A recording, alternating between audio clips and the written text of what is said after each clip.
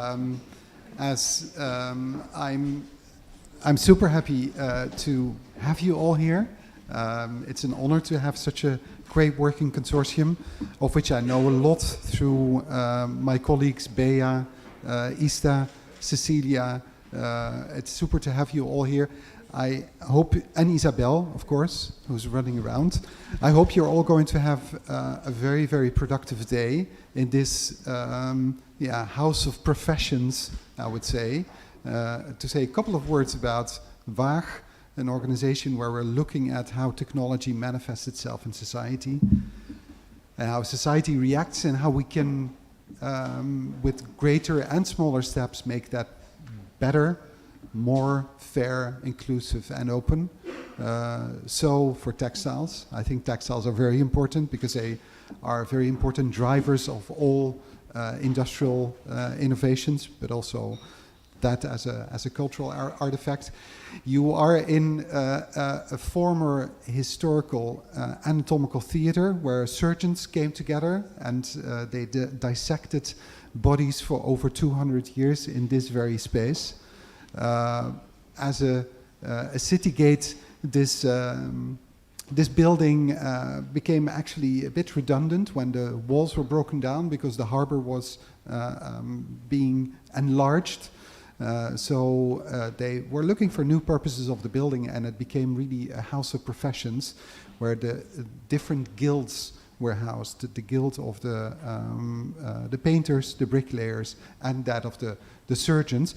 And we actually make a continuation of that because we have these labs here that are so important to the maker culture that we as Waag are supporting. And I think your project is making it even more important here because you are thinking of opening up these technologies and cultures of production among different labs through Europe, where the guilds in former times used to be very closed professional groups.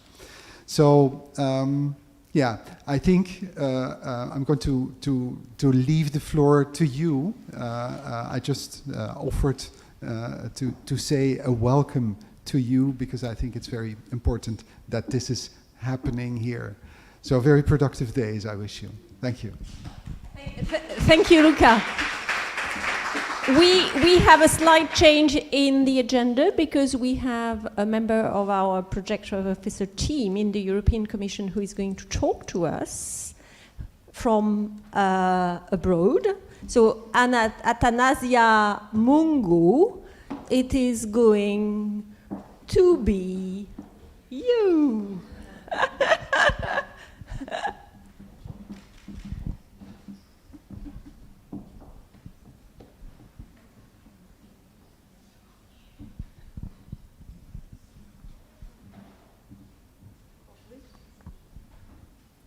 Good morning, everyone, and welcome to the final Shemakes event. I have to say that I was also connecting through my phone to see what is to see also what you're saying. And after a very very brief presentation, I will switch over to the live YouTube stream. So with this, welcome everyone. I wish that I could also be there with you today, but unfortunately it wasn't possible. And Shemakes has been an instrumental project that I remember that you started less than 2 years ago, and you progressed a lot on bridging the gender gap in innovation, especially in the textile and the clothing industry. I work the Director General for the Research and Innovation of the European Commission, and I would just like to give you a brief overview on what we're doing at the Commission as our core business to foster gender equality. So very, very briefly, our core business, okay, I hope everything is okay, that you can see my stats. Our core business is basically creating equal opportunities for scientific careers and achieving gender equality. So that means that we want to give to all researchers equal opportunities to progress in their careers from the time that they study all the way up to when they become innovators. So what we have been doing for the past more than 10 years, actually, we have been fostering institutional change at research and innovation organizations through implementing gender equality plans to create the right ecosystem for change. And actually, our approach has had very good result, if I may say, because now for the current framework program for research and innovation, Horizon Europe, gender equality plans, the existence of gender equality plans is an eligibility criterion to receive European funding. At the same time, we also have a new European research area policy agenda with concrete actions to be implemented in the next years. So one of those actions is also about promoting gender equality and fostering inclusiveness. And some of our priorities for the next years, I will not go into the details, for example, are to have a strategy to counteract gender-based violence in the European research and innovation system, also developing principles in collaboration with the research funding organizations to better integrate a gender perspective in research and innovation content, and continue also with inclusive gender equality plans and policies.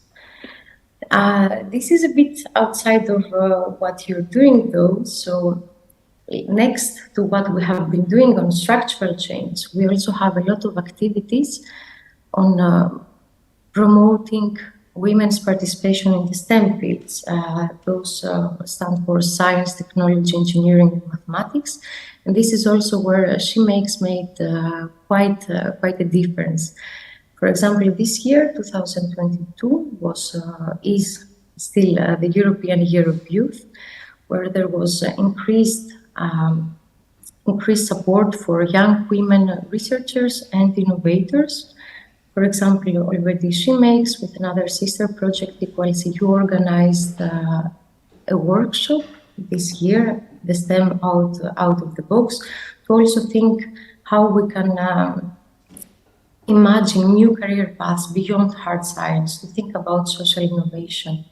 We also published a leaflet, a Cordis leaflet, with projects that bridges the gender gap in STEM, and also Shemakes was featured among those as one of the success stories with all the work that you have achieved so far. At the same time, we still have the underrepresentation of women in the STEM fields. Just to give you a brief overview of our statistics, we have our monitoring report that presents the state of play on gender equality in research and innovation. So, for example, we can see that while at doctoral graduate level, we have almost achieved gender parity, there are still some fields where we can see some discrepancies. For example, women are considerably underrepresented in fields such as engineering or information communication technologies.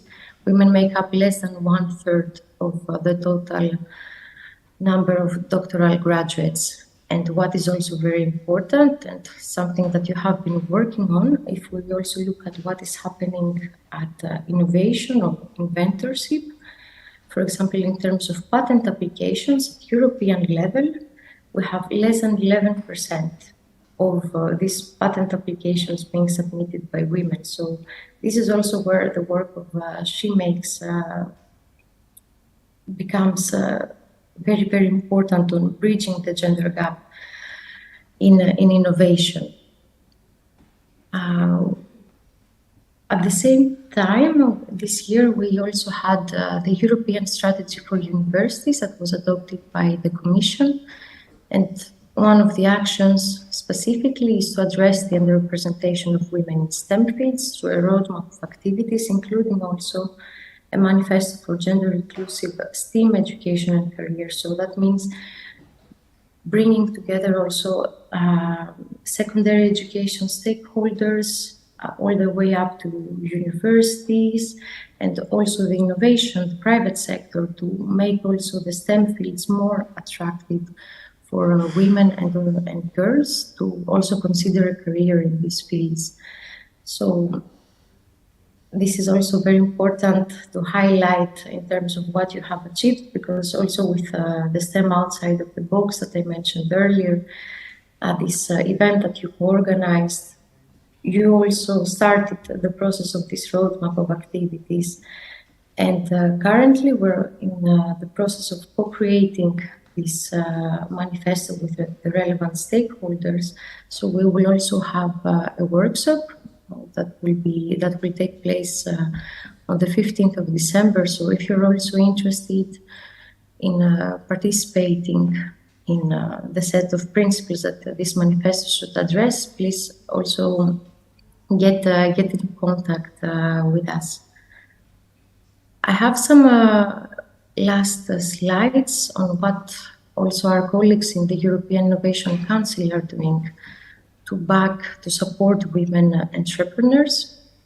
And this is also very relevant for you and for your stakeholders. For example, there is the European Prize for Women Innovators that celebrates breakthrough innovation, and basically it's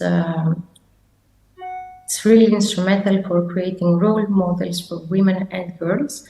So this is open to all women founders and co-founders. And for example, for this edition, for this year, there are even 3 prizes for the main category of women innovators, but also because it was the European Year of Youth, there are an additional 3 prizes for the Rising Innovators category for younger women innovators under 35 years old. So keep it also in your radar for the next edition.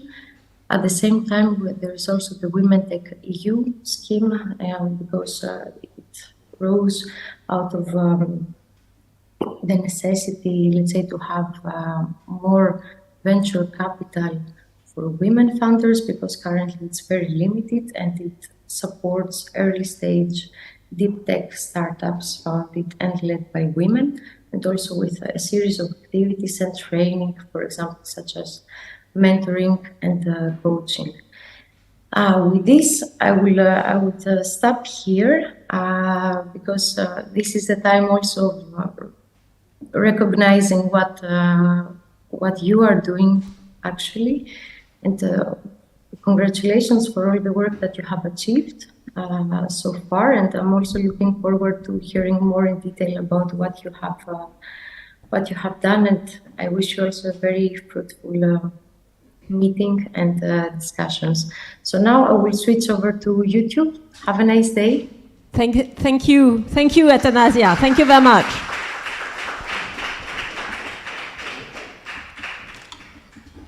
Okay, we are going to thank you. This was a very useful presentation on all the possibilities that we have for gender. I'm going to go to. That's it? Okay, thank you. Well, before we have our keynote speakers, I shall go through a couple of introductory charts to introduce the project. And I'm pleased that Athanasia was mentioning a couple of figures, because this is also where I'm starting. I am always starting with figures. And when we were looking at this project, we were looking at some figures.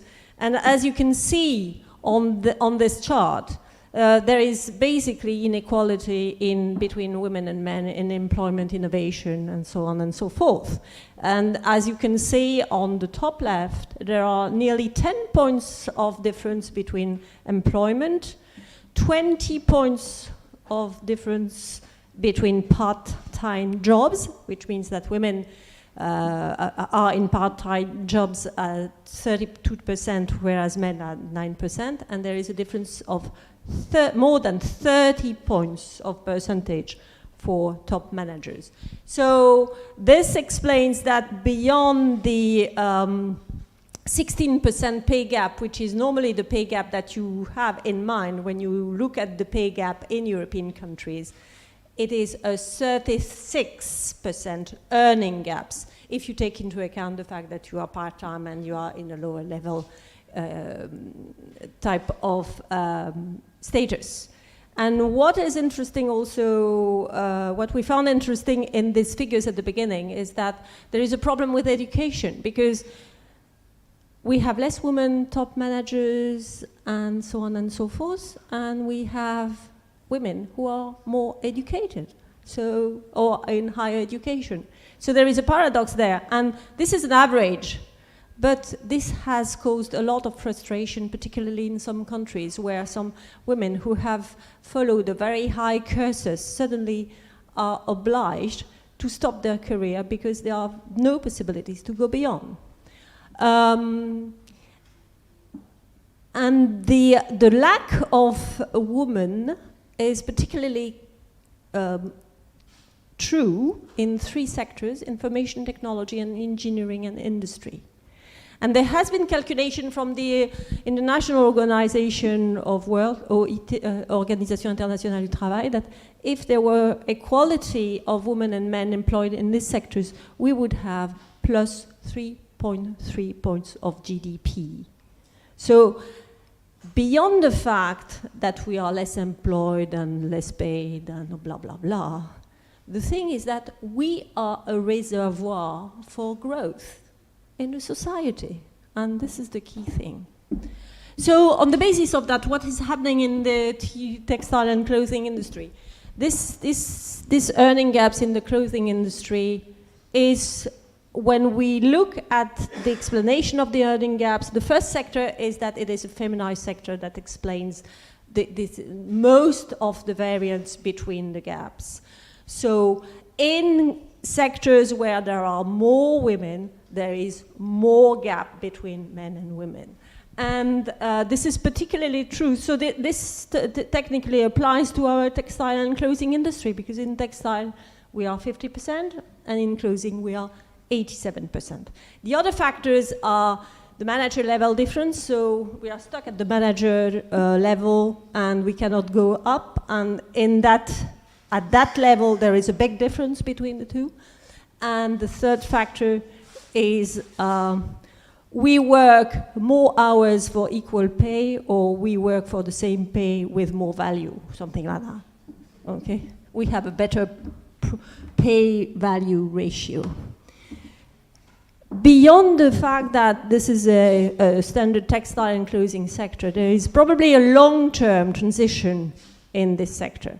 We have seen that, and this has been accelerated through the pandemics, or after the pandemics. We have said that for a long time in TCBL, in Textile and Clothing Business Labs, that there was a fundamental trend that was going from linear international value chain to systemic local and regional value chain.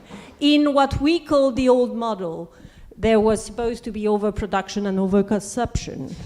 That's all the business about fast fashion, basically. The business models was based on cost and margins. You would raise the margin by reducing the costs, okay? Please remember that when you buy a t-shirt for 20 euros or 20 pounds, probably the fiber counts for 2 euros and probably the work accounts for 1 euro, okay? So that makes, where are the 17 others? And the competitive advantage in the what we call the old system was really a low price or very exclusive niche businesses. What we believe is that there has been a long-term transition into something more systemic, local and regional, for an industry which is more concerned about the environment and social impact, generally speaking, about business models which are valorizing fair price and fair value. This is all the people who are all today starting their companies who are more concerned about fair price and fair value than low cost and high margins. And an industry where the competitive advantage is not necessarily only on price, but it is on people who are doing things differently. They are the first to move in another direction. They are outsiders to the textile and clothing company, and they show the way of seeing something alternative. Of course, this is not a massive. So, on the basis of these facts and this transition, which has been accelerated through the pandemics, maybe the question would be, what if, instead of having women in low employment, low pay, low value, what if we were boosting employment value and pay of women, particularly but by indicating them, by providing them equality in the three sectors that we were talking about where they are missing, information technology, engineering, and industry. We are an industry in the textile and clothing sector, and despite all these barriers that we have been encountering between women and men, which are gender stereotypes, inequality in opportunities, and less attractivity of STEM careers. And in this hypothesis, we should integrate the fact that the long-term transition of the sector would probably raise the question of, are we going to be changing inside the old system, which means that women are going to adapt to the changes that the old model has to do, whatever that means, or are we going to be agents of change from the outside and the first mover? And this is just the question, you will have the answer later. So on the basis of that, we produced a project which was called Shemakes, for which the vision was empowering future female innovators and of the sustainable fashion industry through inspiration, skills, and network. You are going to see this diagram a couple of times in these presentations. Our consortium was based on Fabric Academy and TCBL. Fabric Academy is a part of the Fab Labs movement where they educate and they train people into different sectors, particularly adapted to textile. They have 1,000 hours of learning, and the network of the Fab Labs is 2,000. And TCBL labs are textile labs, which are 62. They have 7 models and 7 projects, and they are surrounded by a network of companies who are testing their innovation.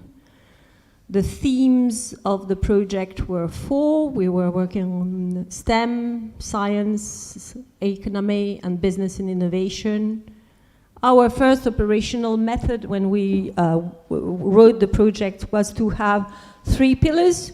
One pillar which was the learning path, learning people how to STEM, engineer, technology.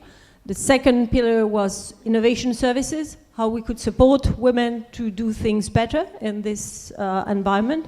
And reputation management, which was how can we choose people that will help all the women, all the labs and the women that we are going to train into being more self-confident. You will see in the course of this morning that we made that hypothesis change within the course of the research. The timeline was very short. We started January 2021, and we are ending at the end of this month. And we had basically we had 2021, which was the prototype with the 6 initial labs and the methodology. And then we had a call where we had what we call the 12 transfer labs. We received 90 applications. We had to select 12. And these 12 new labs, transfer lab, sorry about this, we're working in early 2022. And we reflected on all the work in September in Florence, and now we are delivering the project endings. This day is in the context of the TCBL days.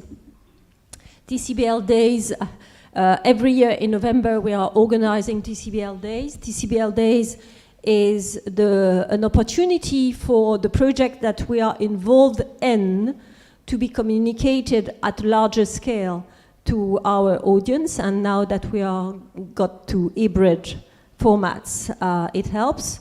We had a Wintex Day, which is education and industry in Tunisia, early November. Last week we had bio-based and regional models with Luma Arles and Hereware, which is a project about the development of a new segment which is bio-based. And this is the closing day in November, which is welcoming differences with Shemakes. The agenda, I hope I'm not going far, is keynotes. We will welcome Mariangela Lavagna from Erasmus University, Bill Macbeth from TCoE, and Becky Earley from CCD-UAL to let us know about their ideas about gender issues and innovation. They will present their talk differently. Then we will follow with the project outcomes. Me and Cecilia. Unfortunately, Anastasia Pistofidou from Waag Fab Lab Barcelona cannot be with us because she is pregnant, so she couldn't come to us. So Cecilia will partly replace her to tell us about the activities that we have developed. Kerstin Junge, who is here, who will have a speech on impact, and Easter, who will conclude the conversation this morning with a conversation with the speakers. If we keep this agenda, we will have an hour and 15 minutes, or no, an hour more than that. We'll have some time to have lunch here in the building, and this afternoon we will have just informal conversations, which will be handled by Alexandra Korey from Flod, who is our communication manager. On the basis of that, Alex, can you help me? Alors, I leave the floor to Mariangela. Thank you.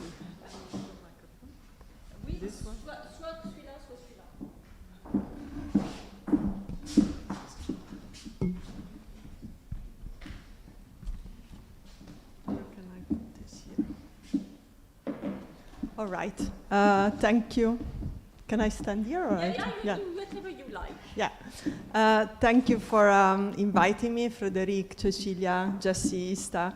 I was not involved in the Shemakes project, but working with Ista and Cecilia on other projects, I follow with so much interest the development of the project, and I was quite a supporter behind the scene.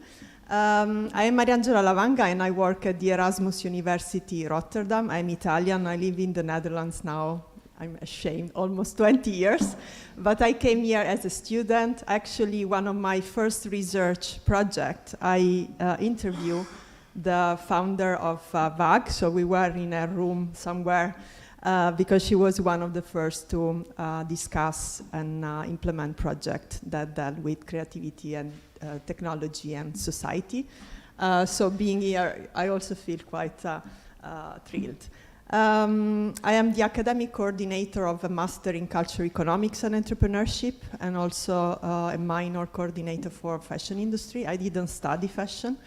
I will tell you in a bit how I engage in this sector and also my approach. So I come from a little village in Molise, which is a small region in Italy that Italian says that it does not exist. And there are hashtags everywhere that actually says that instead it exists, and the New York Times says that it's one of the best places to visit. There was no cinema, actually the theater was the only actually cultural activity that was accessible. But maybe I was lucky or not. I grew up with, my mom was a teacher at high school. My parents separated when I was 4 or 5, and my mom did not remarry, neither my father. They didn't divorce, but she basically continued working full-time. We were 3 sisters. Fortunately, my grandparents were living on the house below. So it was quite an inspiring and empowering childhood, I would say.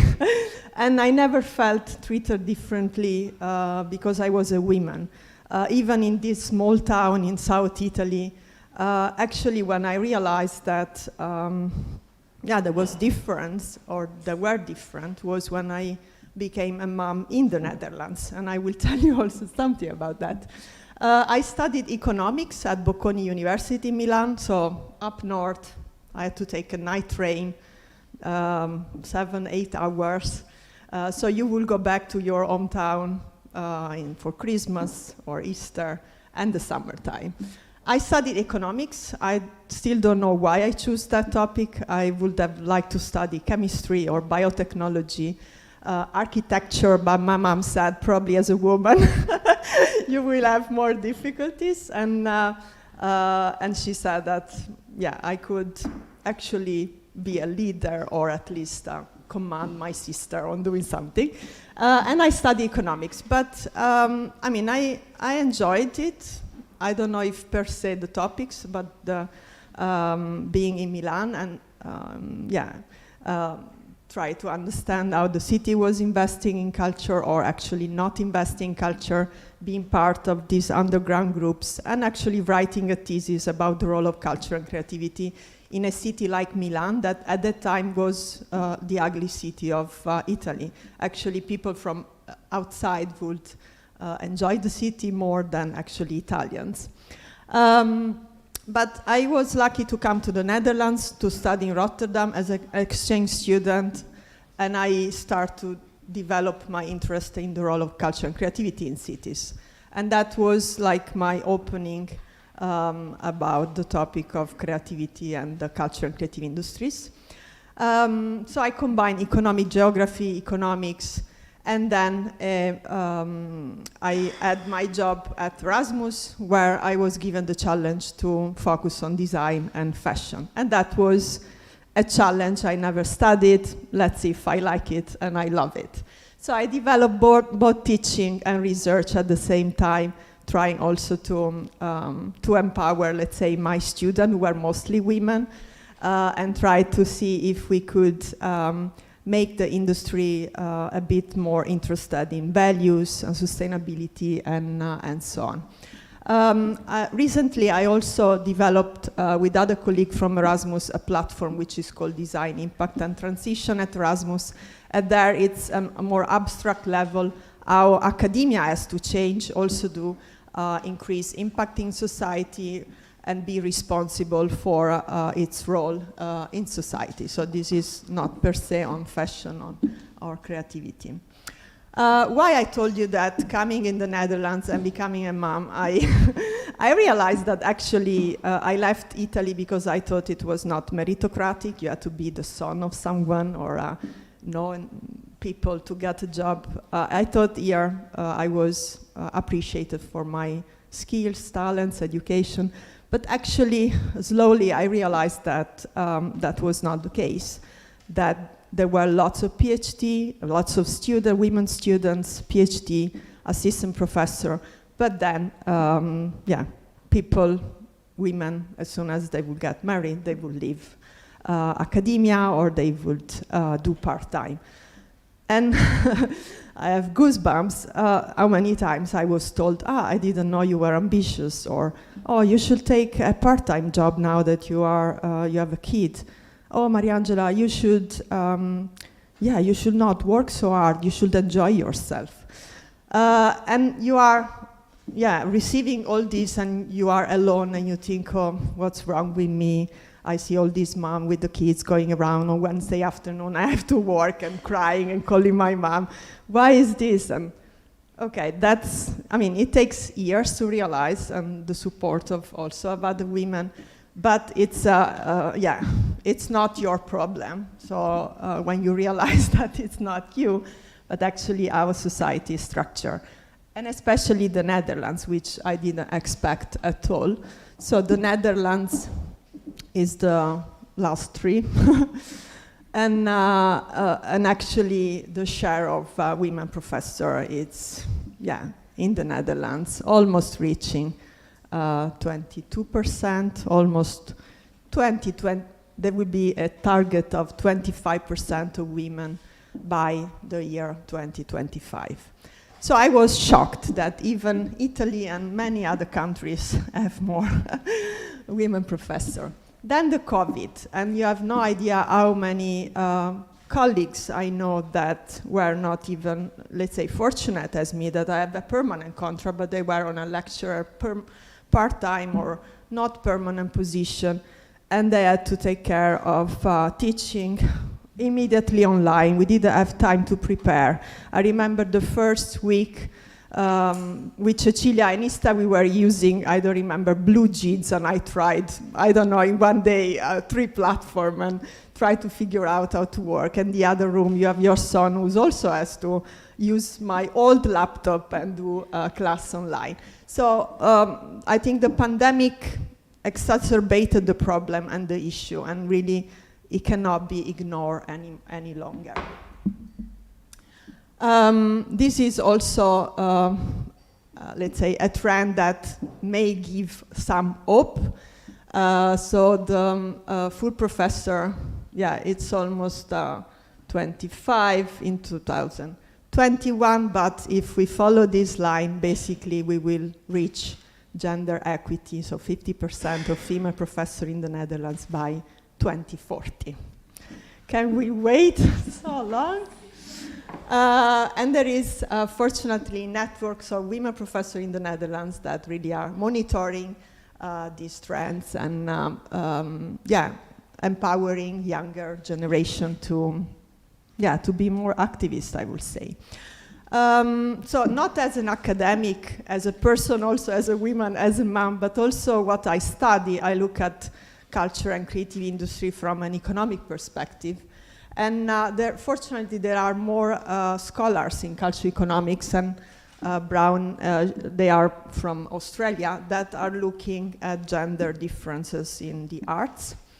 And they did an experiment study where they show 2 paintings, so you can see 2 similar paintings, one by a woman, one by a man, and ask 2 groups of people what they like the most.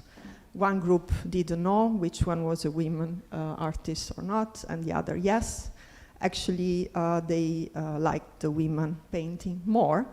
They also did an extra test where they checked if one group will know that the male artist is famous or he won a prize, what the other group would, the other group should guess if they would like more the painting of a man, and actually they said yes. So discrimination is happening. And what Frédérique was also saying before, in the arts and creative sector, there is already present a sort of, we say, skewed earning distribution, without even thinking of women or men in the art sector, in the creative sector. Few people earn a lot, and then there is a long tail of people that come and go from the sector, and they earn just a bare minimum. There are lots of studies that said that artists earn less than other sectors. At the same time, there is an excess supply. So many of graduates from academies and art, they think they can make a living out of it.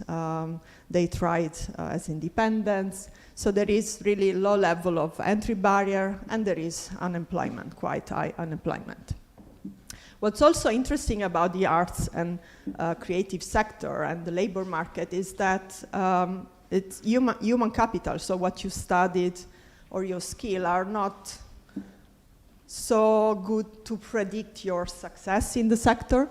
What actually studies have shown that talent is more important. And how do we assess talent?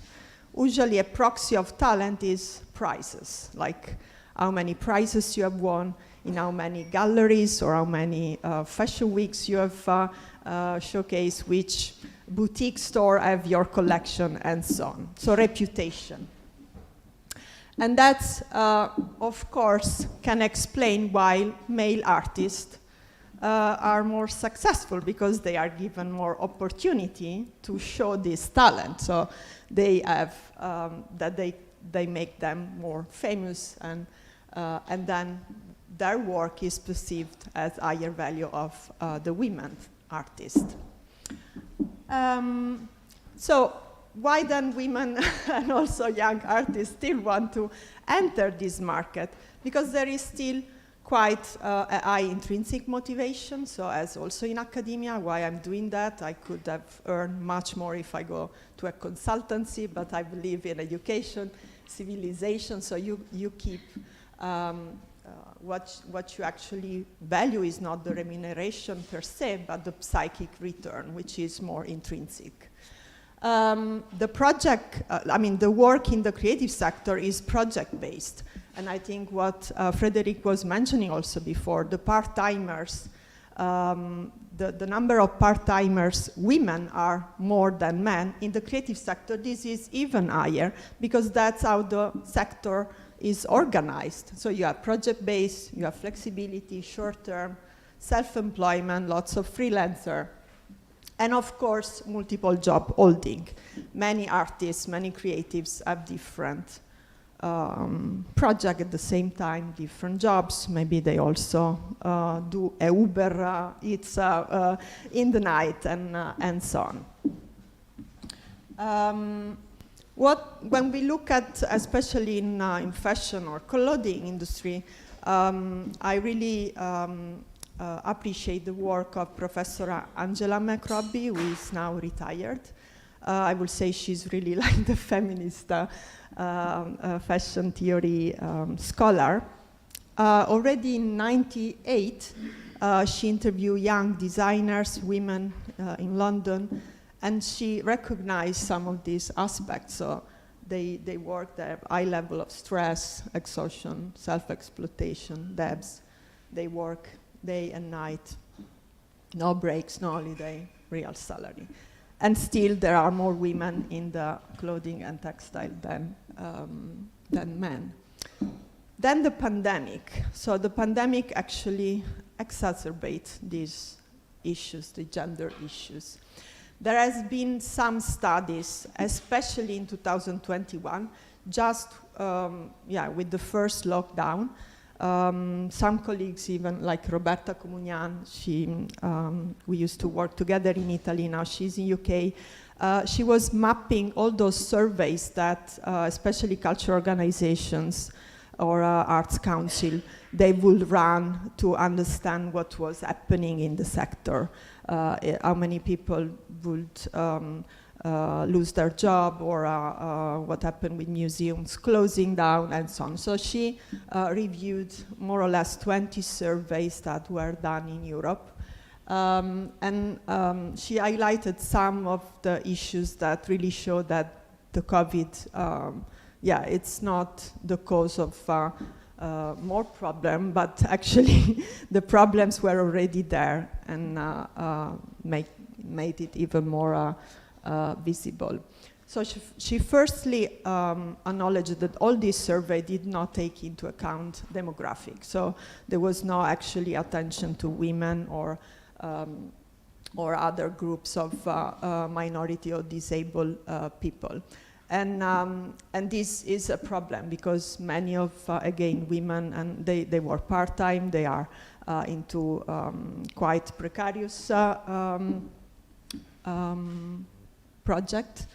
But also the other part is that, so again, the number of women that work in the clothing and textile sector are affected much more than the men, so something very similar to what happened in academia. But also one of the findings that she highlighted is that, and this is happening, I mean, it's more than 2 decades that we always say the cultural policy should be long-term and not short-term and just react at ad hoc crisis. So we already experienced that with the 2008 crisis and before. And again, all these early studies, she realized that there is no long-term vision. And there is no attention to the personal at the individual level, but also at the ecosystem. And that's why I think already hearing this morning from the Shemakes project, that's exactly what has to be addressed when we think about women, especially in the creative sector. So again, no question on multiple job holding and all the complexity of the creative and cultural workers. So, yeah, how to move forward. And yeah, maybe I was lucky, I think it was 2018, I did a course which was called Erasmus Women in Academia. I think it was like an eye-opener for me, because for the first time I felt that I was not alone, that many other women felt the same, were in the same position, that actually that support was not feeling like victimized or oh, I don't need to ask for help, or but actually the power of the community, it was something that for the first time I experienced, let's say, outside my family. I had a meeting with Professor Anneke Takkenberg, who is the director of the Center for Women and Organizations, and she's also involved in other projects like She Leads, and very, not per se in fashion, but really trying to empower women in leadership position. And she said exactly, the pandemic, I mean, there is already a gender bias, and the pandemic added an extra one. It's like the distance bias, because in hybrid or virtual environment, women are even more discriminated. And the sources are because in online or hybrid, maybe women don't speak up, or you feel more, let's say, shy. But also, if you are not always in the office, the man says you are not committed enough, or you are not working. But also the access to mentoring and sponsoring.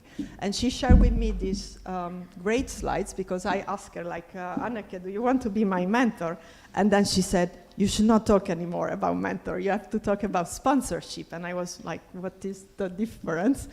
And then the more I thought about it, the more I realized, because you observe how the men clubs works. The mentor give you advice, give you coaching, and again, it's maybe more an ad hoc. But you have other levels, like the strategizer. How many times you have to decide, I receive an invitation to join that, or, yeah, perfect. So also think strategically with you about your future and your career. The connector, the person that connects you in a conference or in another setting with key people that could help you with a project, or the opportunity giver, the one that actually gives visibility and opportunity to you. And the last one, the advocate, the one that publicly advocates your skills or your talent, and even try to disrupt negative perception that other people have about you. And she actually mentioned that women are mostly mentored, if they are lucky, because I think I was mentored quite late, but men are often sponsored. So I really think that the project like Shemakes, and also hearing from the EU, the attention to this issue, actually give to women this opportunity. And I think it's very much linked to amplifying. I think you mentioned boosting and all the, I mean, we have to be good at that. Of course, there are women that are also not, let's say, happy to do that. And I like Anneke when she said, okay, you just leave them, don't even spend your energy with them. So it's something that as women we have to learn and practice. And I think I also like one of the last conference they did last week, I think a few weeks ago, they call it Reconnecting Women, because I also found many men who are very supportive of women, and I think we can work together. And as a last, let's say, tiny drop in the coming year, together with one of my recent graduates, Daphne. We are also trying to do a more of an action research project where we are trying to define feminist fashion and also do it in a way that we bring the practice together in a more co-creative way. So I'm also happy that we are here today and that probably some of you could join us in this sort of first action research at Erasmus. And just as last slides, I never use books in terms of companion. I think it's more my husband's way of seeing the library, but I must say that those books helping a lot during the COVID time, more or less in the way I read them. But I see so much a strong movement of women in many different sectors, and I was particularly taken by Greek mythology. I studied Greek literature, but rereading it through the eyes of a woman and also through women, it's just empowering. So I gave some of this book as present to friends, and if you want to get inspired, I think some of them will speak to you. I will conclude here, and thank you again for this opportunity, and I'm looking forward to the day.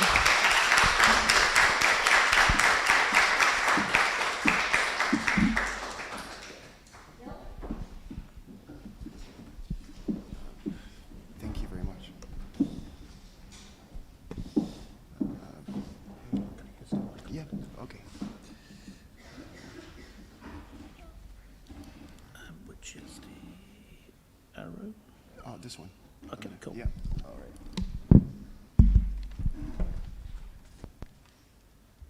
You're all set. Thank you. Thank you. Good morning. Great to be here. I'm really grateful for the invitation. I've been looking forward to coming back to Waag, particularly this room. We had some great fun in the TCBL project, made some great friends. And while we're still feeling bereaved about the UK's decision to leave the EU, we still intend to maintain those relationships and to build on them with every opportunity we can. Now, forgive me, I'm going to do my presentation from behind here. Two reasons for that. One is I have a fair amount of detailed content that I need to take you through. And the second is I've learned from experience that it's not a great idea to improvise a presentation when you've had a night out in Amsterdam the night before, particularly where you start the evening at a football match in an Irish bar. So forgive me. I'm going to follow my notes. You're going to get better value that way, all right? So I'm not going to talk to you about the state of the planet because I know you know that better than me. But I'd like to share some observations on the current situation of what everyone's telling me is called the ecosystem around sustainability in our sector. I'm going to look at some particular barriers that inhibit the contribution of entrepreneurs like yourselves to drive and facilitate change in that ecosystem. And I'm going to break down what I've been finding is a really complex subject into 6 specific areas where I think we can make a difference and make some real change. And then finally, on a positive note, I'll share some encouraging signs that are emerging in the United Kingdom just now that do suggest to me that the pace of change is about to accelerate. So, I work for this place, the Textile Centre of Excellence. It's a training organisation based in Huddersfield, in Yorkshire, in the UK. It's a membership organisation. We have something like 100 manufacturing companies who pay to be members of our company. They mainly manufacture luxury textiles for the fashion and other houses, plus automotive, aerospace, and technical textiles increasingly. Plus, we have some product designers and some apparel manufacturers. They supply to markets all over the world. So what you'll get from me will be an industry perspective on this, a kind of employer's perspective, and it's how we need to work with people like yourselves to make progress.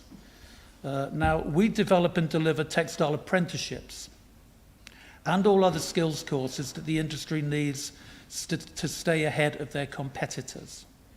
We work closely with universities and research centres, and we also, as you'd expect, work with schools and colleges. We have a crisis for people to join our industry right now in the UK, an absolute crisis. And that is a bigger threat to us than anything, I guess, apart from energy prices right now. But sustainability is also critical for all the businesses we work with, mainly because they believe it will help with their competitive advantage.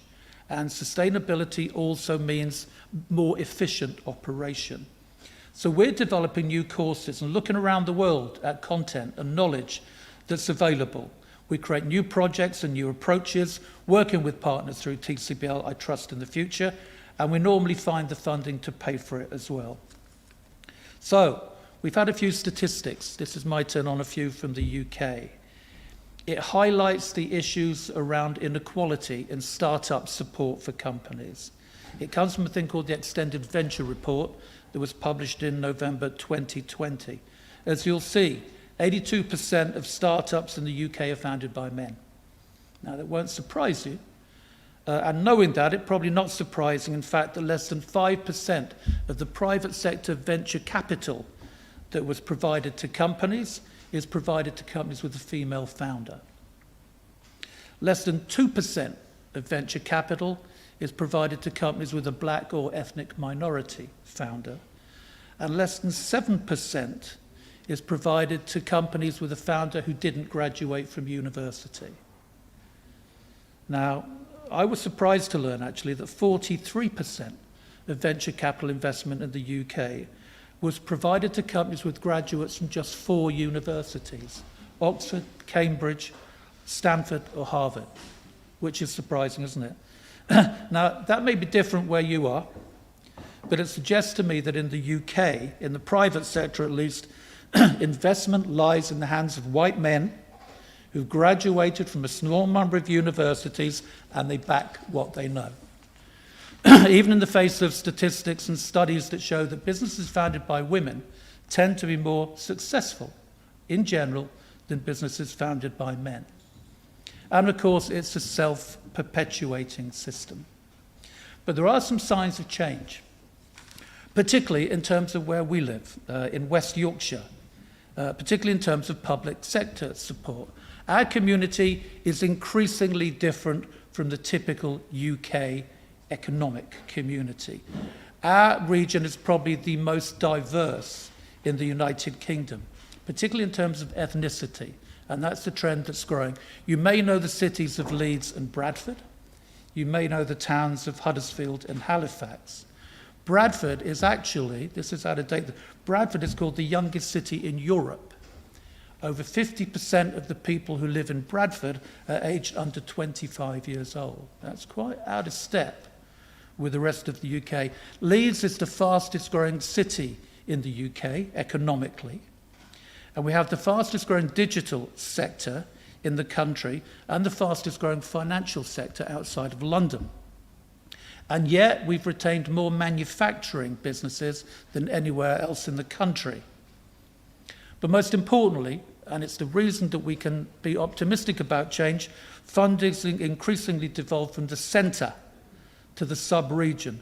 We've recently elected our first mayor, a friend of mine called Tracy Bravin, and she has a growing range of devolved responsibilities. But the real key, and she accepts this, and we do, the real key about how we support our growing movement of entrepreneurs and social entrepreneurs to affect the situation. We need to do that. We know they're the ones with the greatest potential to improve the current systems. Systems that we realise are failing to keep pace with the challenges that we face, particularly in the area of sustainability. Innovative small businesses play a key role in the designing and creating of the future. They always have done. They're more agile than the big companies and the institutions and the governments, and they can demonstrate what is possible in the here and now. They can influence the trajectory of larger organisations, particularly where they partner with others to demonstrate new approaches in real time. So I'm going to look at where those innovators, like yourselves, can make a real impact in what is increasingly called the green transition ecosystem. I had a meeting 2 weeks ago at the University of Leeds, and I had this paper called The Green Transition Ecosystem under my arm. I was going to whip it out, thinking I was really right up to the moment. And the professor said, oh yeah, GTEs, yeah, they're important, aren't they? But green transition ecosystems, I'm just starting to mention it as if I know what I'm talking about. I find it helpful, as I said, to break the subject down into 6 specific areas. And I personally discount the first 2 of these because I don't think we can make much difference or illustrate how we can change things. So the first 2 of my 6, the first one is legislation and obviously enforcement of legislation.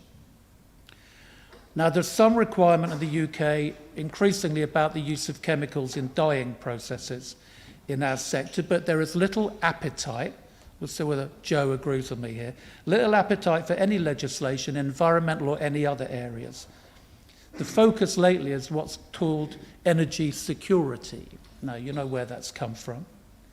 And while it's understandable, many people think it's going to take us in the wrong direction, particularly if it leads to the extraction and use of more fossil fuels. So we're not wasting much time on lobbying for change in legislation. The second is customer behaviour. Now, while there's some evidence of customer demand affecting businesses in certain niches, I don't believe that customer demand will aggregate to a level to change the way the industry operates.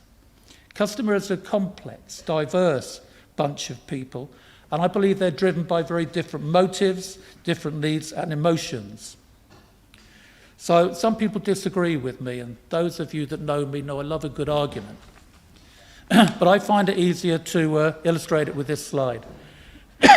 Now, customers aren't the same. Completely different drives.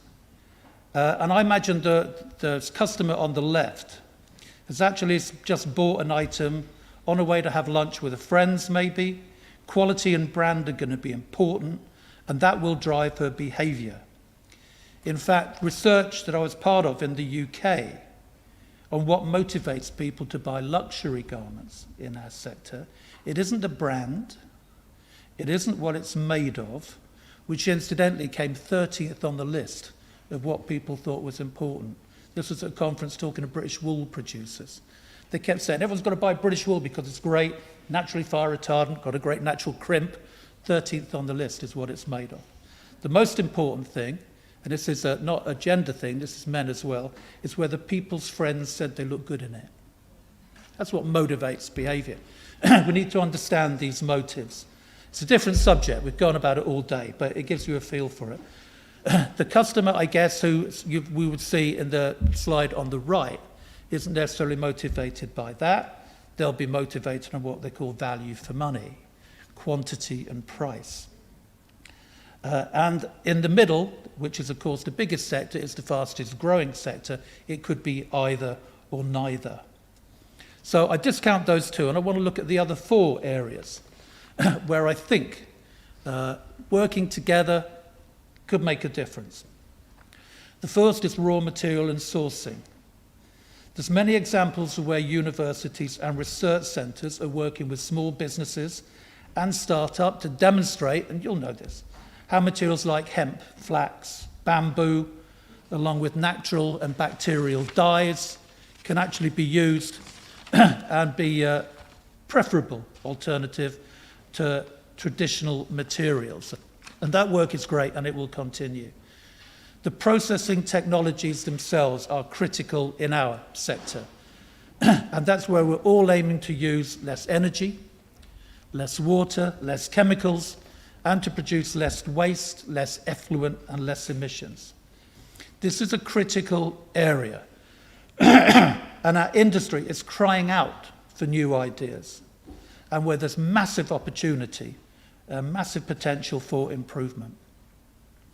The third is the product itself and the life cycle. This is where people are starting to think quite radically different, reimagining and repurposing those products, starting with product design, and at the other end, investigating and demonstrating approaches to reuse of those products and certainly recycling of those products. But I'm convinced those recycling approaches need to address the critical issues, the infrastructures that will be necessary for scalability. You should have a project about recycling fibre to fibre. It's not going to make a difference unless you can scale it up. Plus the logistics of collection and sorting, and the quality of the recycled materials, if they're ever going to be commercially viable. And if they're going to graduate from being interesting projects into new industry practice. And then we come to the idea of, new business models, where we can demonstrate how companies can introduce new business models that increase their competitive advantage. This is where the shift from lateral to circular is so critical to demonstrate. Now that might include some of the things I've talked about already that will give some incremental benefit, but it's also about introducing principles and models like servitization or co-design with customers, particularly for production on demand of lower volume, higher value, bespoke products, and particularly where customers pay for that design and that manufacturing before the product's made. So demonstrating the viability of these new approaches, initially on a small scale, will be critical for our future going forward. So, some reasons to be cheerful from the UK. We have found, and I'm not quite sure why, that the UK government has suddenly recognised the fashion and textile sector, maybe because I think leaving partnerships in the EU is definitely going to affect our potential to innovate, and nobody really wants that. So we're suggesting now that, and we're very encouraged by this because things are starting to move, there is a £30 million Fashion and Textile Challenge project. The first call was launched last week, and what they're calling a recycling and sorting demonstrator project. Now, you'll know, like I do, you need to think about the sorting, you need to think about collection, and then sorting, and then recycling. But it's nice to know anyway, even if it's in the wrong order. There is a £19 million fund announced to support 5 green transition ecosystem projects.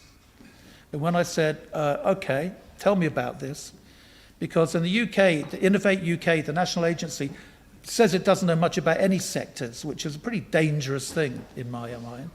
Because when you say what exactly you're looking to buy here, they want 5 different approaches, each big £4.6 million project, where academics, industry, and new thinking, new entrepreneurs come together and map out different scenarios of how can all this stuff work. How can we move from lateral to circular on a national scale? What do we need? What investment do we need? This is a research and design project, a business modelling project, not a do-it project. So it's big money to say, this is the investment we need, not just for fibre to fibre recycling, but assisting organisations to go from lateral to circular.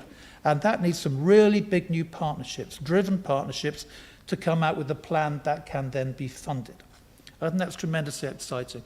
Those of you who work with me in TCBL will know that I'm not big on strategies. I've been called a number of times, I'm disappointingly tactical. One of our big comms companies called me that because I need to do things. You know, we need to take things back to the sector and say, right, this is now what the company needs to do. And I hope that's going to give us that. Plus something I really like, which is a new programme of 200 cash grants to companies, £50,000, 200 of them at stage 1, which is great. So it's got to be good news, especially if we can make sure that the industry partners are actually included alongside the academics in some meaningful ways, ensuring that the new ideas people come up with are actually commercially viable, and that they're things that can be scaled up and rolled out, and they don't sit there as a nice report on a shelf and gather dust. So, how do we facilitate new entrepreneurs, people with new ideas getting involved in all this. Now, you'll be very familiar with this. We talked about capacity and skills building, mentorship, but really what we need is funding and investment. And then connecting and platforming with partnerships. My advice is the better you are at connecting and platforming, the more successful you'll be with skills and capacity building and funding, and giving you the investment you need to grow. So you won't be surprised that I'm going to end up recommending very strongly that you engage with a TCBL association to connect with like-minded people. And there's some great people in the TCBL association. It's a mix of academics, researchers, and very practical, boring people like me. But get inspired by some of those people and some of those partnerships. Spend some time with some pretty crazy, anarchic people. And sometimes, a year later, the things they suggested could be good will actually be something you think, hang on, you know, that crazy Dutchman told me that we might better rent clothes rather than do them. How the hell do you collect them? What do you do with after them? How do you take the buttons and zips off? You know, which you can do on a small project in town, but you can't do it if you're rolling it out to the car. How much does that cost? Hang on, that crazy Italian guy had something going on with it. And didn't someone use infrared technology to sort fibers? You know, now maybe you can do that. Maybe you can scale it up if you haven't got to do it by hand. So let's ring them up, you know. That's the kind of platform that takes things forward, seriously. And I think the association is a great home for that. And that will help us to drive change across the sector. I've joined the membership board of the association. I can tell you, we need innovative, creative people like you to challenge current practices, to break the rules, and to demonstrate how things can change if we're going to engineer a better future. We can't do it without you, and we look forward to working with you. Thanks very much.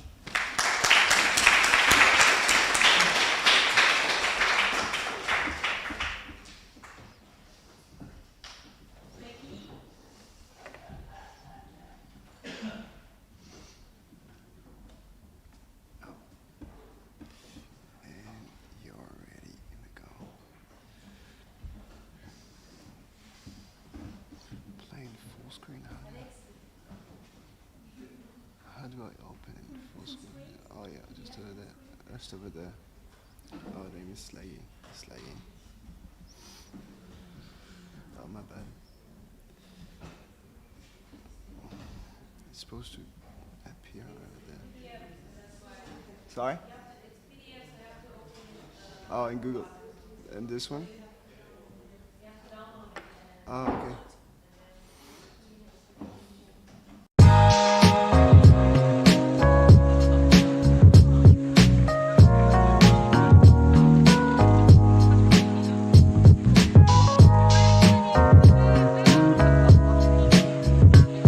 We haven't got a minute to spare, have we? We've got to crack on. Okay, good. Hello, and thanks for having me. It's amazing to be here. And this has been a great project. I'm Professor Becky Earley, and I was delighted to be invited to be an advisor to the project and then actually sort of help become one of the transfer labs earlier this year. And I think it's been a bit kind of, you know, for me, maybe, could I say career changing, perhaps? There were so many ideas in this project that I could relate to, and it was a great opportunity to really bring some of my thinking together. I'm actually going to talk today about, I was asked to talk about methods, tools, actually sort of the way we can enact change towards new ecosystems, and come from the point of view of my role of co-director, co-founder of Centre for Circular Design, and my expertise in circular design futures. So thank you to the two other brilliant keynote speakers. Really enjoyed them both very, very much. I'd like to talk to you later. But yes, we can see that we're facing really big, wicked problems. Sustainability has always been called a wicked problem. And gender inequality is one too. And both of them require systemic, transdisciplinary and collaborative approaches by designers who are creative and powerful beyond what they currently believe and feel. And that's what we've got to focus on. So I'm going to take you through some systems thinking stuff so you can see where all of your work sits within the sort of the theoretical field, the bigger field of what other people are thinking and doing out there. But then look at the thing I think that we're quite good at as women and really try to understand some new elements, the complexity, the compassion and the courage that's needed to take forward new models, new thinking and new action. So when I saw the Shemakes project and I saw these values, I was like, yes, absolutely. I've been waiting for a project like this to come along. After 26 years of working in a university on research with fashion and textiles, I had felt both the pressures of academic life and the textile and fashion industry in terms of inequality. I thought, okay, that's really brilliant. What does that sound like as a sort of methods question? What are we dealing with here when we put those values together? And I came up with this. You've probably already written it, so I really can't claim to sort of be original here, but how can we work collaboratively and inclusively to empower and inspire women and girls to labour on equal terms with each other through textiles and fashion, technology and culture? And when I wrote that for this talk, I went, yeah, that's what we've been doing. So I've been working with research since 1996 at University of the Arts London, first in a group called TED, Textiles Environment Design. We predated American TED, but they became so loud and so noisy. And even though we had tedresearch.com as our website and got a letter from their legal team saying, actually, we're TED, we carried on until we then worked with TFRC, Textile Futures Research Centre, across Central St Martin's and London College of Fashion, before finally becoming Centre for Circular Design in 2017. And we've always been a predominantly female team, and the values in the project are so similar to what I kind of feel has been invisibly embedded in a lot of the projects and a lot of the work and a lot of the sort of events that we've done. But it's been very much about building a community of change makers in an academic setting to tackle the climate issues through textiles. So everybody comes as a maker or a designer with a passion for textiles and a passion for the planet. And then we've ended up sort of, luckily in a way, in a room, closing the door to the rest of the university sometimes, and getting on with what we knew were the ideas that were going to change things. Yes, through our practices and our careers and our trajectories, but actually then embedded in brands and companies and factory floors as well. So I personally spent over 10 years helping H&M develop their sustainability and circularity strategy and approach.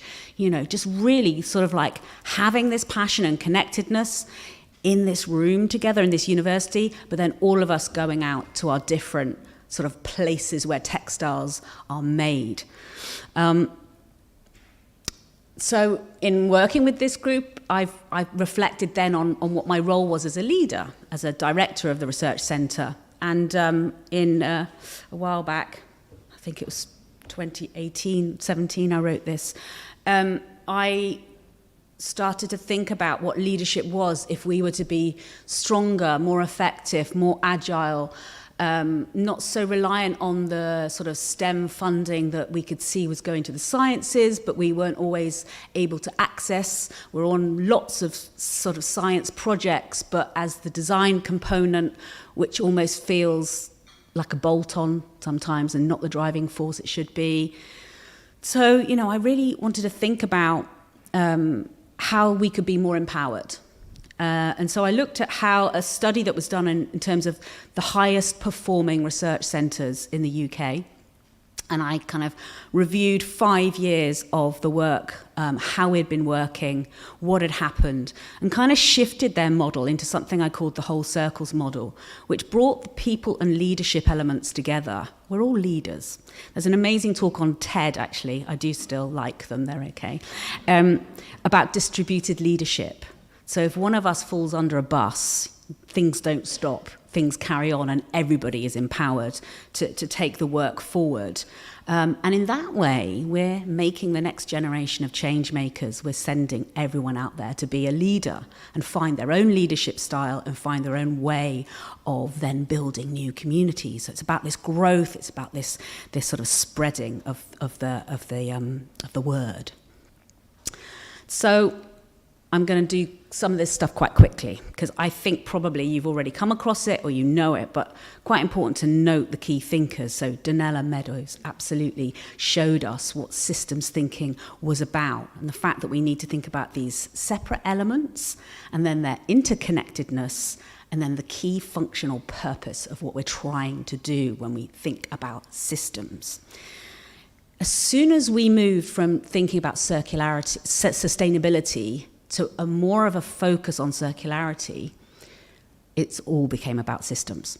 Because you can't any longer be a single piece in a supply chain doing your bit. You have to be connecting. So you have to be part of a system. You have to see things as systems because things don't change unless you understand that, those push points, those points of intervention, those points where things can change. So systemic design then is this space where we can take a systems practice, let's say as a textile designer, and use systems thinking to create a picture of broader change. And systemic design is an orientation. It's not a discipline in its own right. So you go in as the expert in your area. And if that's natural dyeing, if that's wool, if that's heat transfer printing, you are the expert in that area, but you go in with a systems point of view and you work with the creation of the systems, the sharing of the knowledge, the understanding of the flows. So we're looking and we're thinking about what we do as designers beyond the immediate effect, the looking down and accepting that things are the way that they are. And we're using our design skills and our creativity to look up, look forward, and say, we want a better system. We want a better system. We want something better than is there already, because changing and accepting the sort of post-industrial revolution models that we've inherited through a capitalist and largely misogynistic culture might not be the best way for us to go forward. We might be able to imagine and collaborate and build better futures. So lots of sort of ways that we can frame these passionate activities, and the Design Council's systemic design framework is one that I think particularly useful. It's still based on the double diamond, which actually is a little bit problematic because we don't really design and innovate in this sort of formed way, but after we react to our impulses, our instincts and our passions and our connections and make something, we can retrofit ourselves into models, which helps us share and helps us bring other people on our journey. And that's really important because whilst academics spend quite a bit of time writing up, nothing changes unless we do. Only the people that we've worked with or have seen us or heard us. So that writing up and putting your work out there into a field and a place is so critical. And what's exciting is that we are able to see how it's going on in other fields, and therefore how we can draw this back into textiles and start to change our sense of who we are as textile and fashion designers. So in this model, it notes systems thinkers, leaders and storytellers, designers and makers, connectors and conveners. I think that's really brilliant because that's what Shemakes was full of. So you fit into this paradigm, this new sort of sense of systemic design. You are part of, by working together, by doing some of those elements yourself, or just even being one of those elements, you're fitting within a change framework. I won't dwell on this because it's really complicated, and I'll have to note my PhD in residence from Turin at the moment, who's helping me with systems mapping. But getting down the things that you are noticing and understanding what that system is a real skill, and you need to collaborate, and you need to be able to take people on journeys and show how it's all working. So we have to be looking at stakeholder maps, causal loop diagrams, and building these gigamaps so that we can communicate to others the kinds of change we want to see. And maybe this kind of approach, Bill, will be really good for that ecosystem bid, where those 5 big bids need to build new ecosystems for the UK. And then, of course, we have participatory design and co-design, and this is where, again, Shemakes is extremely strong. And this is, instead of designing sort of at people or for people, we are, with participatory design, designing with people.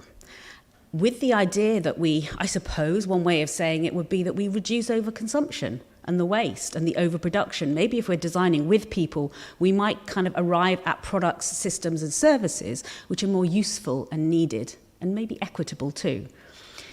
So again, Shemakes has a lot of elements that fit into these frameworks too. So from our point of view, we've taken a systems approach into brands. We've sat with the brands teams, they are the experts, but we bring the systems frameworks in and we help them innovate with materials, products, supply chains and services. This was work we did with Mistra Future Fashion, with Philippa Carr in Sweden. And by understanding their system and then showing them other possible systems, which often take quite a bit of supply chain shifting, we were able to develop super slow fashion. So for them, that looked like a recyclable black raincoat called the Eternal Trench. It went into the V&A, the Victoria and Albert Museum archives, the day it was released. It's fully recyclable, it's fully recycled and fully recyclable and made to last 30 years and comes with a mending service, etc. But I did my own work alongside that with my PhD students and my other ecosystem, and I was able to show them what slow fashion, super slow fashion looked like in another system, a system that they might bolt on or invest in or partner with. So we had different systems that we were bound in or working towards, but able to share this knowledge and show each other different visions of how fashion could work within circular economies. More radical, perhaps, was how we showed them that ultra-fast could have a lighter footprint than current fast fashion. And by that we mean non-traditional manufacturing and materials, a shift to paper-like materials, compostability, materials that feed nutrients back into the soil, and clothing that is worn for occasions just 2 or 3 times. So these discussions were so important for them to sort of and us to understand what was feasible and likely and sort of able to be done in their context, in their system, what can be done outside, and how these systems interrelate.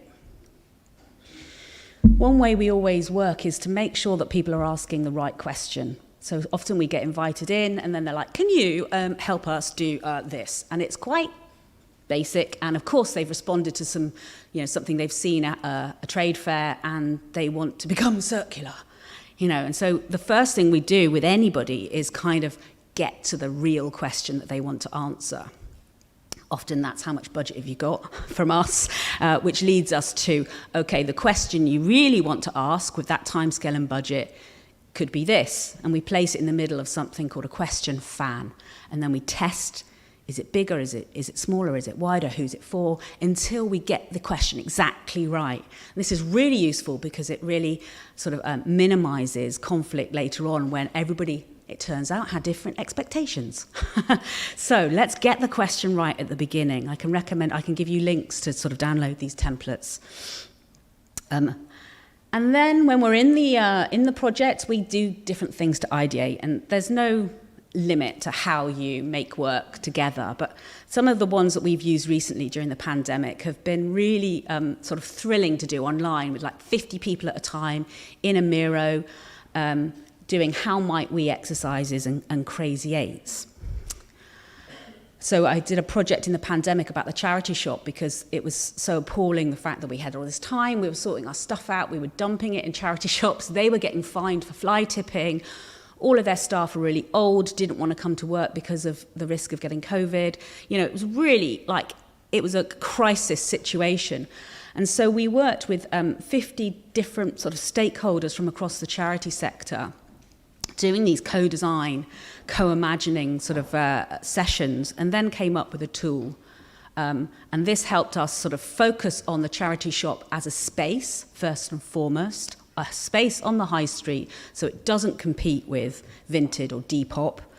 it actually starts to maximize and build new ideas about how to make the most of this, their sort of role within the community, with old clothing sort of being the sort of the material, the resource that we were using. So these co-design processes and experiences have to lead to a tool.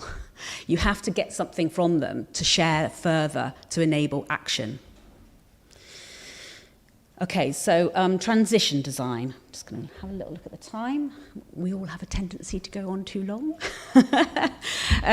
This is where we are working more in line with the natural world. So we're thinking about systems, we're thinking about the Earth's natural system, and we're thinking about how we shift there. So we're sort of taking ourselves on a journey where the natural world is at the end, the ultimate sort of the safety, the ecosystems, the regeneration, and the natural world is the transition that we're aiming for. This is important that we vision. So we do scenario development, or we might do backcasting. And if we're designers and makers, we might do speculative design. But the reason that this is important is, and I will defend this to my death, as designers and creators, we need to show what currently isn't possible. We need to show new futures. We need to speculate. We need to imagine and dream and make it real to show how things could be. Because, or we can accept what we've got and feed into it, which, okay, you know, actually we still need clothes to wear right now as well, and in the greatest population, you know, just needs to buy clothes. But there's a space, and I think a space for female designers, where this speculative design, this sort of visioning of the future can be really powerful. And I think we are on the cusp of a moment where this is going to become more and more important. Brilliant work to look at by Amy Twigger-Horroyd, Fashion Fictions. Totally recommend having a look at that and taking part in it, where you get to design a future world.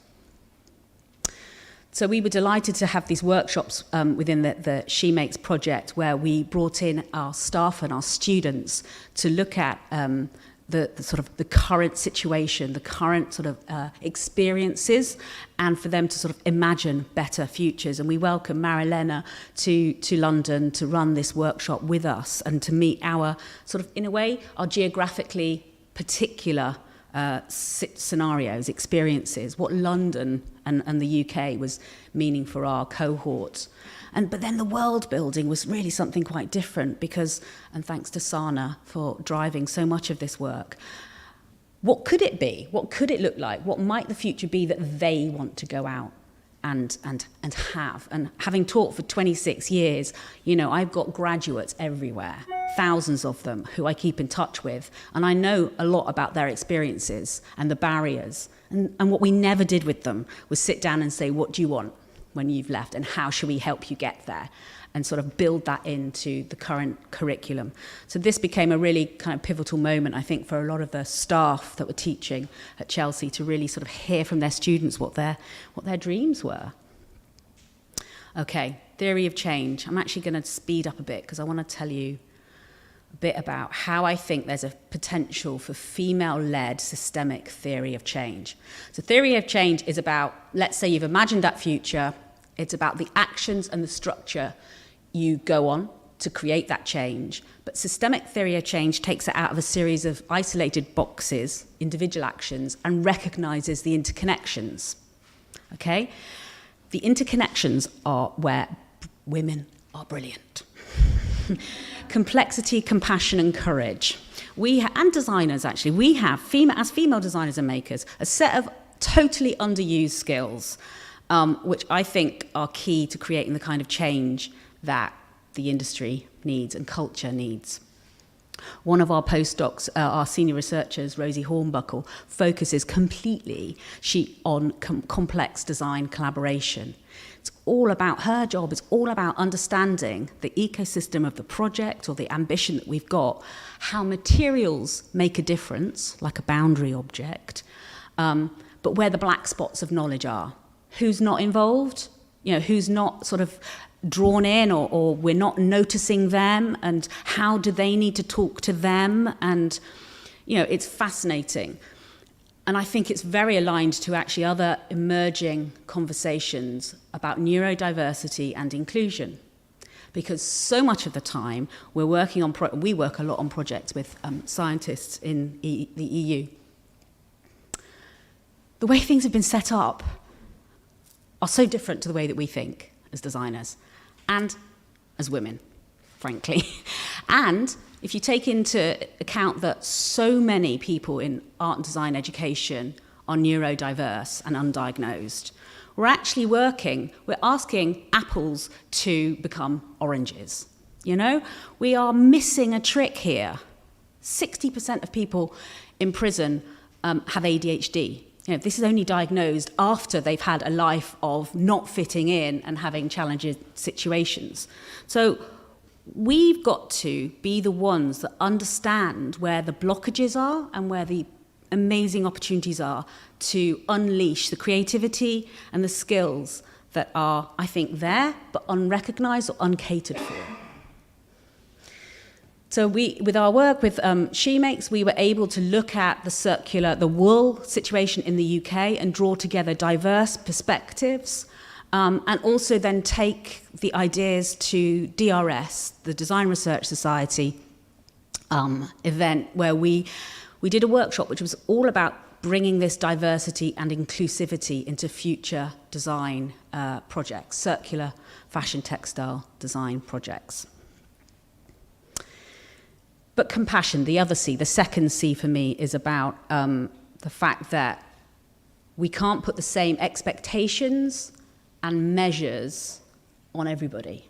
That the way in which things are set up, the kind of key performance indicators, the evaluation, the different scenarios that people have in terms of being carers, we've got to go a long way to redesigning the way that the funding and the projects and the job descriptions work. And I think we need more women involved in writing that and rewriting that and really bringing compassion and community back to the sort of the heart of so much of the work we're doing. And courage. Okay, so this is me on stage, totally petrified, hosting a big event, and I've learned a lot about courage during the pandemic, and we're not recognising the fact that we need to be working with women and girls on being more courageous, and you said confident, and I think it's about really understanding that it's okay that you feel like that, but like you said, it's not your fault, that's not you. This is the context. And for lots of reasons, we need to become more courageous. I'm choosing my words really carefully, but don't give me a drink later and ask me about it, because I'll be really angry. So in this project, what fears did you overcome? And what fears do you still need to overcome? Because I think we can all be leaders in our own way, and if we can just understand what's holding us back and you know what we're frightened of, we'll actually unveil the real opportunities for change.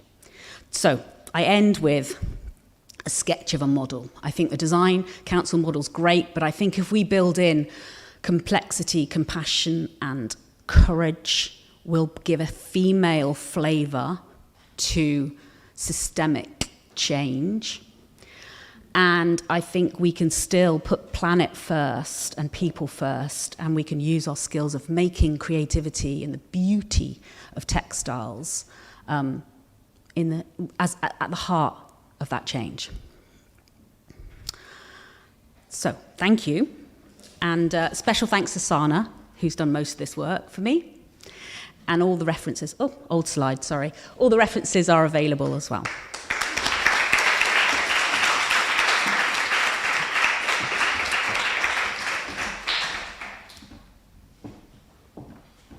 Thank you very much to our keynote speakers. This was fantastic. We are not that much late, but we will have a very short 5-minute break. We have coffee there. In the meantime, we just relax a bit. We are back here in 5 minutes for the second part of the project results. And you will be able to ask questions to the people at lunchtime if necessary. Okay? Well, thank you. Thank you. See you in 5 minutes.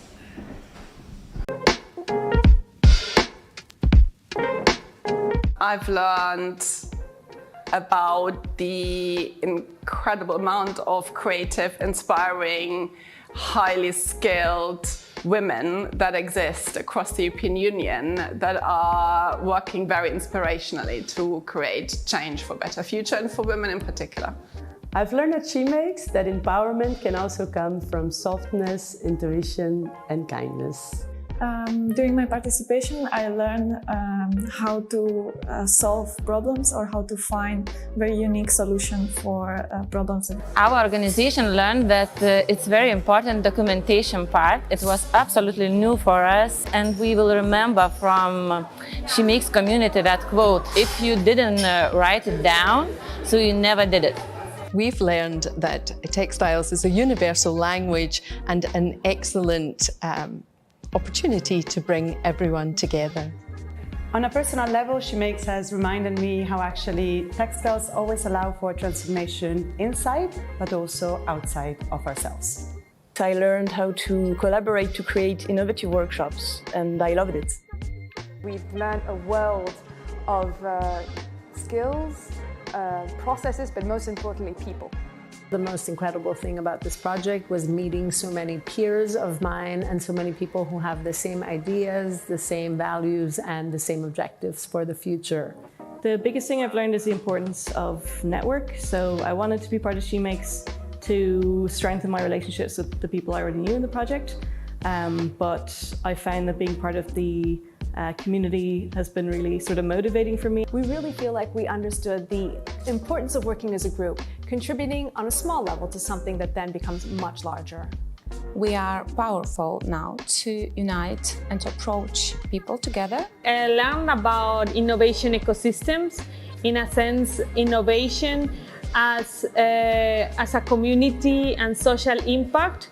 It is absolutely fantastic to have this ecosystem for sustainability. And what I mean by ecosystem is that it is not only one driver for change, it is a combination of having some skills, some empowerment of the female people, and some reputation and inspiration management of the people. And this is the combination of all that.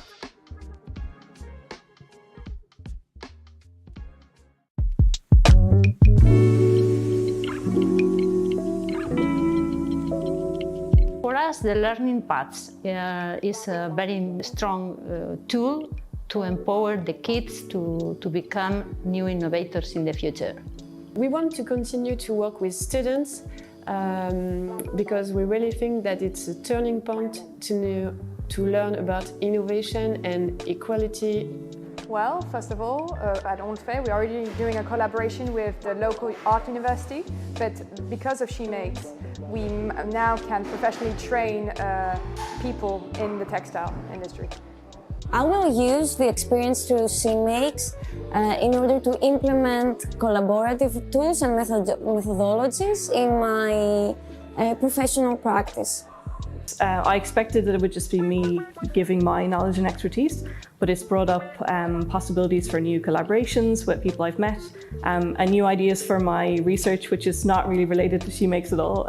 So I think it's going to open up new projects and ideas, which is great. One of our projects was a huge mixer event for female entrepreneurs. We really noticed how important it was for our community of female entrepreneurs to get together, to have the opportunity to exchange experiences, exchange ideas, help. And I think that we will try to find a way to continue with these mixers events in the future.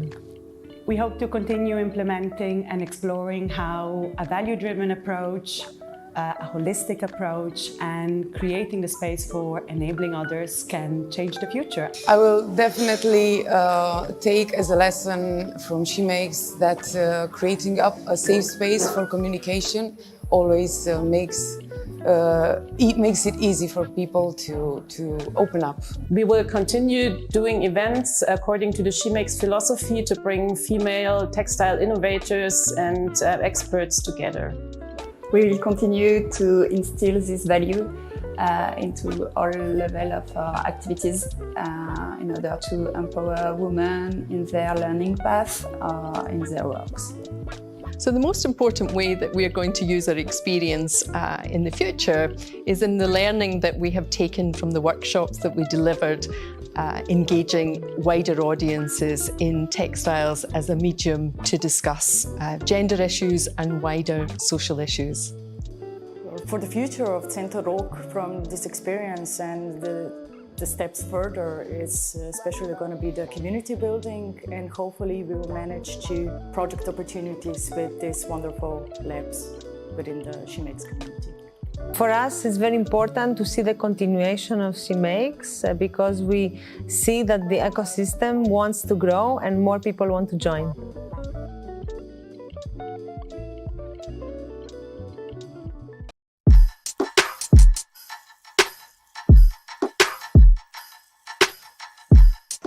I think that Shemakes has enabled participants to learn, discover new processes, but also be part of a wonderful community that gave them courage to try activities that they would never dare to try before.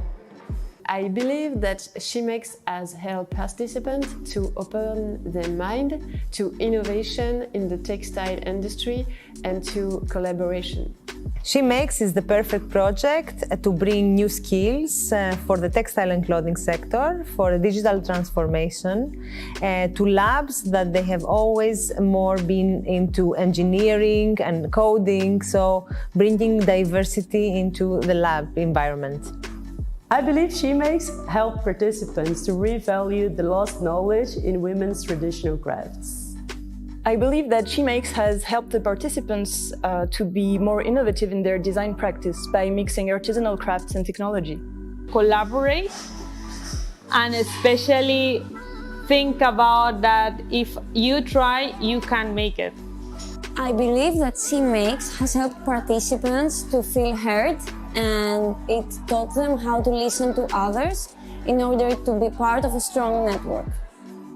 I believe that Shemakes has helped participants to gain skills, but also to get to know people who will be support to them in the future and help open up new project ideas or even hopefully new whole careers that they didn't know were possible. I believe that Shemakes has helped the participants to form new networks and collaborations, to learn new technologies and to find inspiration in others. Shemakes helped all these labs from all over Europe create common projects, get to know each other, create a network, and I believe that in the future we will have so many more opportunities to collaborate. So I believe Shemakes has helped women to open their minds to the wealth of opportunities that exist for them professionally and personally. To access technologies, to access new ways of working, to work with people in order to be successful change makers in textiles and clothing.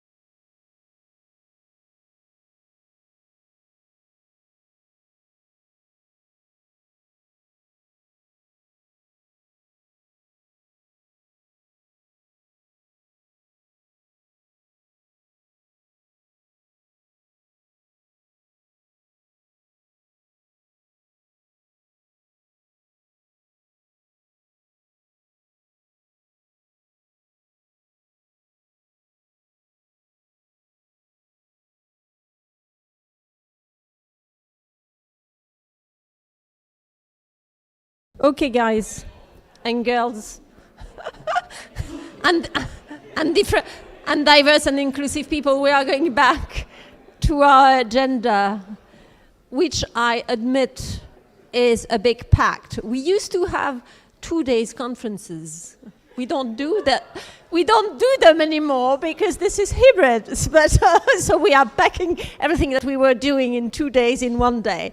So let's go back to the live stream. I'm going to start this presentation of the overview, and then I shall hand the word to Cecilia Raspanti afterwards. So this is it. Where are my notes? So this is the final conference overview of the project results. What I'm going to tell you now just is on this page. We were very happy to have this this project going, and as you have seen several times in the morning, we were trying to build with the Shemakes project an opportunity ecosystem that will help future female innovators to be empowered in the sustainable fashion industry through inspiration, skills, and network. This is our classical. As you may remind, I was talking about can we boost value, pay, and employment? And in this project, in fact, we tested a research solution which I called the booster circle, because I was asking the question of boosting value. So I said the solution would be the booster circle, and the solution that we tested was, let's try to change the mindset of the people, particularly of the labs, because we are working about a network and a community of lab changing.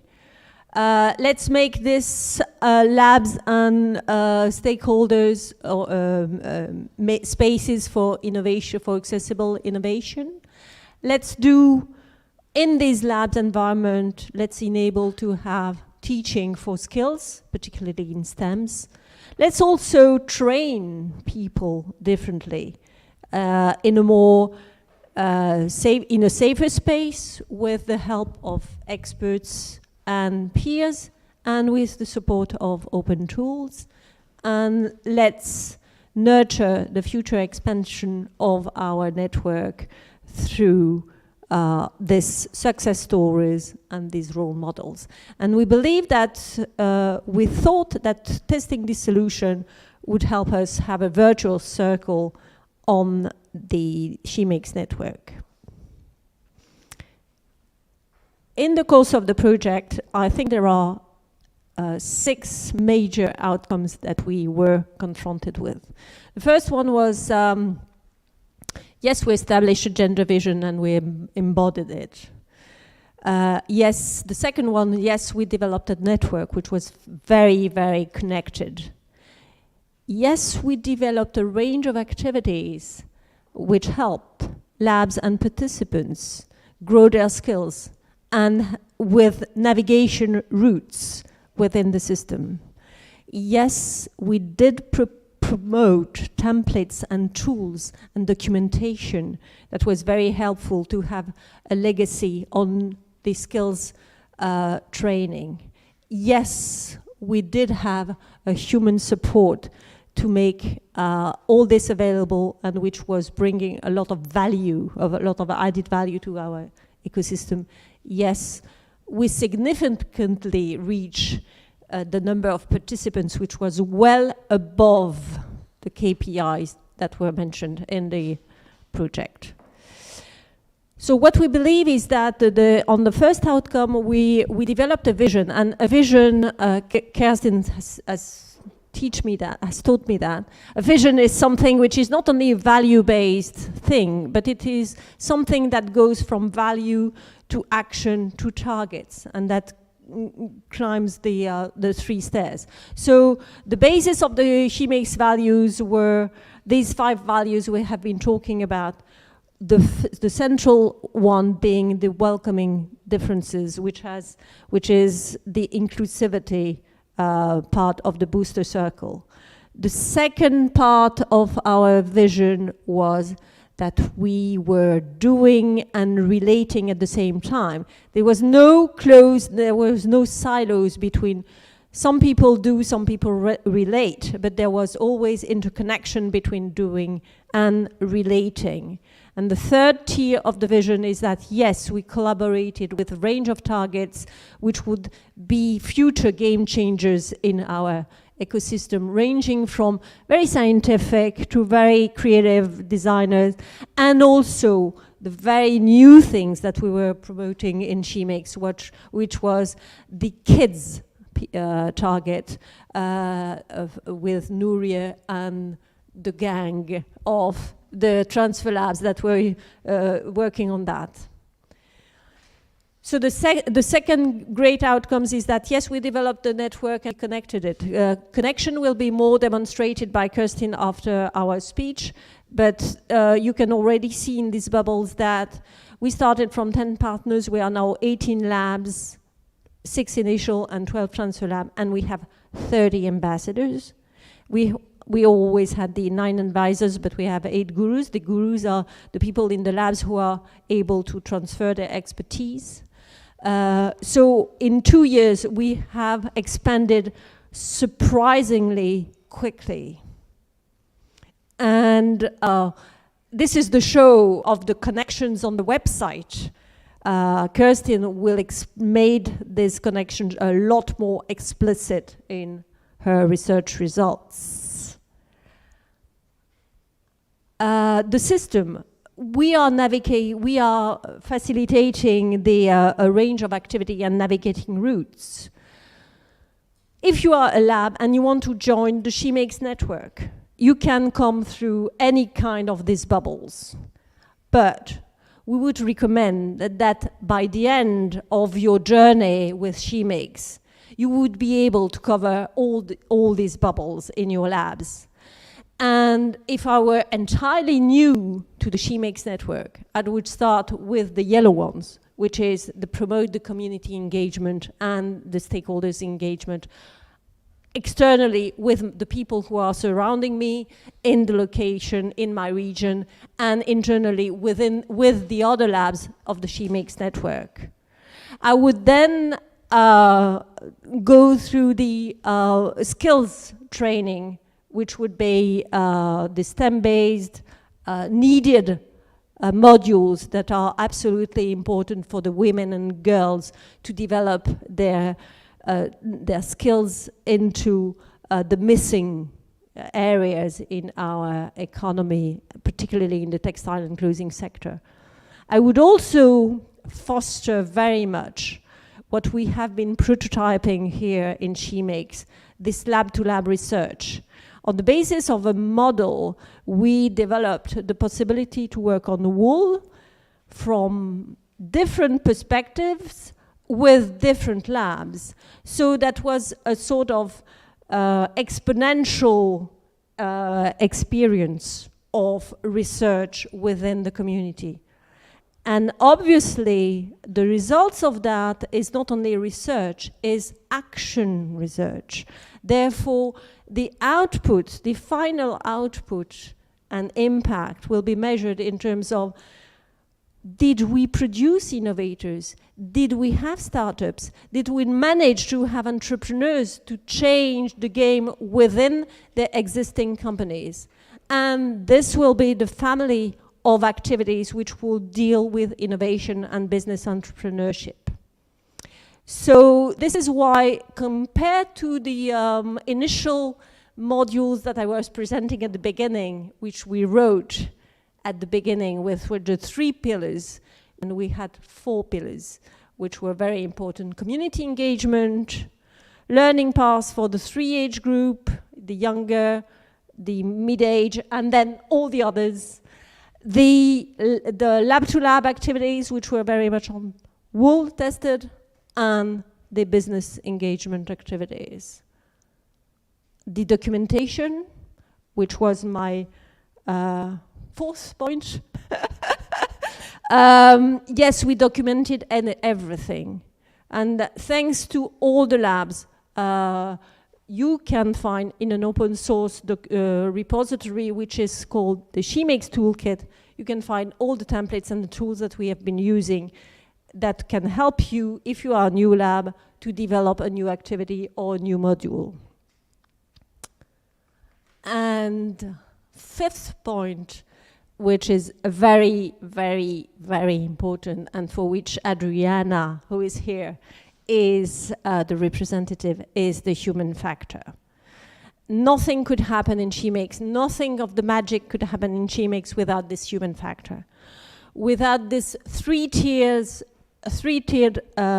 importance of advisors, gurus, and ambassadors.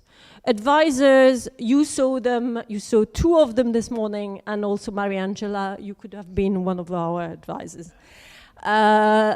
These people helped us to have a better voice. They have been selected as having a better voice, a great voice in the textile and clothing sector, and they helped us structure the ecosystem altogether. But on the day-to-day basis, we had the gurus and ambassadors, gurus who were experts who could help new labs to develop the modules. It is not only enough to copy-paste and to replicate something which is on the toolkit, but it is important to have the experience of the people so that we can actually do something together. And they were active supporters of the transfer labs and the ambassadors. And ambassadors who were very, very important because they were peer-to-peer advisors. And they were participants of the first phase of the activities, and then they were actively demonstrating the experience with the transfer lab in the second phase. And they were helpful to pollinate the growth of the community. This is actually a picture of Bali ambassadors. So the final reach, well above the expectations, 820 participants in community engagement, 900 participants in learning paths through 74 activities, 300 participants in the wool research project, 230 participants in our 17 business services for business and innovation. So what do we mean from that? To make a long story short, I think we, in this Shemakes ecosystem, what we made very salient was that we helped to provide support to the community and stakeholder support, and we helped to have greater visibility to alternative innovation and greater confidence to the labs and the people. We were helping women to gain expertise in traditional skills which were traditionally associated to male, and we were helping women and girls to be empowered in those skills. We were entering projects from different angles and combined territories, and then we were happy and we were exploring the broader appreciation of diversity. We were supporting guruship with expert and ambassadorships for peer-to-peer, and then we expanded the role models that people could relate to. We were making available the open source documentation for more culture of collaboration, and we are inviting next targets and short-term targets to join us and to jump on the bandwagon for a sense of purpose and of vision. And now I shall ask Cecilia to comment on the activities. Thank you.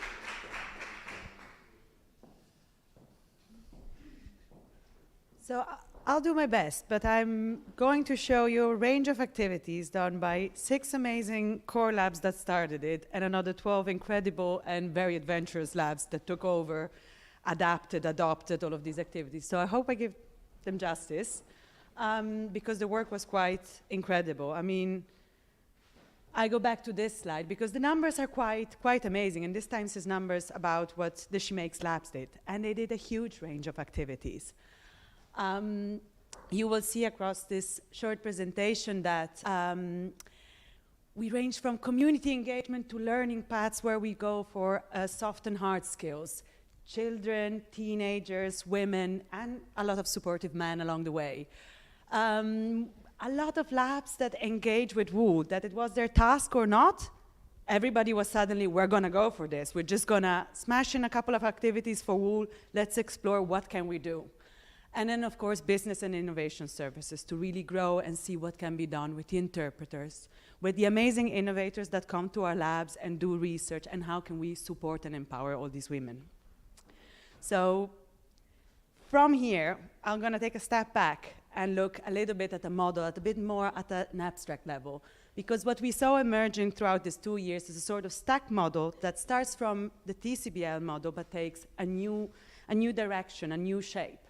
And we see 3 levels. We see a how, where we're looking at values. We see a who, which is really the lab and their character, personal character, and a what, which is all of the activities the labs did. So we move from a value-driven approach where we're looking at how do we do things, what are the 5 pointers, the ones that also Frédérique was showing earlier, that actually bring us all together. A big umbrella from which we can depart and change things. The operations and really also the lab, because within a network where we have a bigger vision, a big umbrella above us, it's also important to still look at the single characteristics of each lab, because each one of them has a different context, a different team, size, needs, different groups. So here we were really looking at the character of each of the labs in context in the bigger picture. And the activities, which is what I'm going to go a little bit more in depth with. So the innovation services and the learning paths. Looking at the activities, what we see is, as Frédérique was also mentioning, that we went from 6 different tasks into grouping them into 4 different sizes of activities. So we have the community engagement, where we're looking at the local context. We're trying to understand how locally we can change things, and we take gender equality, the role of women, really head on, discuss it and co-create and explore it with the local context. We look at learning paths with hard and soft skills, with children, schools, museums, lab to lab, where we play on 2 levels. The local context, activating what is possible there with different partners, but also a global context, a network of labs, which is so important for us. And of course, business and innovation engagement, where we're supporting all of the other startups and women. When we read these through, let's say, a horizontal level instead of by activity, we see again that this local part was really the means for collaboration, activating, hands-on, moving things, changing them from bottom up. So we were exploring active paths towards gender equality, empowering the people surrounding us. On, let's say, a second level more on the how and the approach, again, the models that we will be seeing for each of the activities that emerged are very important, because this is how we can actually pass on an activity to another lab. And not only the Shemakes lab, but also the Shemakes lab of the future. And the role models there, and again, the work also of Adriana, were really important. All of the gurus that were involved. And here we were really trying to, let's say, abate these innovation barriers and changing the way we do this. And last but not least, what? Because we are a network of labs that like to make, to do, to create, to empower. So it was really to co-create this ability of doing things together with the people that are in our labs, because without them, there is no lab somehow, no? So we wanted both to support them in, let's say, empowering them with skill development, hard and soft. We may have 3D printers and laser cutters, or a lot of knowledge on business innovation. It doesn't matter. We were trying to really foster this change together with them and enable equality. So we were really trying to learn from each other. I'm going to try to go through all of these different types of activities. And first up is community engagement. And community engagement became really a sort of entry point for this value-driven vision. It builds upon 2 different models, and it brought up 4 different types of activities. And as we said, it's targeting really the local community and how we activate that. All of the practices had this co-creative essence. And as I was saying earlier, it was really about women and supportive men and addressing these challenges heads on, the opportunities, what are problems, how can we talk about these things.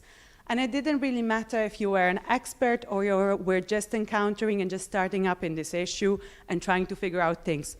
We tried to create activities that will bring together all of these perspectives to learn from each other and very gradually change things. The labs that participated in these activities in the first phase they were led by Redu team and accompanied by us at Waag. And then in the second phase, we see the TCoE Lab, Center for Circular Design, Rock Center, and Viva Lab. And what we see here in terms of model is that at the center, we have, again, the quadruple helix. So really making sure that the multiplicity of approaches, of ways of acting, is core and centered, no matter what we do. And then the wheel of behavioral change. So these are 5 steps that are meant to enable change, no matter where you start from, and empowering all of the perspectives. And what emerged were these 4 formats, where we started with talks and events, where the community is really seen as a receiver. So you're finding out about the cause, about the challenges, about the opportunities, what is going on, do we have an issue here locally, because the perspectives are very different. There is who is very knowledge about what can be done and who is starting up. So we were trying to really bring all of these together. Then we had visioning and co-creation actions, which were sitting more on the engage and situate level, where participants were both a receiver but also really a participant. They were figuring out what others were doing about the cause and trying to understand also, situate themselves, trying to understand what the differences were, what could they bring in order to action things together. And this brings us to the change level with talks and events, which you will see is the same as the first one. But that is, again, because some of the members of the community we saw also as expert or experienced and wanted to share their knowledge, and others were there to receive. So here we see a double relationship with the communities that surround the labs. And the community then grows also to becoming a participant and a sender. And last but not least, the last step we say we continue, so we pave the way forward. And this was where the gender equality and diversity plan started to emerge. And the community became a receiver, a participant, and a sender. And somehow also started to really set up, let's say, a new way forward with the labs. So what are the new rules? How are we going to do things differently from now on? And what is necessary? So you see a very strong growth of co-creation, of changing the things together between the lab and the community. Because since the beginning, we said the community is the one that makes change. Second up are the curiosity and discovery paths. So here we really see we go from 8 to 18, and then 18 to 25. And we work both between the labs, but also museums and schools, and universities, both with soft skills and hard skills, so workshops, but also symposia, clubs, train the trainer, many other different types of activities. Starting from the curiosity path, we really see that they emerge also from the experience of the Poderosas, the work done by Nuria. Nuria was leading this task from Fab Lab Leon together with Waag. And in the phase 2, we see TCoE, Vivi Stop, Le Textile Lab, and Viva Lab taking up this, adopting and adapting to their local context. And there's been the development of programs for schools and after-school programs, but also in collaboration with museums, and of course, within all of the labs. And we explored textile innovation with children and teens. Second up is the discovery path, 18 to 25, where we look at the Fabricademy curriculum, the modules, and we see how these can be adapted, incorporated, changed to really also feed and start this connection with the universities, understand how they can change also within research institutes and be adapted. So it's really looking also a lot of technological, high-level hard skills, and these were led by Christina and Shannon, that are also here, from Onfe Lab, together with Waag. And in the phase 2, we see the Green Fabric, Rock Center, Textile Prototyping Lab, VV Stop, and the Icelandic Textile Center taking up the activities and bringing them forward. On a big overview, you will see 2 sets of these, and you will see the variety, because what is really incredible, I think, of the learning path is the variety of activities that combine both hard skills and soft skills. We go from e-monsters, e-slippers, and dancing shoes, where kids and teenagers were actually making their own objects, accessories, and putting electronics into them. I mean, it's not the easiest thing. I think many of us still won't know actually how electronics works, and then you have a 10-year-old that actually now knows and can tell you anything about it.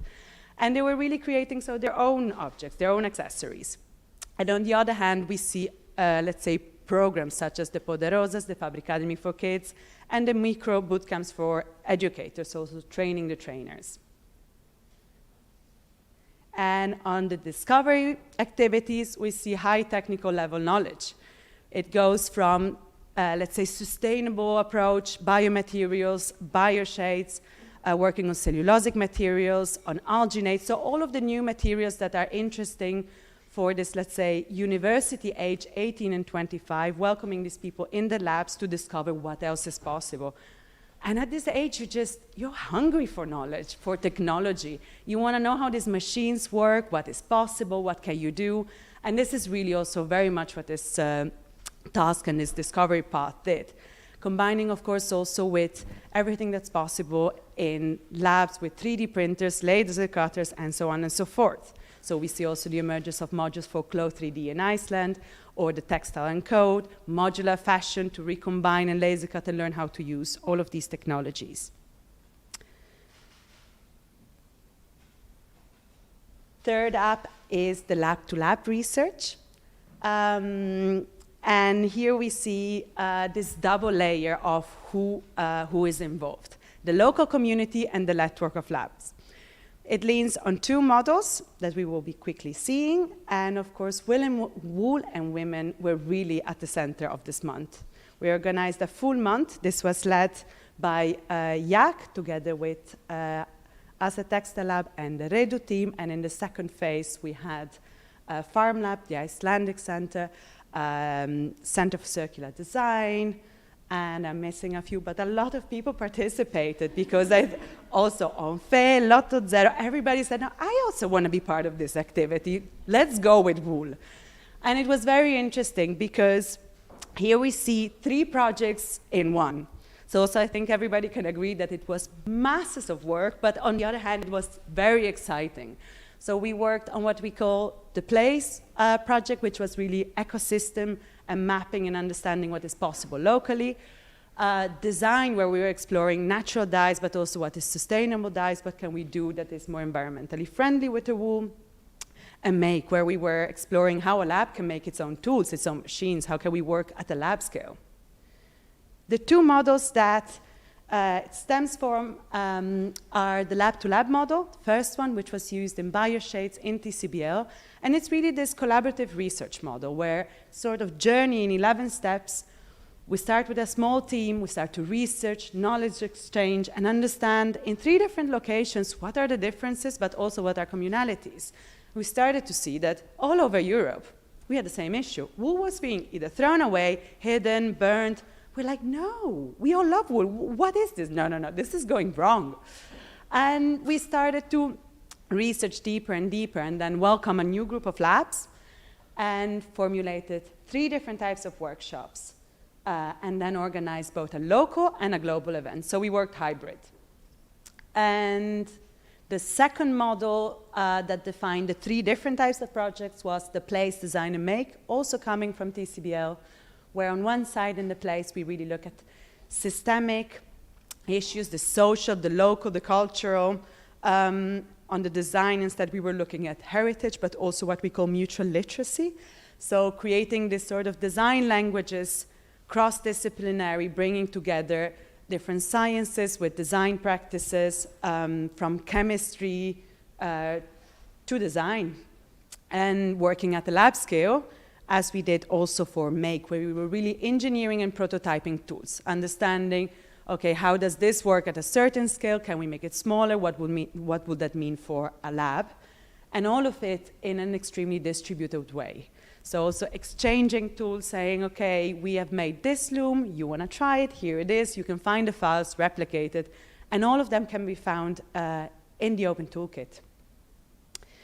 So having a little deeper look at the 3 projects. This was place and the ecosystem mapping. We created a start of a really big map where all of the labs were mapping different organizations, practices, museums, designer studios, but also shops that were actually dealing with wool, but as well as shepherds. You can see it's funny because in the Netherlands it seems we mainly mapped shepherds and wool suppliers, which we really enjoyed, and actually some of the wool that is here today is from that moment of us researching this. And then the design and coloring, where we have the botanical dyes researched here, and then we have the wooden bark dyes that were done by the Farm Lab, so really exploring also what is there in a non-city context, what is there in a more rural context that they can use, and in a very circular way, from trimming the trees and exploring what dyes can be done with those barks, all the way to eco-printing done by Redu with a local artist. And many more, because again, everybody was participating in the wool, we all loved it. And then the last but not least was the little wool factory. So we're really starting to understand what are the different steps and how can we replicate machinery or create machinery open source at the lab scale level. Because often the labs that we have in Shemakes, they will not have industrial machinery. What we're trying to do is understand what can we do at a small scale, because often we see also there is small quantities of wool, maybe leftover. What can be done also with those? And on the other hand, you know, we're learning about our own heritage. We found out that spindles were different all over the place and used in different ways. Looms were designed in all different ways, from a very tiny, from very big, for all different lab sizes and needs, and different targets again. Last but not least, the last 2 combined activities were the innovation path and the business engagement. So here we're seeing innovators 25 up, disruptors, I want to call them, because they were quite disruptive. They're like, okay, we want to change things, we want to do them differently, but also really trying to find out how and what is possible. And this morning, a few times we said, you know, when you find your people, and then it's like, yeah, okay, we're the same. This was very much also what was happening in the innovation path. It's sort of coming home for a lot of people. Accompanied to the business engagement, where we were really trying to amplify the voices of the entrepreneurs, the startups, and the businesses, and reconnecting these in all different ways.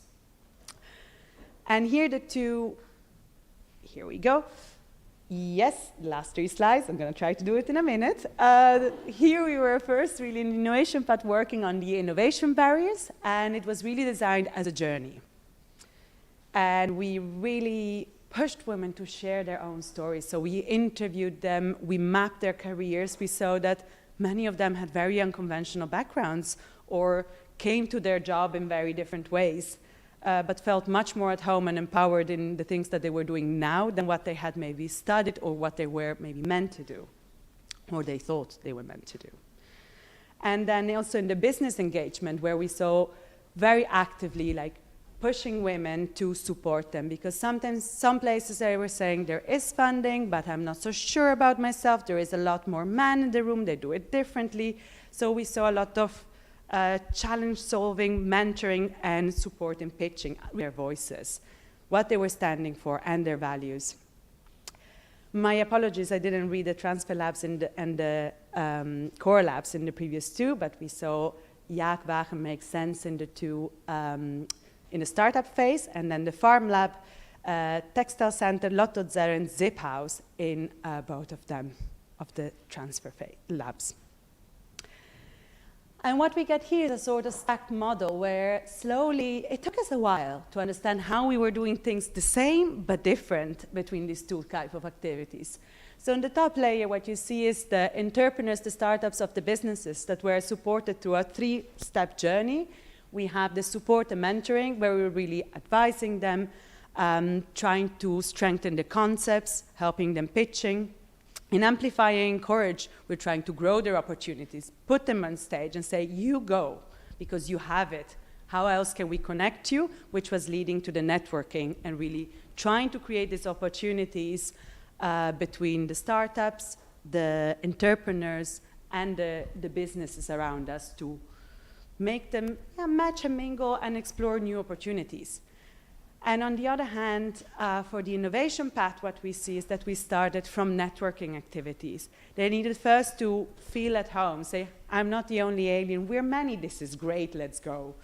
And then feeling part of a group, they could not only take a step forward and say, okay, now I'm on the stage, I can share, I can inspire others, because we saw that this was necessary for them, and it's going to be necessary for everybody else. So it's a sort of like starting to contaminate one another and creating these support and mentoring networks, where one time they may need further support and funding, and another one they may need more support on technical or accessing technologies.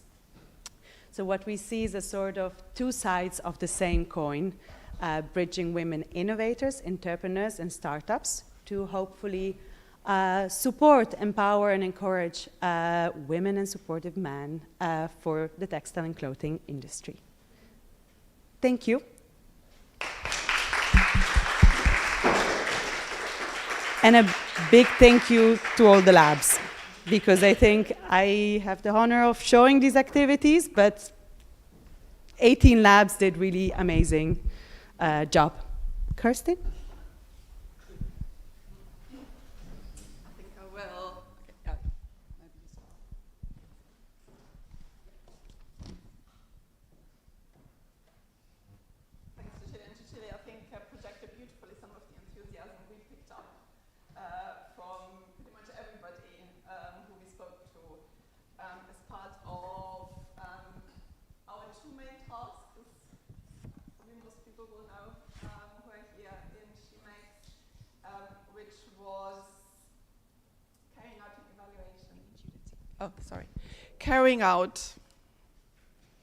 Carrying out an evaluation of the Shemakes project. And as evaluators, what we like to do is not work counterculturally, but design approaches and concepts that work with the culture and with the change vision and embedded theories that an activity and intervention uses in order to affect the change it wants to see. So it was really rewarding actually to hear everybody this morning talk about Shemakes and talk about the activities, because I think we fit right in, not that that matters, but we want to be liked, right? And we want to do something that's meaningful. So the evaluation had a number of dimensions, but one of the key things that we were really interested in is what outcomes and impacts can we observe from the activities that Shemakes has been implementing, and specifically, how did these occur and why? So that explaining why did we create change and what can we learn from that for the sustainability of the project and perhaps for replication.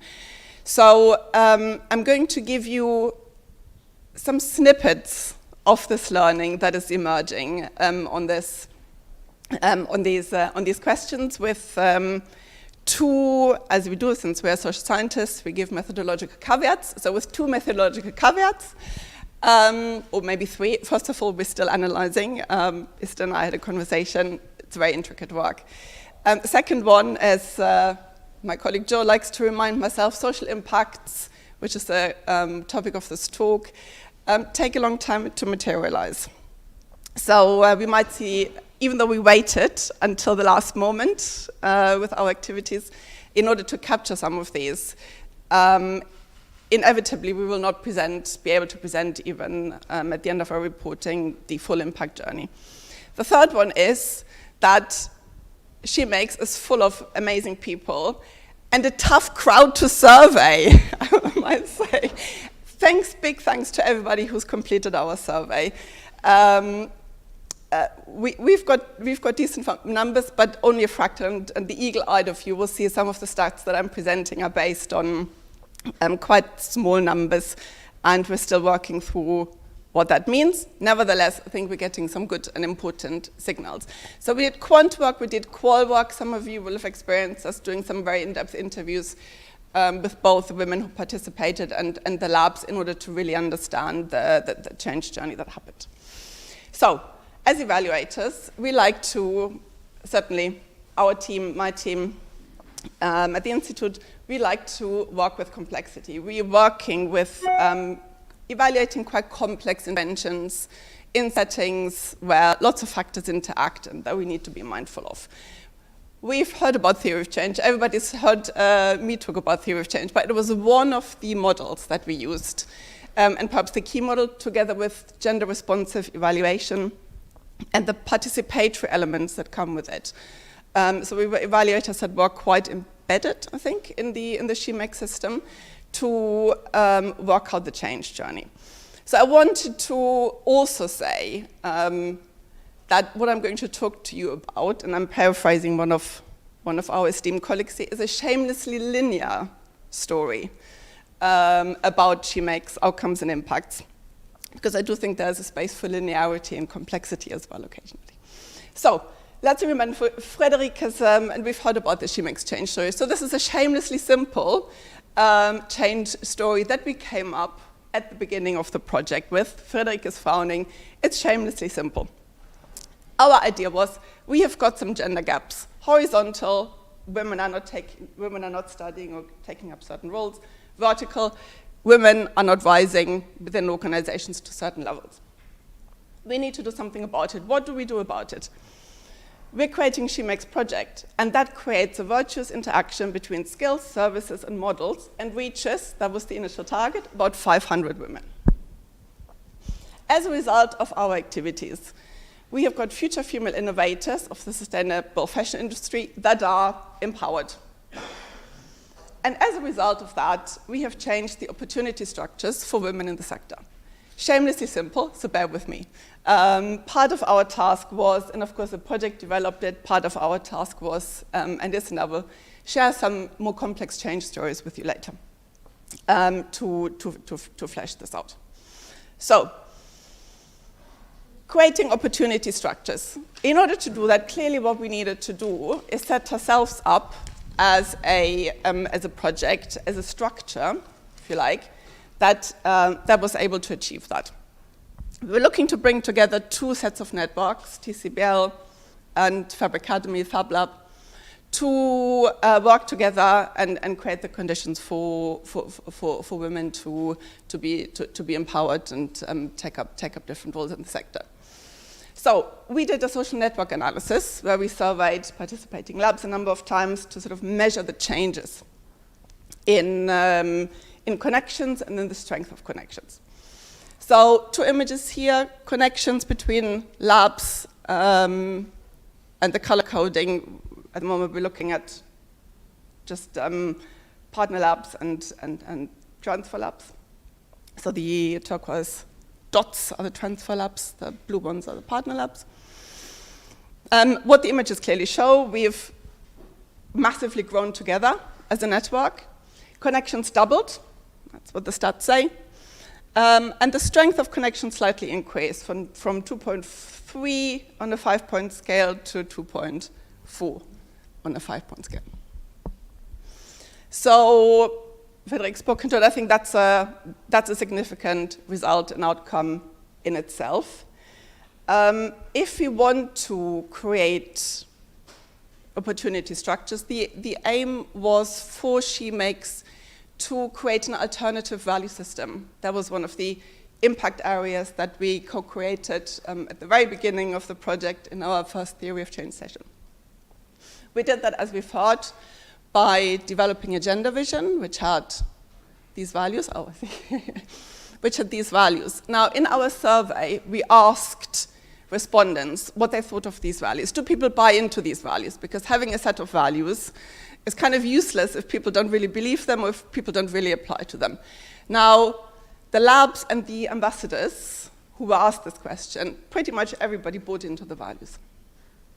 And that's quite important, because these are people who deliver the activities of Shemakes. And the survey results also showed that gurus who come from the labs and ambassadors were feeling that within Shemakes they did have the possibility to demonstrate sort of a different kind of leadership and show their skills. So there was something through this value system that we created an environment in which actors, key actors of the ecosystem, were able to embody and live and practice these values. And this was noticed by participants. So the participants in activities who did respond to our survey, and these are just snippets that I thought were interesting to talk about today, did think that they experienced women taking up different leadership roles, and they did see innovation coming from women and girls as normal. And I think that is, if we are working on creating an alternative value system, an alternative space for women, that is quite an important result.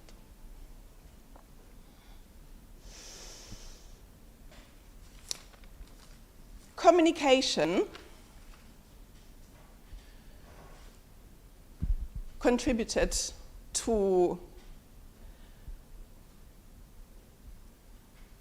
the Shemakes vision and the Shemakes mission to portray women in a different light. Communication in Shemakes was not sort of seen as a passive spreading of messages.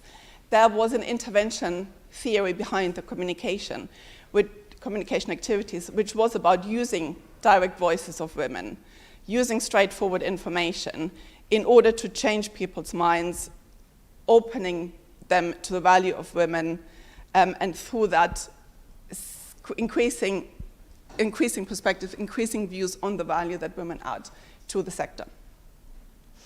And those people who responded to our survey, according to those responses, suggest that this worked. The regression analysis confirms that there was that the communication activities contributed to sharing that this Shemakes vision.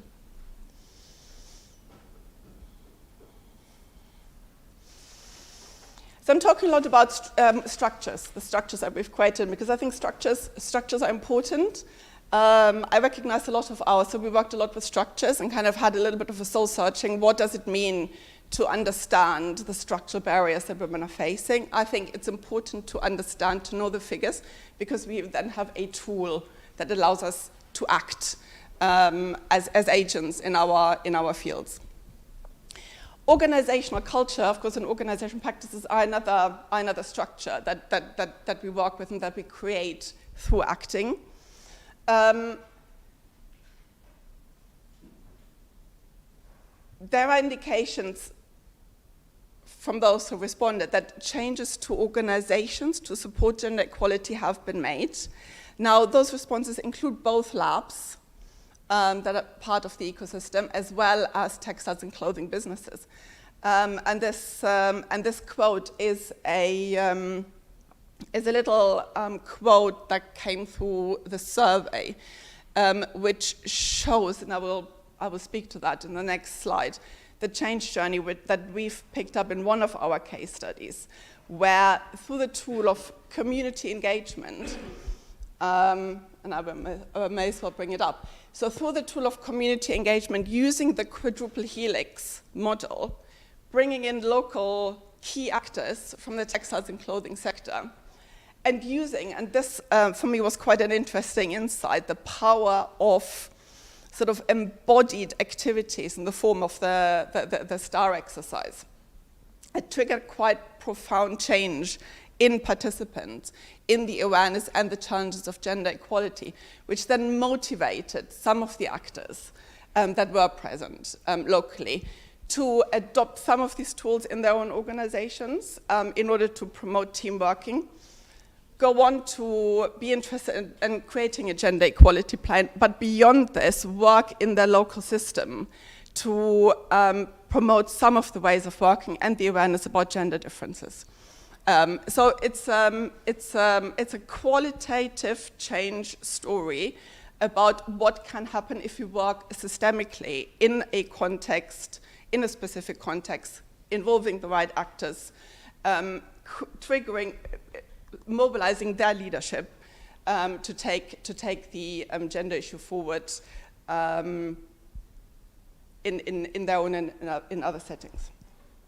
And this is also an example of some of the more nuanced change stories that we're creating as part of the evaluation to really sort of understand both how outcomes and impacts were triggered, but what happened to provoke these changes, because that'll help us connect what happened in Shemakes to kind of some of the wider literature and also beyond to between contexts to sort of make some more generalizable statements.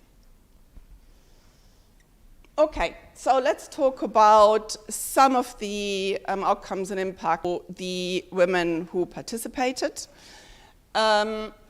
We've heard already, and it's certainly beyond doubt, that we have provided them with knowledge and skills as part of the Shemakes activities, and these were both technical as well as I've come to think of them, people skills.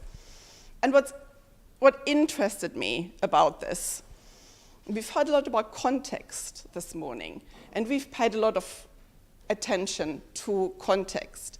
And one of the insights that struck me as I was looking at our case study is the unique position that the Shemakes labs occupy in their local spaces. So they're very unique in terms of what they work on, how they work, the equipment they have, and probably a mix of that. So they all fill quite a unique space, and I think that's part of the explanation for those skills gains, because they were really able to reach out to the women and girls that they were working with and provide them with something quite different. And often, because they are so connected with their local and their national environment, there was a strong sense that these new skills were putting the participants onto a path where they could actually access jobs and opportunities that they might not have been able to access before. So perhaps, having had the experience of working with very unique methodologies like e-textiles, for instance, in Germany, in a sort of field where sort of technical textiles are the competitive edge, equipping students with those skills puts them in a position where they can go for these jobs, knowing that women tend to be more hesitant to kind of apply for roles where they don't maybe perhaps meet the whole spectrum. The other really interesting thing is, and that's really linked to the methodology that Shemakes has developed, so that this active learning approach, where participants get the space, in some settings, if we want to be a little bit flippant, get thrown into doing something that's very new, very different, work very differently, are supported by lab staff, and are given a sort of process-focused task. So there is not the pressure to come up with something maybe specific that has to look a certain way, but are given the space to experiment, to let their creativity emerge. What has come out of some of our case study work is that method can mobilize leadership skills in participants, people who don't naturally find that their leaders found their leadership skills. People who might be perhaps a little bit more reluctant to experiment found themselves able to experiment and had the experience of working together with other people to accomplish a project which they thought was impossible to accomplish within the time they had. And what we know from this sort of active learning and kind of experiential learning is that this learning tends to stick, and there's some stories where people where students are changing their attitudes and changing the way they collaborate and thinking about expertise slightly differently. So, possible career impacts, I've already talked about that. Some of it, there was a sense that Shemakes gave people a better chance to pursue career goals, and that they were accessing opportunities that they might not have had otherwise. And this is a second example of one of these change stories that we're crafting at case study level and then scaling up by combining different data in order to come up with a change journey, and that shows how people are working through some of the emotional responses to the challenge that they're given in order to come out and gain some quite significant skills that last, supported by the labs. And that was quite interesting, because what we must remember also is that some of the activities and interventions, as we say, some of the activities were quite short term. So in some cases, the lab invited participants to continue to work and gave them support to further build and develop their skills that they'd gained in order to then put them in a better position to continue to practice them. So final reflections, in the absence of definite conclusions yet, some things that I thought I'd share that I found really interesting as I was looking at the data. So I've already spoken to what I think is worth really remembering, the kind of the unique position, the relationships, the ways of working the lab has, and the value that adds to the local community is really precious, and I think certainly one part of the unbelievable reach. It's very clear that these labs are held in very high regard by their stakeholders. What we seem to be seeing is kind of this approach within this plethora of activity, the approach which is reflected in the values of openness, collaboration, is something that works across contexts. And so we can replicate it by tweaking, as has happened, the activities rightly to the local context.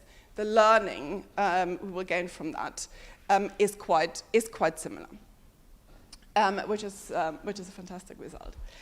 There is something for me about conversations about gender, which still is difficult. And it's not just difficult in contexts that are perhaps kind of more conservative than others. I think it's difficult, full stop, for a whole range of reasons. And it was really interesting kind of to see and hear about how powerful sort of embodied methods are. So kind of seeing yourself placed next to somebody on a question triggers a kind of completely different change process than perhaps answering a survey. And then finally, I think Shemakes does have something to add about gender and innovation cultures. So there is a body of literature which has looked at innovation cultures from a gender perspective. And there is a suggestion that kind of there's nothing inherently female about a culture, but that organizational culture is actively created and actively lived. There is also a body of literature which says that the Fab Lab culture, to an extent, replicates the dominant culture of innovation systems and needed to become more female. And I think both issues Shemakes has very successfully addressed through its ways of working. And those are my closing thoughts. Thank you very much.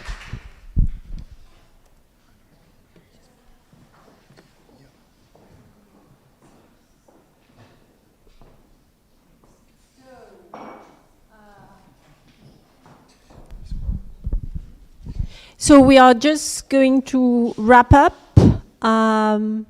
Esther is going to please Bill, Becky, Mariangela, Kerstin, can you sit here? Cecilia. We are instead of having a wrap-up, we decided that we wanted to have some kind of no, please, Kerstin, please.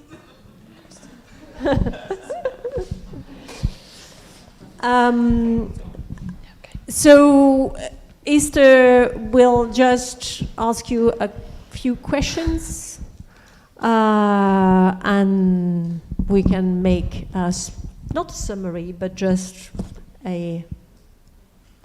something out of the morning. Something. Can we have your microphone? Yeah. No, if you're not designated first. First in, first out. Yeah, so many things are being said and shared this morning. So I have a few questions, just things I would like to highlight and still have, although it's said, kind of have your opinion, or to also make sure we remember these outcomes, let's say, or these ideas. And of course, I started also with thinking a little bit what I experienced also as a woman working in innovation and in textiles. And I often, even myself, have the tendency like, it doesn't really matter, I'm exaggerating if I think about the things I had to listen to or that happened. So for example, I was in a meeting with a lot of men, and there was a discussion. They were all talking, and I all the time tried to say something. So, you know, like, and I just didn't mention to be part of the discussion. And at some point there was a man next to me saying like, you need to just speak louder. And I thought for a minute, and I was like, no, they need to start listening.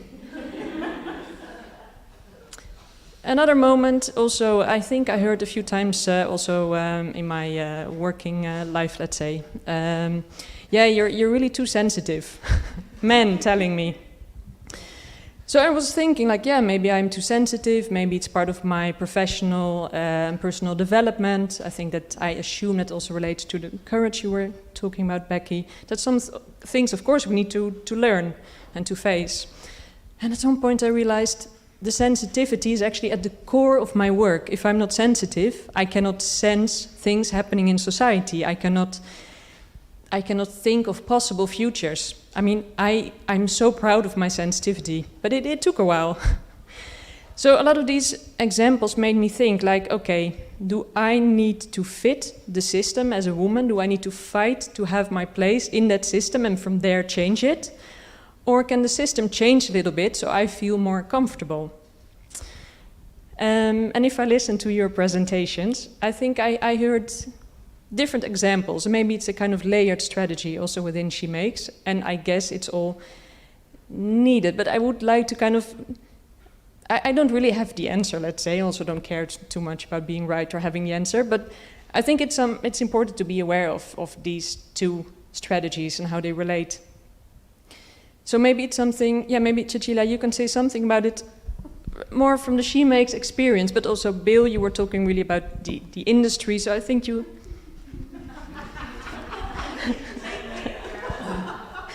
Okay, I'm feeling on pretty thin ice here. And I'm going to be unusually cautious in choosing my words, you'll know why. Look, and I'm not knocking any of the concepts here. What I'm coming from is, from the industry point of view, unashamedly the industry point of view, and I know it's about confidence and belief, and that needs to be in a nurturing environment, in a company, in a family, in an industry. But I honestly believe, and I've seen loads of examples of it all over the place, is that if someone has some value to offer, then if they pitch it right to the audience, it will succeed. My main point today is that the industry, and people don't really understand, and a lot of funders believe that every company has an innovation manager, or a digital manager, or a sustainability manager. The vast majority of companies I deal with don't even have an HR manager. They got 15 or 20 people and they're all very busy doing things. Sustainability normally comes from a champion who's got a full-time job doing something else. But the key is for innovators outside, whatever gender they are, to understand what those companies need and to position it correctly. And the difference is they're working at different paces. I see that innovation communities, including researchers in universities and industry, work at different paces, different speeds, driven by different fuels, basically, and they need something to engage, a gearbox, if you like, in between. And it's those intermediaries, which can be a local community network, it can be a project like this, that actually help to identify the requirements of one side and actually get to pitch it at the right level. So if there is an inherent lack of confidence, that can best be overcome by getting some feedback from your customer or the person who requires the service on the relevance of what you do. And once it works, once you have that level of credibility with people, then things become easier because the industry will get behind you and accelerate what you're doing. So, you know, sure, we can build up people's confidence in collective communities, but it is a tough world in the industry, and the best thing you can do is understand what people want and make sure you're working on an area that's relevant, and then win their support. So that also relates a little bit to the project mentioned earlier by the project officer that can support this way of working. Yeah. How do you see this? What did you aim for? I want to say yes and no to Bale, because yes, I agree, and on the other hand, I feel like I've also been in the other side, also many times of what you've been saying, like it's complex, right? I mean, there is not one way. There shouldn't be one way, and that maybe is exactly the point that we're trying to figure out here. If we say everybody needs to go this way or everything, that's not going to work either. The thing that still strikes me is that it's 2 points. What we kept coming up was this multiplicity of approaches and this sort of trust and value-driven and sort of finding each other at a different level. And yes, I think we should be, you know, you hope to have the right thing for the right group and be able to pitch. But sometimes, often we speak also about the one who's pitching and is slightly nervous, and I can feel the love and care in their voice. I'm like, you go. And the one who's almost bored about pitching the same thing over and over, I'm like, okay, you know, like, do you really care? And then when that comes out, you stand behind it, but otherwise it's also painful. So I feel we are in a moment in society where, again, we're trying to clash almost. And I think maybe it's about it's about listening, it's about feeling sensitive again, feeling, appreciating the strong opinion and the softer one, is about, yeah, the nuances, the differences between all of us. I mean, today is called Welcoming Differences, which I'm so happy about. I think we all try to embrace exactly this, and we do it in EU projects, we do it in the local community. Over and over, we kept saying, like, it's not about we're all gonna change, or we're all gonna change, you know, everything, all the women are going to be this, or men this. What is all that weird middle ground, the gray area, the differences, the different approaches? And I think even here, we're all different. But that's the good part, right? So if we can find the trust of recognizing the different expertises and saying sensitivity is one, also hardness can be one, being sometimes directive, sometimes leading in a different way. If we can embrace all of these and each find their own little bit and appreciate that, I think we're building a very different world suddenly. Yeah, so then it really goes back, if I understand you well, to the idea of the ecosystem, and all find your place in that and to be valued, equally valued. Complementary, no? Yeah. Being complementary, yeah. I was, if someone... No, I had an association to the confidence point, because I think it's an interesting. There's so many interesting aspects of this topic. And confidence is one example where a seemingly simple concept can be full of nuance. So if you're saying we don't have confidence, or women don't have confidence, which is like a very common discourse, I think. Are we making it an inherent trait of a woman to not be confident, or what are we measuring this confidence against in a context where I think this is where the attention to, or the knowledge of the structures is quite important, where in some ways confidence is measured by if you want to use the word patriarchal standard. And if we are then wanting to empower women, a network like Shemakes, I think, is an interesting and valuable seedbed and experimentation for modeling a different value system, which can be a base to recognize that we are not suffering from a lack of confidence. It's the structures made, and that allow us to then perhaps act differently in those structures. I think, Becky, you spoke to that in your talk. So it's one of the many things that interested me, which I find is quite nuanced, that concept of confidence. Yeah, it relates a little bit to, I don't know if it's the same in other countries, but in the Netherlands, and thinking also of the shocking numbers that Mariangela shown, often there is this idea that we are that everything is very equal in the Netherlands, that women have the same opportunities, that, yeah, of course, you can apply for the job, you just didn't get it, but the opportunities are equal. And I sometimes have this idea that also thinking that men and women are similar, that they're the same, and this whole idea of the equal opportunities actually holds us back from going to like really having these values, or the shared. I'm mixing two things, but this idea of equity, like that it's really open for different people. So I wonder if maybe Mariangela or you, Becky, like this idea of equality actually stops us from moving towards the things you were describing, Cecilia and Kerstin. Is the question clear? I will try, but it's funny because it connects also with the previous question, because I will feel that everyone has a different personality and fears, so you work with them, challenge your fears. At the end, I feel I will never fit anywhere, but somehow you find a circle that for a moment today I fit in the sense I feel safe. And that's probably give you the energy to go then to the, let's say, where you don't fit at all and still be able to make some tiny changes with my students, with some colleagues.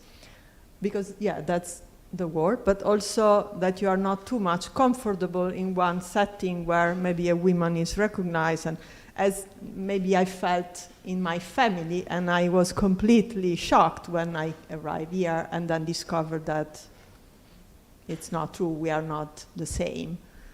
Maybe for a while I also wanted to be the same as a guy, so I completely denied my femininity. I would wear large pants and be a hip-hop with my friend and always with boys, and then realizing, but this is not, why I should be afraid of being a woman, or and I think, again, welcoming difference. I mean, everybody is different, every woman is different, and I think we just have to accept that there is no one way or one standard. I'm doing now a leadership in academia training, and also is there a one way of being a leader? No, I feel like empathy is one of my strengths, and adaptability, or I am an achiever, and all this mix with innovator, and then then you start to realize, okay, I feel more confident. I have also lots of non-strength and weaknesses that maybe I was always looking at them and not seeing my strength. So as a woman, you grow, as an individual, you grow. So I think, that's So would it be an idea to also maybe stop saying we're all equal? I mean, we're equally valued, but every person is different. Yeah, and I have to say, it was really a pleasure also to listen to the presentations you gave, because it actually just also pointed out some things women might be good at. And I always feel the hesitation, is it okay to say it? Do we create new stereotypes? Is it okay sometimes to say that women are good in certain things without creating new stereotypes? How do you feel about that? Damn, I'm holding the mic. It's you. I want to go back to the other questions. I'll try to come. Sure. So I realise I'm here from sort of left of field because I'm all about sustainability and climate change, and then kind of came into this forum through other EU projects which are looking at other things, and then suddenly I'm here and I'm like, oh yeah, you know. I've already said, all this sort of experiences that I've had.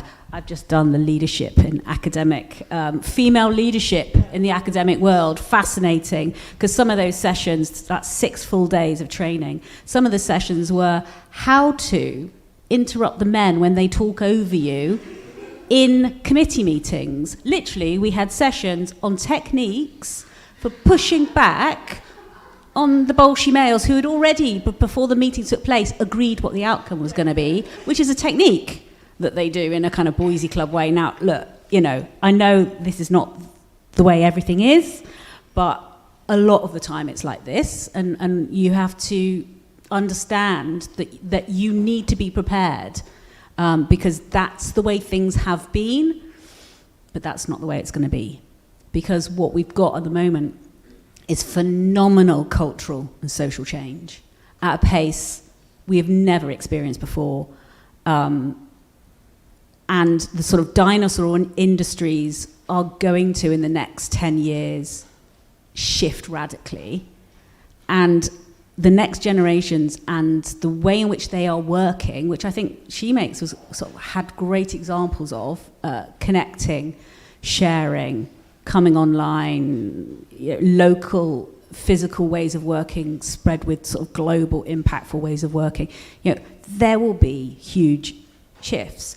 And yeah, I think, for us, as women, we need to own the differences that we've lived through and be prepared for the next era.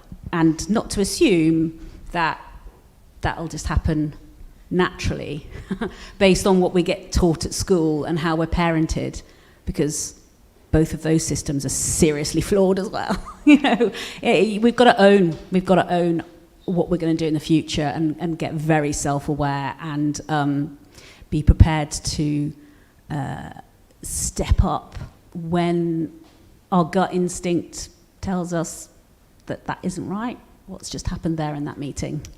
And that, so, I bring us back to sort of talking about courage. And yeah, going to go back to you, Bill, and just say, pitch it right and it will succeed. And I know you're talking very much from an industry, sort of in an investment point of view, but the response back is to who, with what language, and to what end, and I just bring it back to, I'm all about the sustainability and the change in the industry, and, we need to change what we're pitching. Yeah, it is of course also striking that in sustainability and textiles, it is often women having leading roles. Let's say, how do, because of course they're mentioned a bit like side by side. Let's say sometimes it's about sustainability today, sometimes women. But how come they're so connected? And sometimes I think, Bill, you also said diversity is needed for the change. So why is it so important that women are put maybe, let's say within Shemakes or in general, a bit at the core of, or different people at the core of this change? Because I feel like it's mentioned, but not really. No, I think it's really quite simple when you look at the situation. We have problems in the market. We're not getting enough good people with ideas to actually address the serious issues that we have. We also have a situation where, particularly in the political sense, people aren't developing the vision of what the future could look like. They're actually saying, this is the issue we got now, and this is what we're going to do about it. And then the opposition will say, this is the issue we got now, but we want to do that, not this. And the dialogue, the whole dialogue, is about today's issue that's newsworthy, or people are not looking beyond the next election. That is a serious issue that we have. And that's driven very much by the current vested interest. So, I mean, companies operate like that a lot because they don't tend to plan so much for the future. But in the UK, you know, we had a government, I'm not sure what government we have today, but we had a government that says we're going to reduce taxes, we're going to make people come here, spend a load of money, make a load of money, and it will trickle down. 10 days later, you've got the opposite. Now, the absolute economic opposite of that. We're going to tax everyone real bad, and then that will stop us getting more inflation. Now, with a world that switches like that, what the heck are you supposed to do when the goalposts are moving like that? But I do believe the market issue is we haven't got enough people coming forward with good ideas to address the issues we've got. And where there is some, forgive me, perceived barrier, I'm not saying it's not real, that we can't do that because we haven't got the confidence, because the people who are going to buy these ideas or support the development of those ideas have got some kind of prejudice against us. Then people are starting to have to question that because of necessity. Whether it's a prejudice because someone's ethnic minority, what postcode they live in, their gender, or any other perceived issue, then people are questioning that. And it is the value of those ideas and the value of those ideas. And I don't want to be too controversial, although I think I'm about to be, but if there is a gender basic which suggests that women tend to have less confidence about addressing those issues, I have found that the women who are motivated and have good ideas compensate that with a passion that you very rarely find in men, who often think we can show up and we get the deal.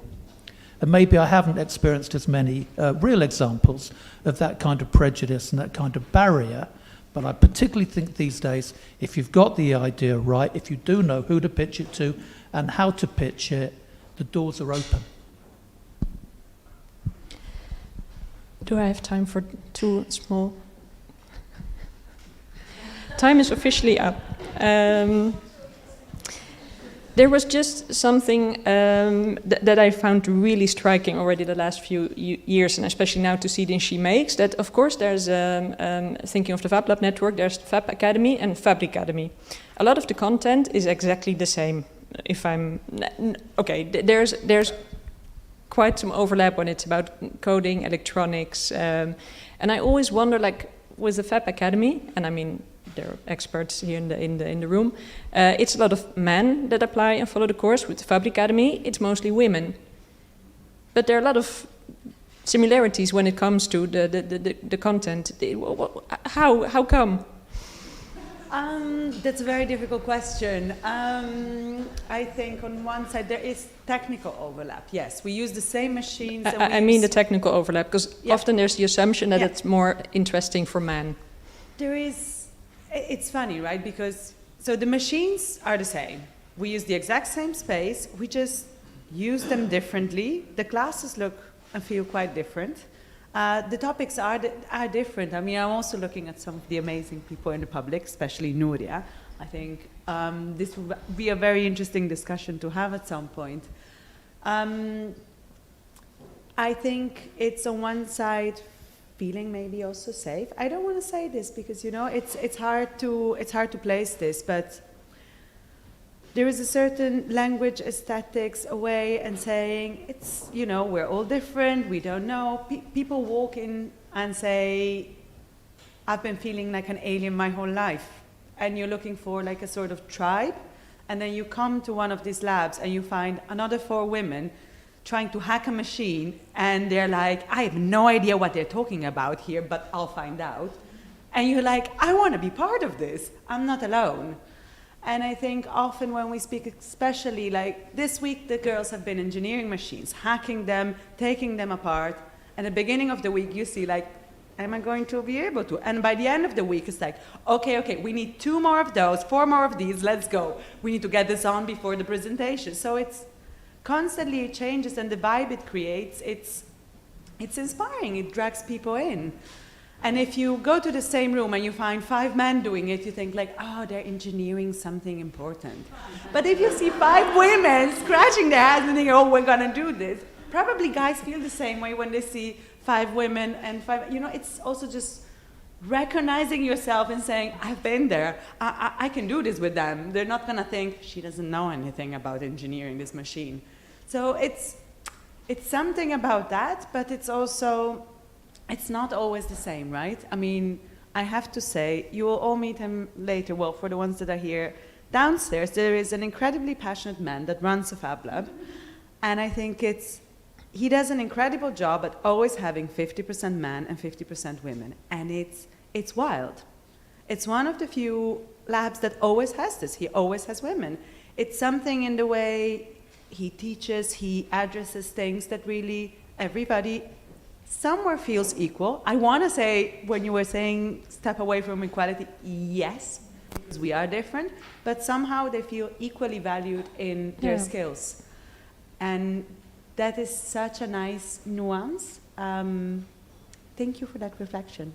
I think that is really the core of what we were trying to do today. And with this, I invite you also to go and meet Fab Lab and Henk.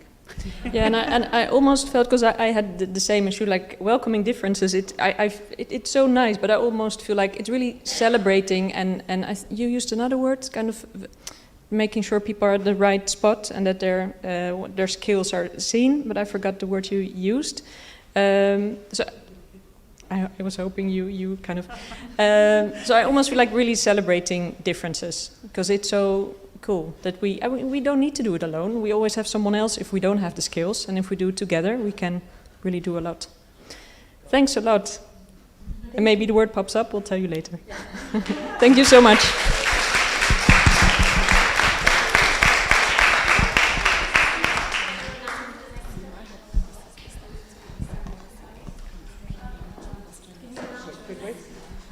Next, we're going to celebrate lunch. Big celebration, food. Isabel will give you more practical details.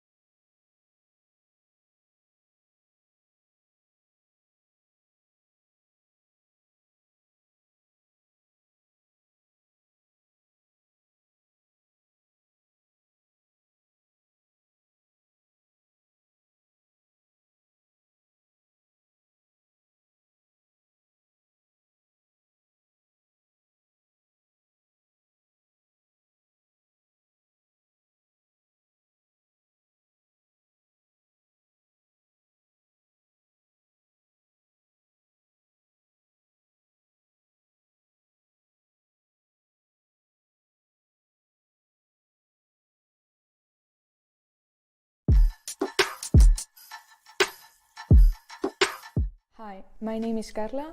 I'm 14 years old and I'm one of the Shemakes ambassadors. Hello, I am Lucia and I am 14 years old. I am Blanca, I am 10 years old and I am an ambassador of Shemakes. Hi, I'm Rita and I'm 13 years old. Is that I have the ability to develop projects that I have not seen myself able to do. Is not to be afraid to do things wrong, and it has also been to be able to meet new people and other cultures. He is collaboration with others. On Shemakes activities, I learned to be mindful and validate my skills. I believe that everyone has the ability to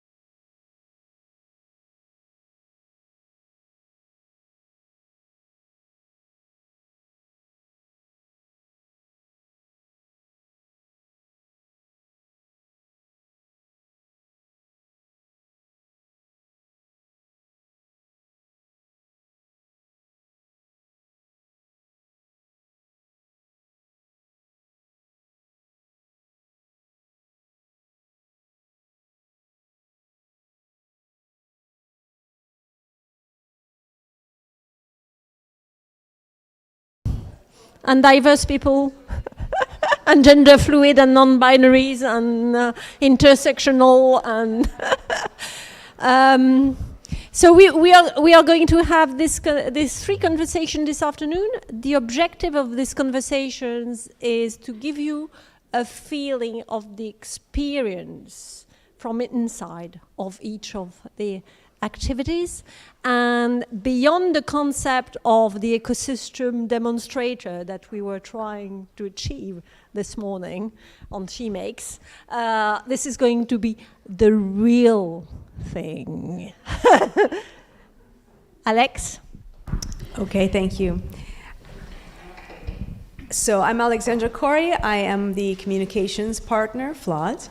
And I'm really happy to have here the first of our three groups that will be holding these conversations together. But before we start talking, I wanted to bring in the voices that are not here in the room. Many of you are probably watching us online. When we were in Florence in September, we did two things. We recorded the feedback about the project, sort of what Shemakes means to you, what you learned in the project, what you can take away from it. We recorded that in video. Those videos were played in the morning session while we here were having coffee. People watching us from home, from the office, saw these videos, which will be published on our social media next week. So look out for those interviews, because those are many of you, your opinions on these things. And so those record opinions, feedback from partners, labs, and ambassadors who are, again, here today. The other thing that I wanted to bring to your attention is this. That's the work of art, or the Shemakes artifact. And this was made in Florence as well. And so many of you have had a hand literally in this. There's Elvis, we were poking holes in that. That bit of pink thread on the left, that was probably mine. So this represents the answer to the question, what does Shemakes mean to you? For the people, 40 or so people who were in the room in Florence.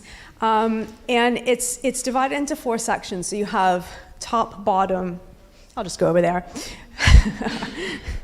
4 sections here, okay? So what we did was we grouped people's answers together, and this was led by Kerstin. We asked them what does it mean, and we start with a sparkle. So the sparks or the sparkle that these ideas go off in your head. And of course, it comes kind of full circle, because there's sparkles down here too. There's a lot of sparking happening in this project. We have the ecosystem here.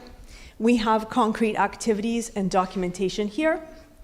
And the network, which is messy and wonderful and colorful and various and diverse. So that's here to represent sort of everybody who's participated, many hundreds of people in this project that are here with us in the room today. So, but we also have on stage representatives of partners, transfer labs, and ambassadors, as well as gurus. So I'm not gonna do full introductions, just sort of welcome to the stage Nuria from Fab Lab Leon, Shannon Sykes, you can all wave, from Olife, Alexandra Baltasar from Viva Lab in Porto, Valentine Frouchard from Green Fabric in Brussels, and Diane Wakim from lots of places, let's say a Shemakes ambassador.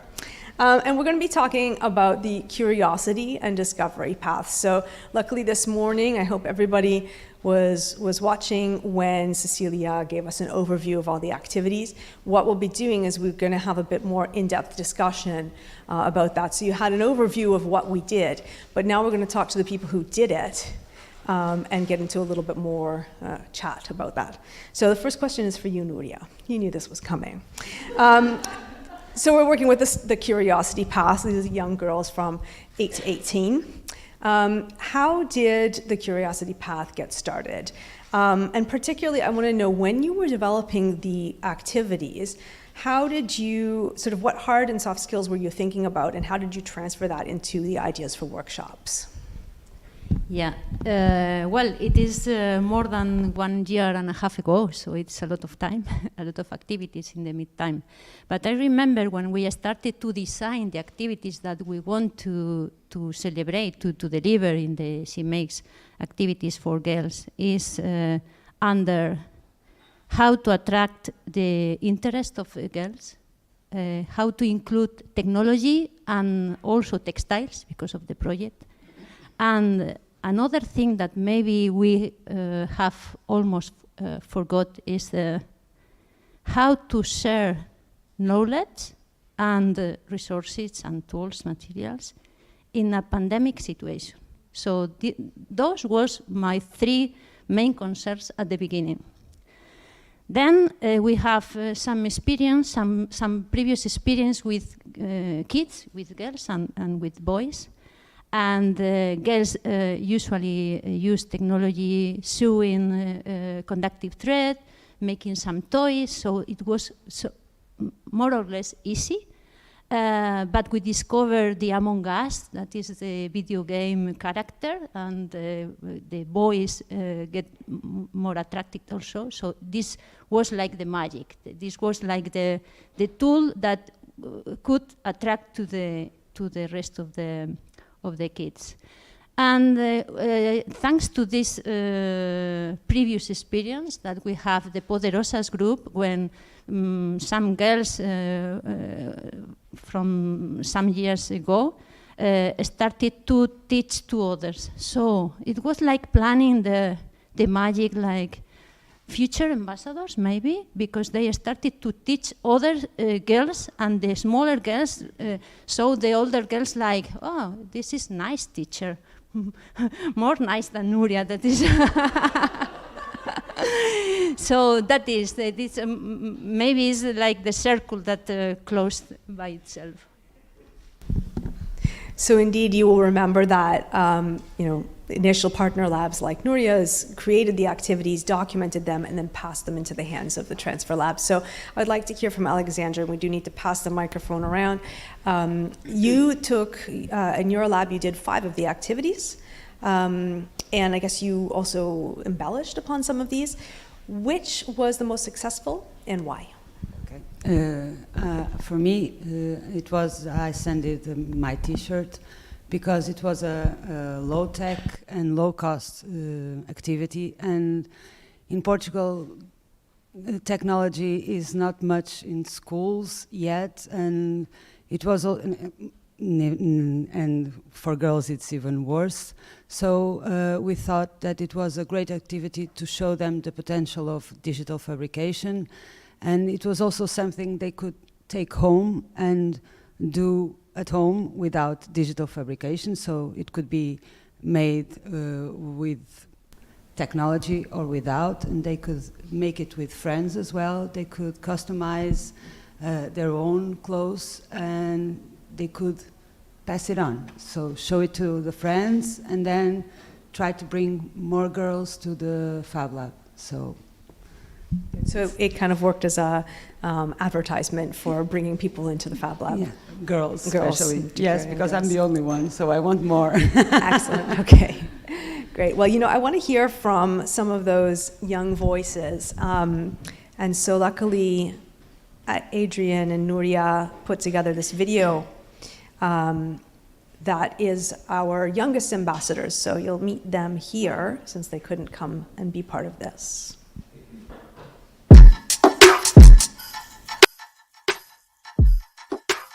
Hi, my name is Carla. I'm 14 years old and I'm one of the Shemakes ambassadors. Hello, I am Lucia and I am 14 years old. I am Blanca, I am 10 years old and I am an ambassador of Shemakes. Hi, I'm Rita and I'm 13 years old. Is that I have the ability to develop projects that I have not seen myself able to do. Is not to be afraid to do things wrong, and it has also been to be able to meet new people and other cultures. It is collaboration with others. On Shemakes activities, I learned to be mindful and validate my skills. all, I believe that everyone has the ability to develop activities regardless of their age and gender. I think we can all do the same CMake activities because even if we are a different gender and we are different age, this doesn't change. CMake's activities can be done via unknown, and even if they have difficulties, everyone can do them with some help. I don't think there's a difference between boys and girls when it comes to participating in Shemakes activities. I think we just have to be curious and open-minded. Seeing that I have the ability to pass on my knowledge to others, and the fact that I feel heard, which was very satisfying and I would repeat, is what I like the most about the experience of teaching. Was to be able to teach children the same as me by my project and also learn from them because although we did the same thing, everyone had their little tricks to do things faster or better. I haven't had the experience to teach as an ambassador, but in the past I have shared my knowledge on workshops and I hope to enjoy that experience again. I want to do something that will have a positive impact on society.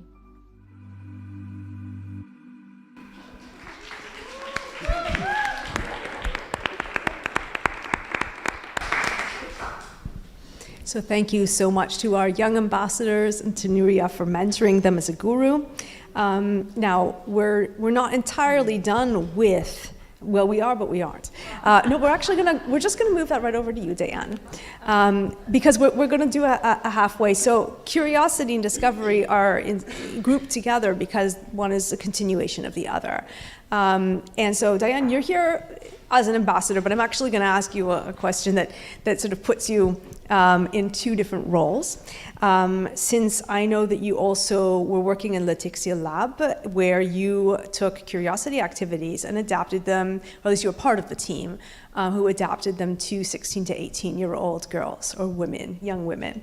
So I wanted to ask you if you could comment on the kinds of workshops that were done for the older age group, and what kind of similarities or differences you see between that and then your experience of the discovery path. Yes. Well, so as you said, my partner in the Textile Lab actually created and managed the activities, but I was there for the one for the older age group, for Curiosity, which was actually the e-dancing shoes, which were dance slippers, connected to a little circuit, so they produce music when you use them, and this was destined to high school girls. I think we only had girls in this one, and I think it had a really that element of playfulness. And for Curiosity, for this age group, I think it has to be a balance between being playful and intriguing for them, and I think comparing to Discovery, it also has to be a bit more guided, because compared to Discovery students that I saw in design schools, for example, they have more of a vision of things they want to make, so the workshops are more adapted to give them more time to develop on their ideas. And for high schoolers, it's a bit more guided also because it's not necessarily their field or not their field yet. So, yeah, but I think overall, similarity for all of them is that they were all very curious about these, and they also, most of them had a little bit of fear towards technology and how to use it, and I think it was a very nice experience for them. Sounds like in some ways there's things in common, and that the fear and the getting over the fear and having a guided activity, so something that's structured, is part of that, and the fun part. Nuria, do you want to add anything to that?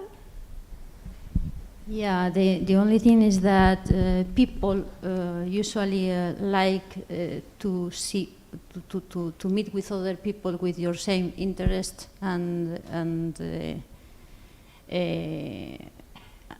the same age, maybe. And you need people to be inspired with or by.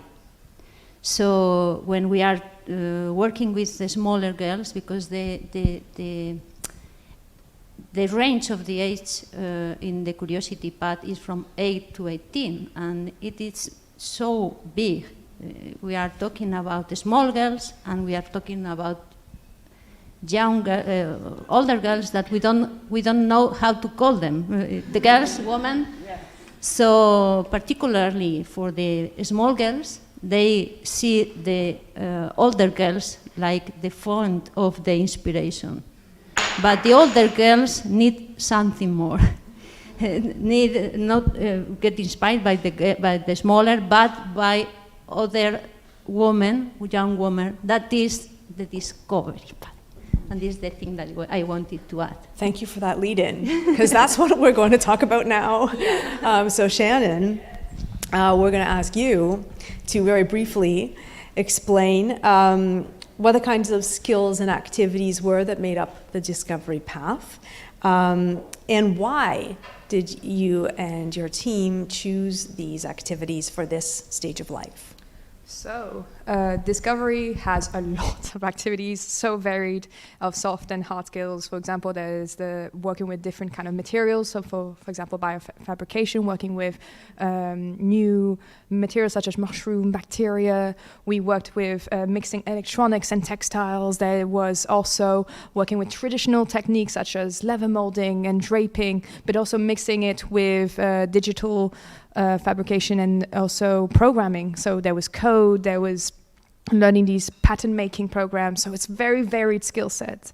And why was there so many? I think there's two main things, is that university students, or students in general, have their interest in it. So they can add it in their final major project, for example. They are looking for these solutions of sustainability. It's not just about the look of the clothes, it's looking at the future, this mix between innovation and tradition.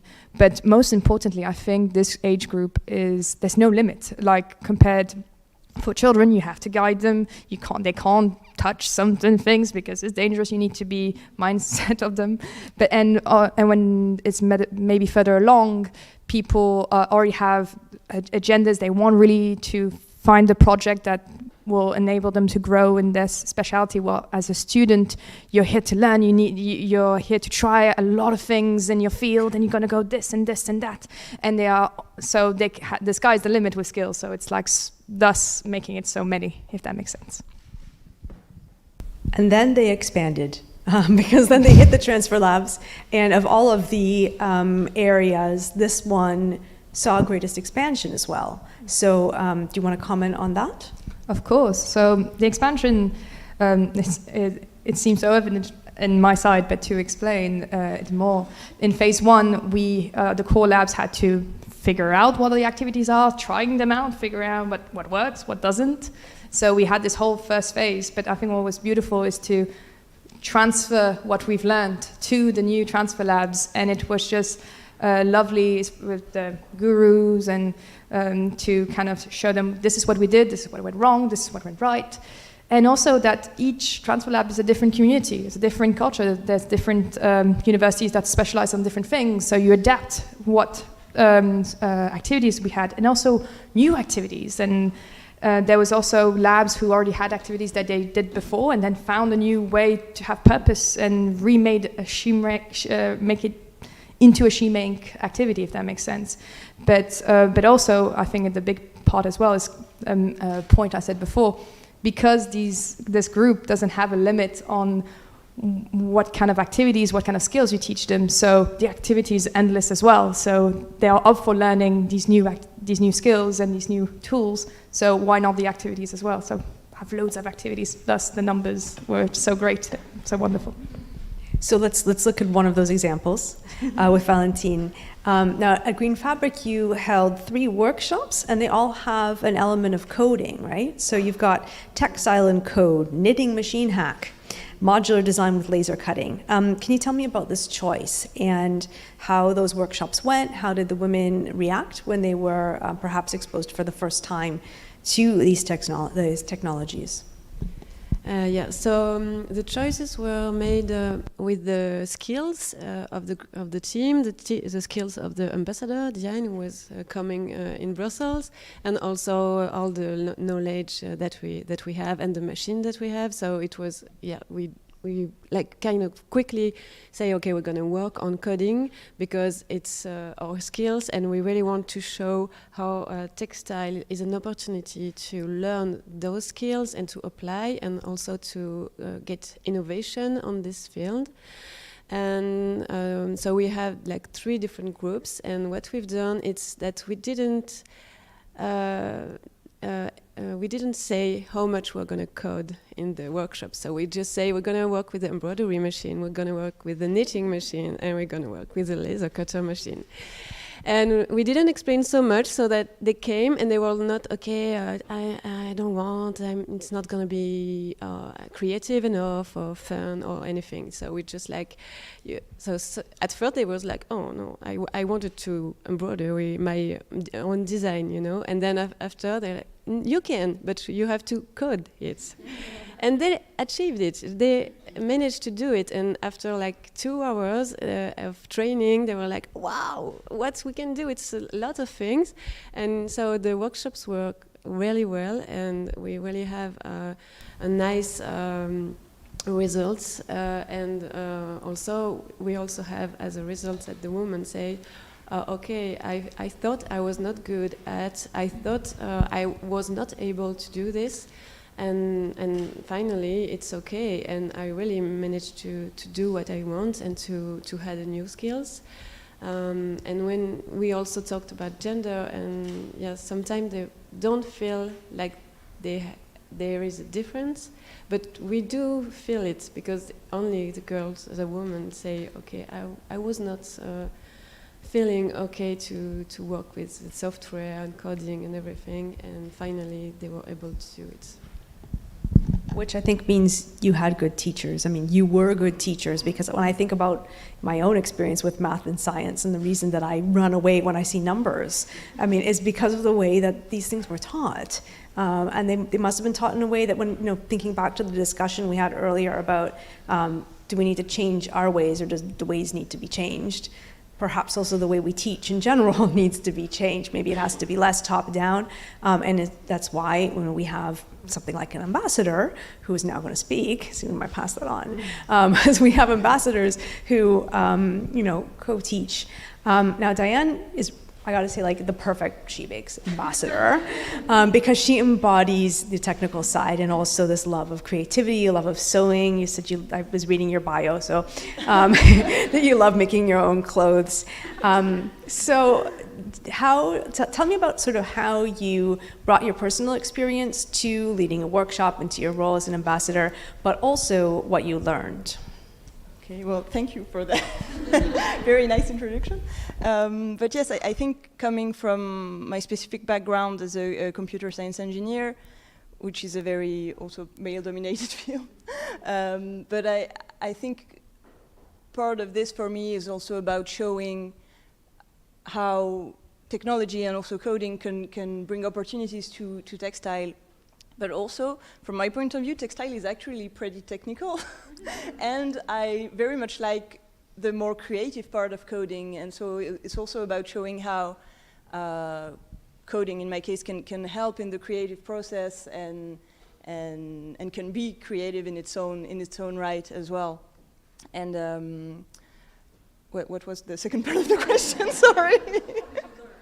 And so I'm going to also come back to what Valentine was saying a bit, because I was, as an ambassador coming to do the workshops in Green Fabric, I was at first a bit afraid of teaching code to people who didn't know anything about it, and it was a great joy to watch them approach it in their own way and take it for what it is, a tool for them to use and explore, and being able to talk with them about how they include it in how they could include it in their design process, and this was very eye-opening and rewarding for me as well. And I think one of the, coming back to also women teaching women, one of the students told us that, like she actually verbalized the fact that it was a plus for us that the 3 of us, so Stephanie, who's over there as well, really helped a lot for the workshops. Valentine and I were 3 women teaching that, and she said that for her it was actually important that we were women teaching that to her, and that it opened for her the door, like it was a full door for her to open this. And these workshops, was this done in the lab, this one, or was it with a collaboration with one of the institutions? I can give you this. So the workshops were in the lab, but it was 3 different textile design school that we worked with, and they came to the textile lab. Okay. So that actually leads me to thinking about how important it is to integrate, or the question really is it important to integrate with existing institutions like museums, like universities? I know there's a part that we call train the trainers, so maybe I would invite Nuria to sort of talk about that first. But I want to think about also like how these integrations have impact, but also I wonder, is it important to keep these activities somehow outside of that system? Open question. Yeah, in our case, we invited to make the trainers 2 type of teachers or trainers. Some of them came from the primary school teachers, and other came to non-regular educational institutions like the museums or space like ours, like Fab Labs.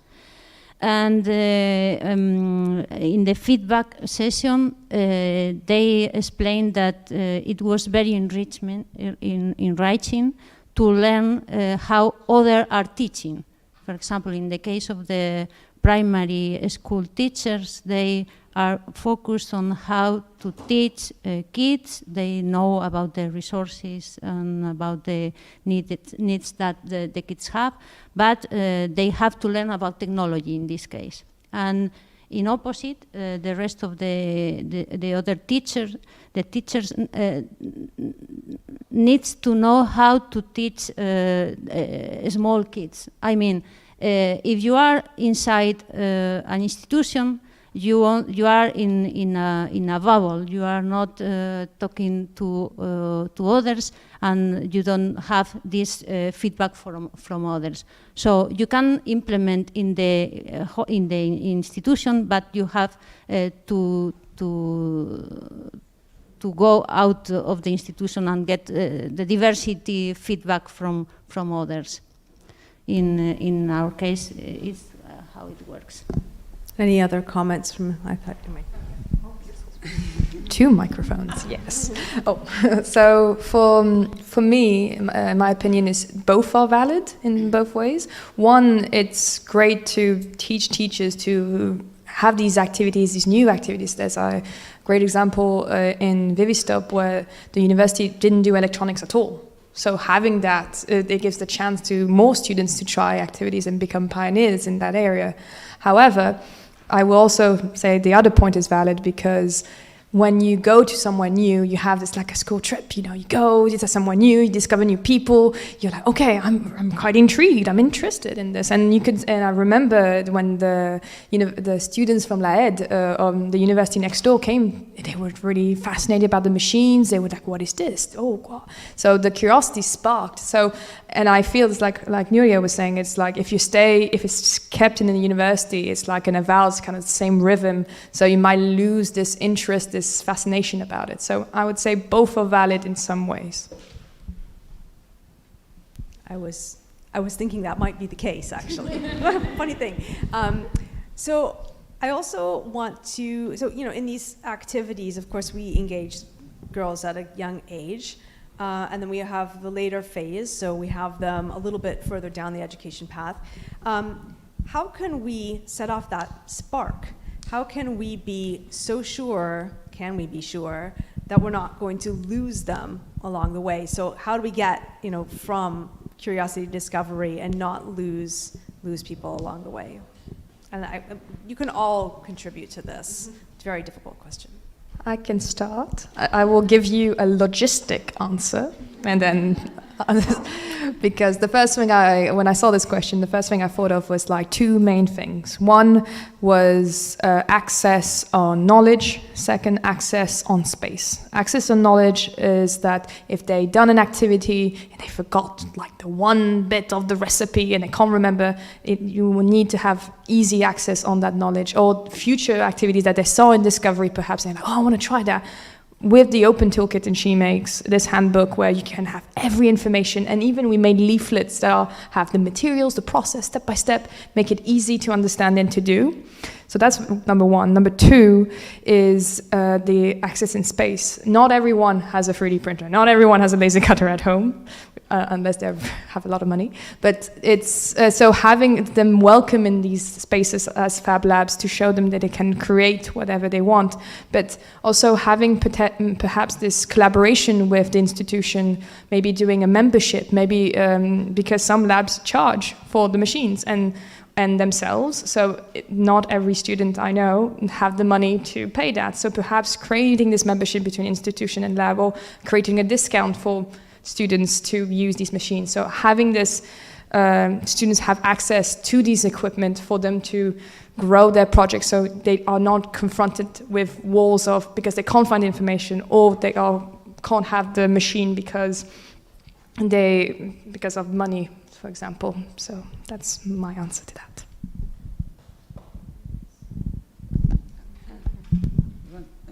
I would like just to say one thing as well, because I think we should maintain the spark in the teachers, so they could motivate the students to use this technology. And I think sometimes teaching is still very male-driven.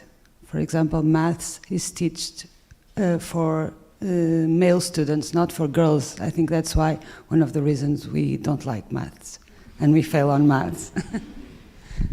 And remember one of the slides from Frédérique this morning? She showed us that the ecosystem of Shemakes offer with the labs safety spaces with open source, like Shannon told before. But for me, it's important to the learning experiences from peers and from experts. So you can choose. But also something that you had said when we were talking about this before is that the girls that you are involved in, they want to know what comes next, right? You were telling me about the different levels available. So, I mean, I guess the solution is clear, guys. More Shemakes. What we need to do is continue this. And what you'll see in the feedback videos that we have, all of the labs participating, we're saying we're going to continue doing Shemakes activities in our labs. So that is a result that we're very happy to hear. So, you know, it's not always easy to get funding, but what we're hoping to see is that these activities continue in the labs, so that these activities are still available for those who got the spark at the beginning and want to keep going. It's not just something like, I remember that time when I was 8 and I did this thing and that was fun, but then I never did it again. It's, I have more opportunities to do these activities in the future. So if there's any other reflections on sort of keeping things going? I can say a bit. Yeah. Yes. Okay. We are thinking on becoming Fab Lab hermanos, like Nuria says, like brother Fab Labs, to keep on working with girls, sisters. Yes, yes. Because hermanos is brothers, isn't it? Same. Yeah. So I translate it. Sister, yeah. So basically, fermenting the network. So we've created a network. We're going to make those networks stronger, make the ties stronger, which is great. Yeah, I completely agree. That was not what I was intending to say, but I completely agree with the network that we're also building with Green Fabric and the lab in Lyon, and also with Onfay in Geneva. And so I think we can keep on doing that. But I wanted also to go on a bit more on what you were saying about the access to the labs. I think what the workshops did as well was showing them that there is this place that exists that they can go to keep on doing this, and showing them that they have the ability to do it, and giving them a bit of maybe a confidence push on, you can do that, you can use these machines. And I think after some of the workshops in Brussels, some of the students did come back afterwards to work on their projects on the machine, and I think that was a really nice, rewarding ending for this. Yes, it's true. Like after the workshops, some of the students came by and just finished what they started, or just made other things on the machine that they learned to work with, and it was a very nice way to what? One of them came for an internship. Yeah. Too. So yeah, it was a very nice way for us to work with the design school and to show the students all that they can do, and that they can come whenever they want. So it was and we are really hoping to get found to make a Shemakes to next year, because it was a very super nice opportunity for us and rewarding. So yeah. Well, thank you, and I think that echoes a sentiment that a lot of people have. So thank you to all our transfer labs, to all our ambassadors of the curiosity and discovery sector. We are now going to move on, so I'm going to have to kick you out.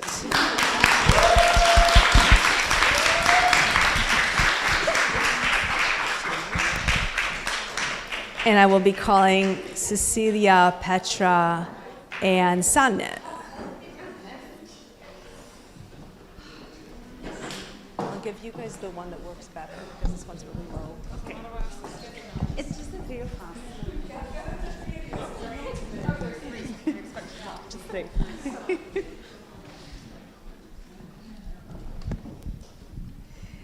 Okay, so we're switching topics, and we're now going to talk about Cecilia's favorite thing, wool. Not only mine, everybody's. Everybody's favorite material, especially in the winter, but also maybe in the summer. I don't know. So we're switching to lab projects, and the way that we took the lab experimentation is, as you know, through the topic of wool. And the most visible of that is the Wool Mondays, which was the hybrid activities. So, unfortunately, Marion at the last minute was not able to join us. She would have been the recipient of many of these questions, and she would have talked a little bit more sort of in practice about the Wool Mondays. And those are going to fall a lot to Cecilia. But I also hope that the two ambassadors who are with us today will be able to comment and jump in at any time. So don't just wait for the question, but literally grab the microphone, because you both have a lot of experience in the wool processing, in the wool industry, and experimentation, research, artwork. So we want to hear from both of you. So getting started with the more theoretical part, but without the slides. And luckily we saw your slides earlier, so you did talk a little bit about modeling. And this lab-to-lab experimentation is based on 2 models. So I'm going to ask you to do that very, very short version of what those are. I'm going to try my best. So the journey model in 11 steps started as a 9-step, I believe. It actually comes from TCBL, from the Bioshades event. But what we saw here is that we took it a step further. I was very happy also with Marion and Nat really leading this activity and adapting this model also based on the feedback. So what we saw is that it was a journey model, 11 steps now, that accompanies the labs on a network level. So it's a way to find each other and know where you're going together while also researching a topic that may be new for a lab, or where we're trying to find out things, where the context is different locally for each one of them. So what is happening here may be slightly different everywhere else. And we added 2 steps of knowledge exchange and research, because we saw the great enthusiasm and a lot of participation, want and need from all the labs. So here we have the sort of journey, step by step, and the second model, so that was the one with all the little lines and numbers, and the second model was the place, design, and make, which gave sort of birth to the 3 different types of projects and events. And in the place, we really see space for the placemakers, all of those labs that are really tied to their local context, that want to create those connections with the industry, understand what is their local issue, how can they empower certain groups locally, but also look at it, let's say, from a mapping level, right? From a systemic, to understand, okay, this is the picture Europe-wide, what does that mean? So we start to draft new connections. The makers are really there to engineer, and to look at how a lab can make new machines, new tools, how can we scale it down, make it accessible to participants, students, other labs, and distribute also, let's say, the way we work, not only across labs, but maybe also in the industry. So having a look at how that would work. And with the design part, we really look at designing alternative paths, so creating these translations, this mutual literacy between art, science, design, using maybe in this case with natural dyes also really chemistry principles and looking at sustainability in textiles and how can we make very much smaller, maybe not big scale industrial revolutions, but seeing locally what is important and what parts can be brought together. Okay, so we have place, design, make. Yes. And we had 3 days in the Wool Mondays. So just briefly tell us about how the days were distributed. Yeah. So I think what the brilliant idea was, at least the part that I very much enjoyed, was that we took the whole month of May. So it was sort of 3 different Wool Mondays. The first one was on the placemaking. A lot of it happened online. We had some local events, but we were also really hybrid, discussing and exchanging on a European level what were the issues. We had a lot of invited speakers bringing different perspectives, different expertises and knowledge on the online sessions, which was very, very valuable. The second one, we had local workshops mixed with some hybrid interaction online. So we had different introduction of the labs and which type of coloring they were going to address based on what they had available locally, but also what made sense there. So we had a beautiful example of Sylvia in the farm lab, using also, for example, all the bark of the different woods that they had been trimming. And there you see that they're really making use of local resources, also in a lab that is maybe a little bit more rural than in the middle of a big city, but bringing a lot of knowledge on direct dyes and the value of those, because we might have forgotten about them somehow also. And here in Amsterdam, we made like a whole rainbow with only 3 local dyes. In Barcelona, they work with food waste, also based on other experiences with the remix work. So everywhere, there were in Redu in Romania, also beautiful work on printing with flowers and other plants with a local artist. So we saw in different ways also these different languages coming up again on coloring and all this knowledge that we were digging up. And under the make part, we were building machinery. So that was the last Wool Monday.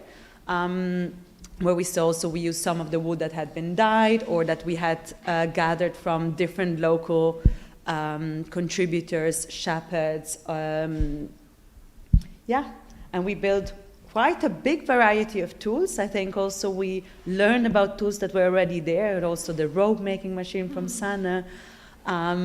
We made a whole variety of drop spindles, exchanging knowledge of those for 2 years and figuring out that there is so much about also spinning that is so deeply linked to women. And so this topic of wool and women really came back together very deeply there. Yeah, very much so. That's something we're definitely going to get into. So I wanted to, we will definitely include both of you with some questions specifically. But with regards to the structure, what I wanted to take a first look at place. And what we're going to do is we're going to look at 2 short videos that bring in, one voice that couldn't be here, Sylvia and Martin from Farm Lab in Austria. And then we're also going to be looking at a video from Petra's work. And I probably should have thought of bringing Sanna's work too. You didn't bring anything with you. Don't you always carry, I'm not going to give it away, what you make. strangely. So if you want to go and grab something from your bag, you do. No, fantastic. She always has this in her bag. You see, I knew it. So meantime, I was going to start off this video so that we can take a look at one beautiful place that is in Austria and that is a full circuit sheep to product circuit.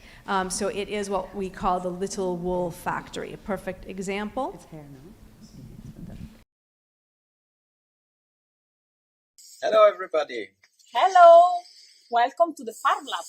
We are gonna carry you around for a tour of the farm. Follow us.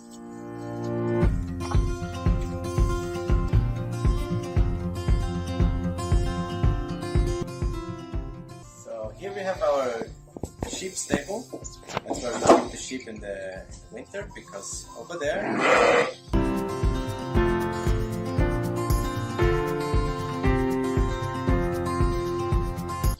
so on this field you can see old apple trees and new apple trees as well. So every 2 years we are going to we are collecting the apples and make our own juice. And here we have our garden. That is a vegetable and flower garden. Now we have flowers and soon we will start vegetables. Right here we are starting a garden for natural dye plants. And this is the atelier where we work with ceramic and with wool as well. We have an electric oven, we have another rack oven outside. These are some testings. And here we have some wool that we dyed with bark, different kind of barks is drying. Some of the latest sample we did, for example, with birch bark, apple bark, cherry bark. These were onion. These were different shades of indigo. And so here we have like our sample area, our iron liquor, and some other tools we need. So in here we have the workbench with a nice selection of screws, etc., whatever you need. And this was built by my father in the 80s. We just repainted it and renovated it a little bit. We have all kinds of power tools and also a Prusa 3D printer. Through the Shemakes project we were able to finally get a laser cutter, which we found second hand. So these ideas for us is how to combine something traditional like the felting and natural dye with the new technologies, which is what is a big area of interest of the farm, and how to combine the knowledge of the countryside and the tradition with all the possibilities of the new technologies. Thank you for the visit. See you soon here in person. Ciao. So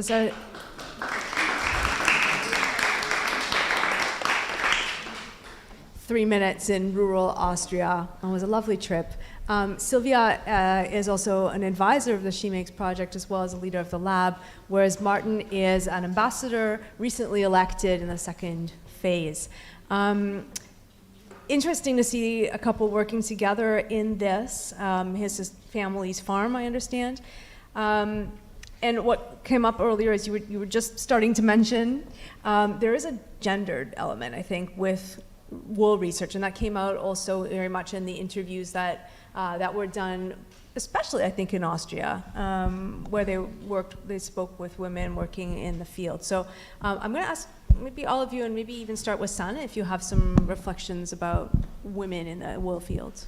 Yeah, definitely. I think Cecilia, you already mentioned how interwoven literally the heritage is with wool, and we've seen it across so many countries. And whilst our lab really focused on the UK and understanding the sort of system of wool in the UK, we spoke to also a lot of people, whether they were researchers or crafts people, whether they were senior academic or basically everyone working with wool in the UK, but having linked with other countries and cultures, from Mongolia to India to Nigeria, and bringing up these topics where a lot of the similarities go to multidisciplinary, but also multi-generational, where it's been literally taught by women on women, from grandma to mother to daughter. And it was really nice to see how that was really visible in these different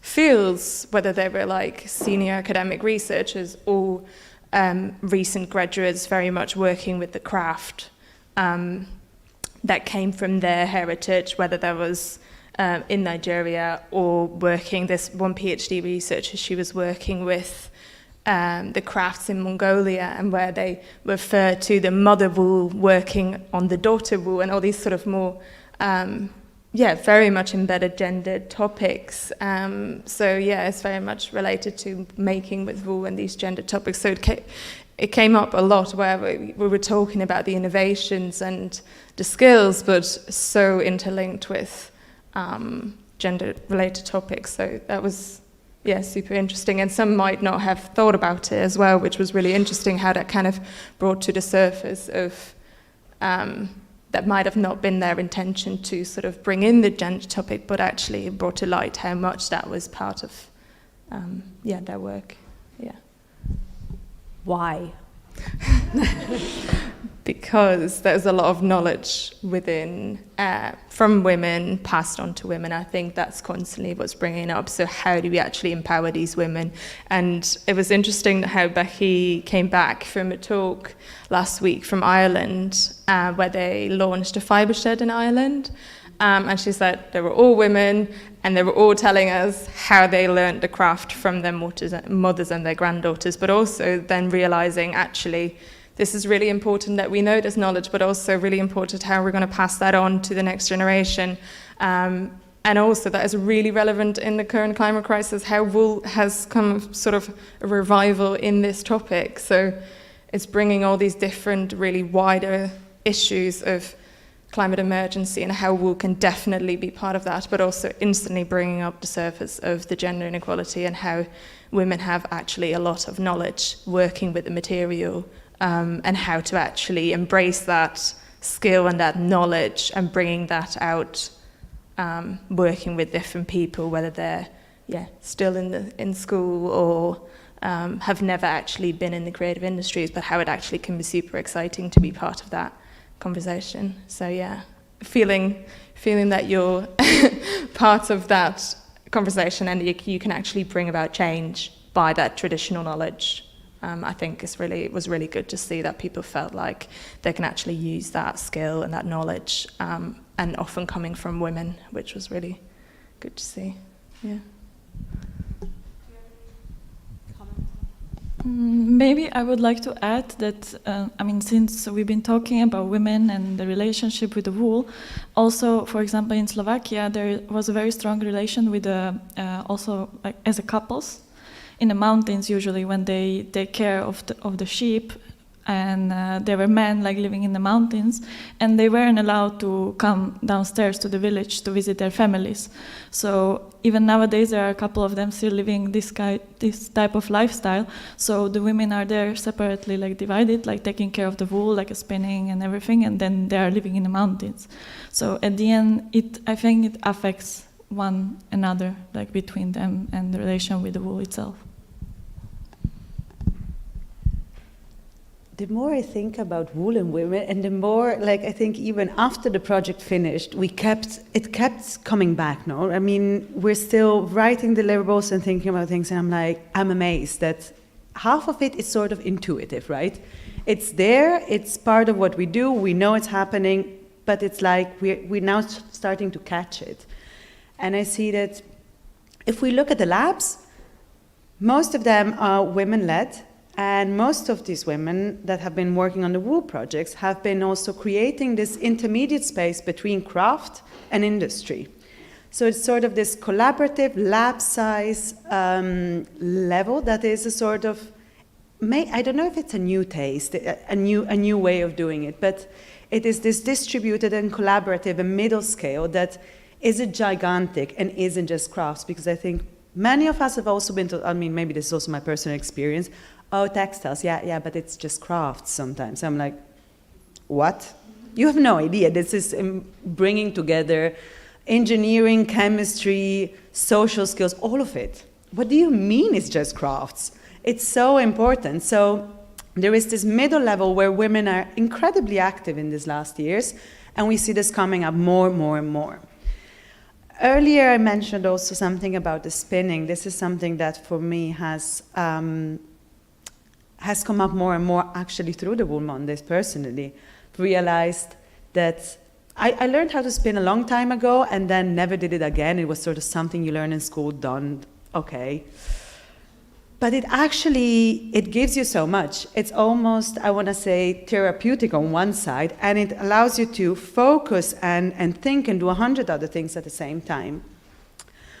What came back later in my mind only recently is that actually spinning, if we look, for example, at India, is, I don't know if you know the Indian spinning wheel, it's the symbol of the revolution. So it's also really empowering women next to the farmers to spin their cotton, to make their own cloth.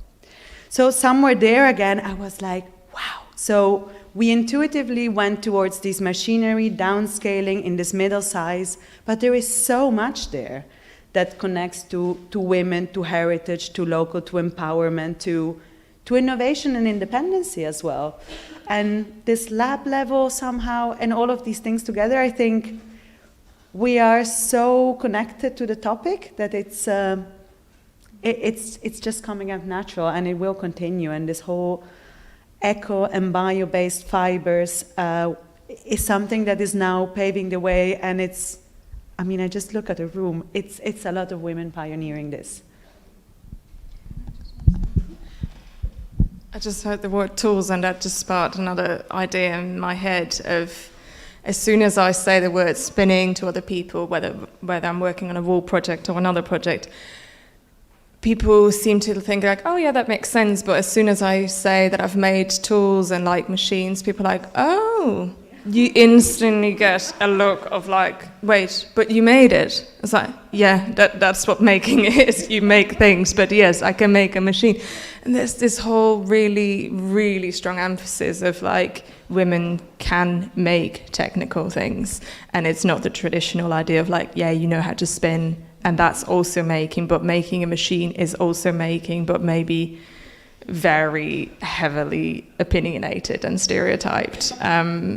Yeah, that's just what I wanted to add with the idea of like making with wool, but making with wool requires a lot of machinery, and I think that's where a lot of the conversations around gender inequality also appears, but maybe a little bit more hidden of like, but who maintains these machinery, who invents the machinery, and yeah, how are these conversations around that a bit more open and less judgmental, I think, but it's really, really, I always find it extremely fascinating to bring these conversations up with general public or different makers, and how, yeah, you can make that too. Yeah, you can use a drill as well, but you can also learn how to spin. It's like, it's open, but people are, yeah, being boxed in these categories of gendered focused making duties, whereas that shouldn't have to be. But yeah, that's all I had to say. At the end of her video, Sylvia mentioned that they were combining traditional crafts with technology, and that's why they bought the laser cutter. And I don't know about other locations, but I know that in the people interviewed in Austria, the women who were running wool-related businesses, they found that they needed a little bit more technology, and so that was one of the things that the lab was stepping in with, being able to introduce these women to technology a little bit more. So we're gonna, this could go on for a very long time, so we're going to jump to the technology part with Petra, and we're going to see a video of Petra's final project from Fab Academy under the direction of our partners at Fab Lab Barcelona.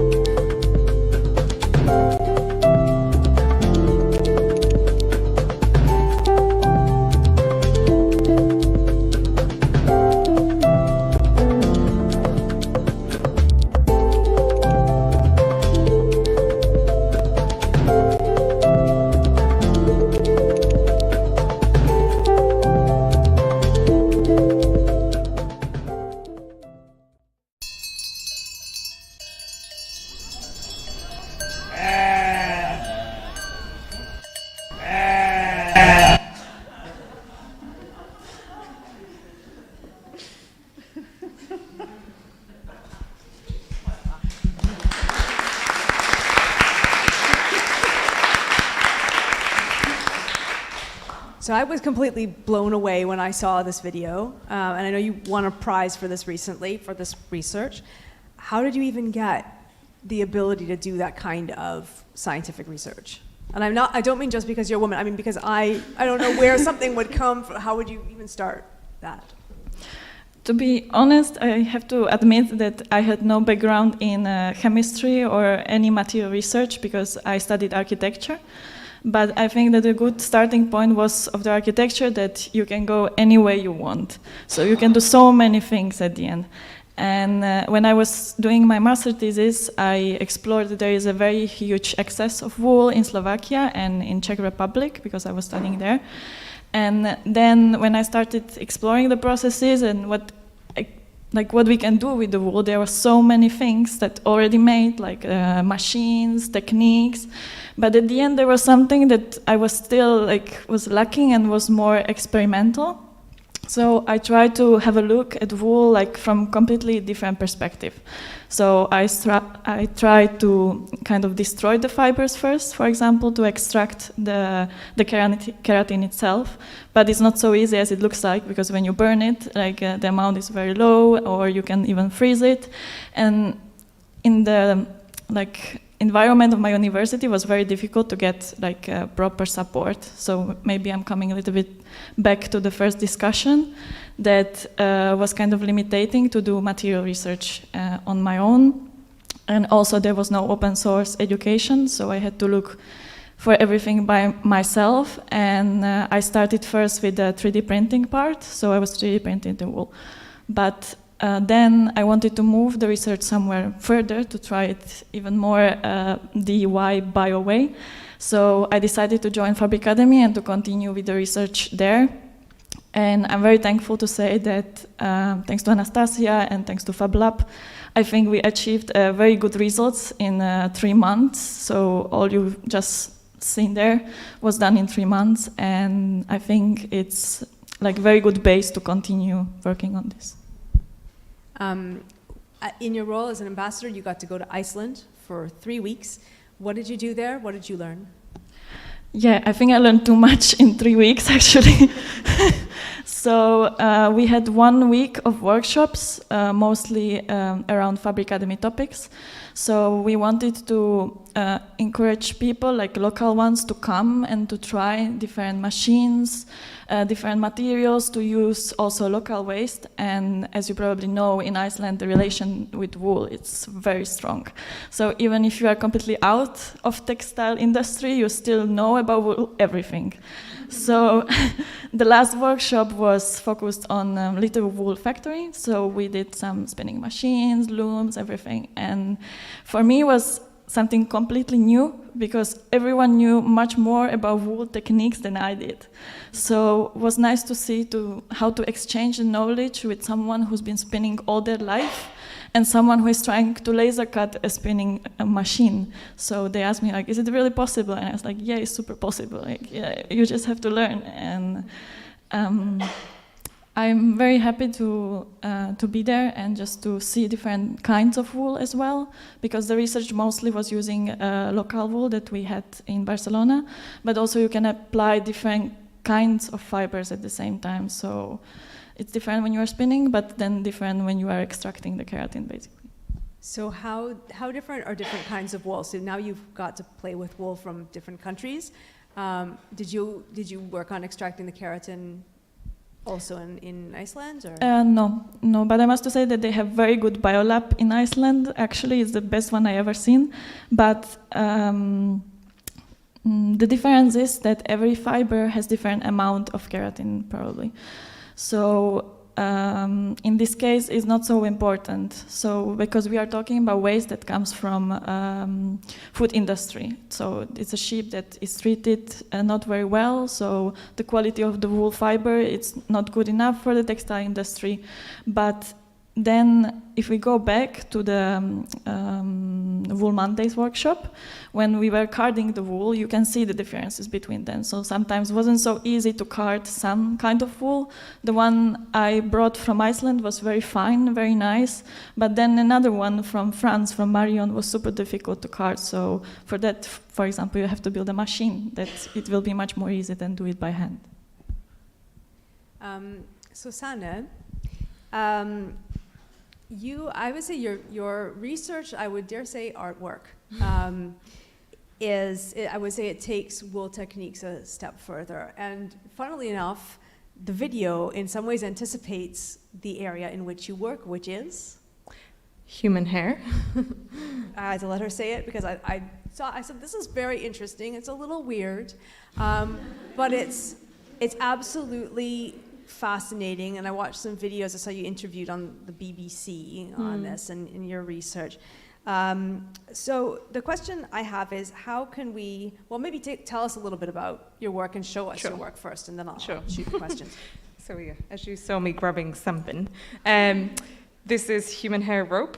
So for quite a few years, I've been extremely intrigued by human hair as a resource, to the extent that I'm now doing a PhD into the topic halfway through, which is super exciting. So yeah, really interested about human hair as a resource. What different ways can we actually use to use this material within a circular bioeconomy, working very interdisciplinary. So that's it in a nutshell. Yeah, and into relating to wool, it's got so many similarities to wool in many different ways, whether that's very technical, but also in the quantity, but also how we relate to wool, maybe not in the sort of extreme how we relate to human hair, because you're probably not the first and nor the last person to say that it's a weird material.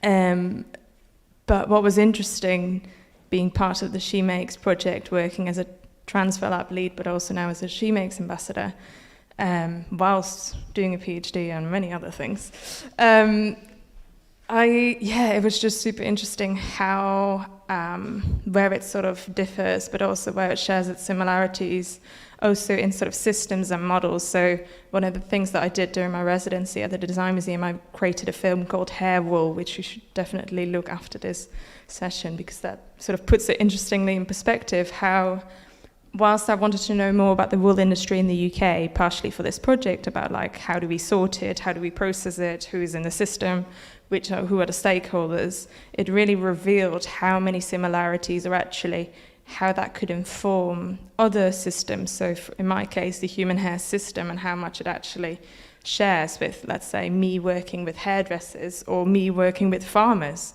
You talk in very different languages and you work with very different tools and very different people, but in many different ways. There's so many sort of similar ways of interacting, but also similar conversations, but also very, let's say the wool drops on the floor, therefore becomes contaminated. That's exactly the same in the hairdresser. So it's like all these very technical things that might be similar or different, but also very sort of more the social side of things or the systemic side of things. So it was really interesting coming into this project with the sort of experience as a material designer and researcher, working with a very different material in some ways, but in other ways that really opened up the perspective of working with wool, but also vice versa, then working with hair again. And yeah, that's a really long answer. But it really does bring up the issue of how we can use wool research to sort of take those techniques, take that experience, and bring it into other materials. Do anyone else want to reflect on that, or Cecilia? Maybe? If not, that's okay. You don't have to. No, I think we could, both the models, the experience, the lab scale, the approach, all of it we could apply to any other fiber, any other bio-based material, any other weird and not weird research topic, because I think exactly this thing is what makes us tick as lab. This is the part where that gray areas, that interaction space that we're like, bring it on, let's do it, let's go for the next one.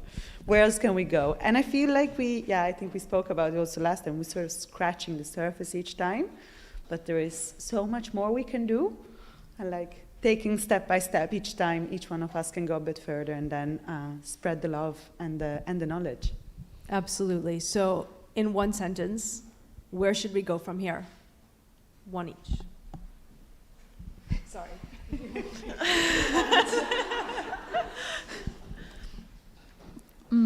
I would definitely go more as an open source way. I mean, it's the same as now I'm reconsidering for the research up there, like what to do. Like if I should keep it more as an open source and just make it, just spread it around so people will know about it and they can apply it for their own project, because it's not only about wool, but it's about recycling materials itself. Or just like go more in a way that it can be in a collaboration with different experts and try to see like how we can combine different environments to create something super unique, because at the end it's the teamwork that it will make it successful at the end. Yeah, I would vouch that too. One other thing that I would highly sort of say to move forward from this is to really take these really difficult and interesting collaborations with other people outside of your discipline, even though you have no idea how to sort of work that, as long as there is respect and kindness and a lot of sort of patience, then there's some really interesting work that can be done, even though there's high gender inequalities in other sectors too. Like me working within the hairdresser industry and barbering industry is extremely gendered. And that just brings really interesting topics, but also a lot of uncomfortable feelings, but which isn't great, but in some ways that also then raises a lot of questions that then, can be discussed. So I think, the really interesting things are happening when it's, transdisciplinary. So that's my thing.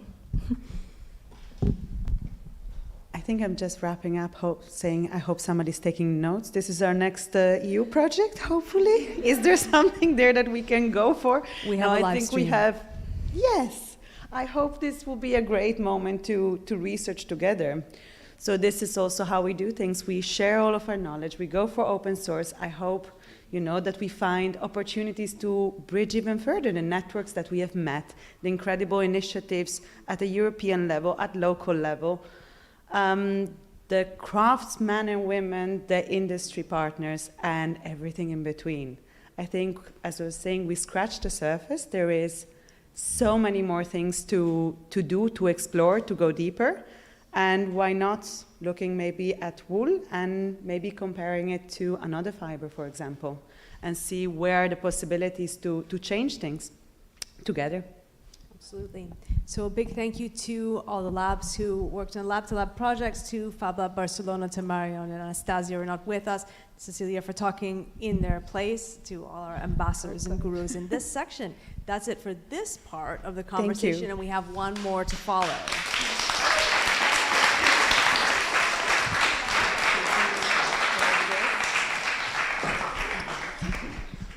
So I'm calling up Beatriz, Victor, Carolina, and Alexandra Floria.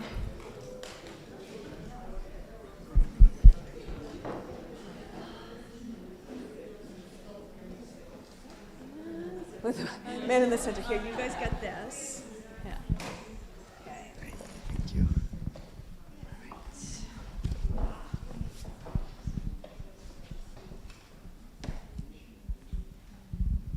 Okay, so welcome again. In Shemakes, we separated out activities from the innovation learning path initially and the business engagement activities. But as we spoke also this morning, we can see these as two sides of the same coin, because in the end, both areas help women find their way into the economic context, or rather get a job. And because they're working at the intersection between textiles and innovation, sometimes that job doesn't exist yet. So we want to help them find their path, develop the skills and knowledge, and be ready to find or create a job for themselves. Now, the innovation path, led by Victor, begins with surveys, not led by Victor. Mix that up. Led by Waag and represented here by Bea, begins with surveys or interviews that allow a lab to understand the needs of the innovative community. And then based on these grounding actions, they develop services or tools or other aspects that are going to create an enabling environment. And then, those women may become whatever they become. They may be artists or designers, researchers, or maybe they will create a startup. And that brings us over to the business engagement activities. So if they have decided to become female entrepreneurs, that's where they get into this part of the path, and they will be helped by developing concrete skills, connections, and anything needed to start a business. So what I wanted to do was, there was actually a model in Cecilia's presentation this morning, and it's quite a complicated model, but in the center there are 3 verbs: support, amplify, and network. So, Victor, I wanted you to tell us about those 3 verbs and what that means in business engagement. Yes, I'll try. So basically, when you start an entrepreneurship adventure, you're gonna have to master a lot of skills, way more skills than any human being is capable of mastering. And so the first step and the first verb that we have is actually support. And when we talk about support, it's that, yeah, you think that as an entrepreneur you have to know about project management, you have to know about communications, you have to know about budgeting, you have to know about your own job, you have to know about so many things. And so the list of things that we can do when we're trying to help entrepreneurs is to support them by handing out those skills through mentors or through other people that could help on the different challenges that the entrepreneurs meet. The second verb being amplify. So one of the first things that we do when we work with entrepreneurs, so there's this prejudice that when you have this innovative idea or you have this business idea, you're not going to talk about it because people are going to steal. And so we break this prejudice. The first thing that you have to do is go and talk about your project, talk about your ideas, because that's the way to meet people. That's the way to know if people have tried this before you. That's a way to really go on with your project. So that's the second thing that we try to do. We amplify, so we give a platform for the entrepreneur to talk about their project and get feedback on it. And the last verb being network.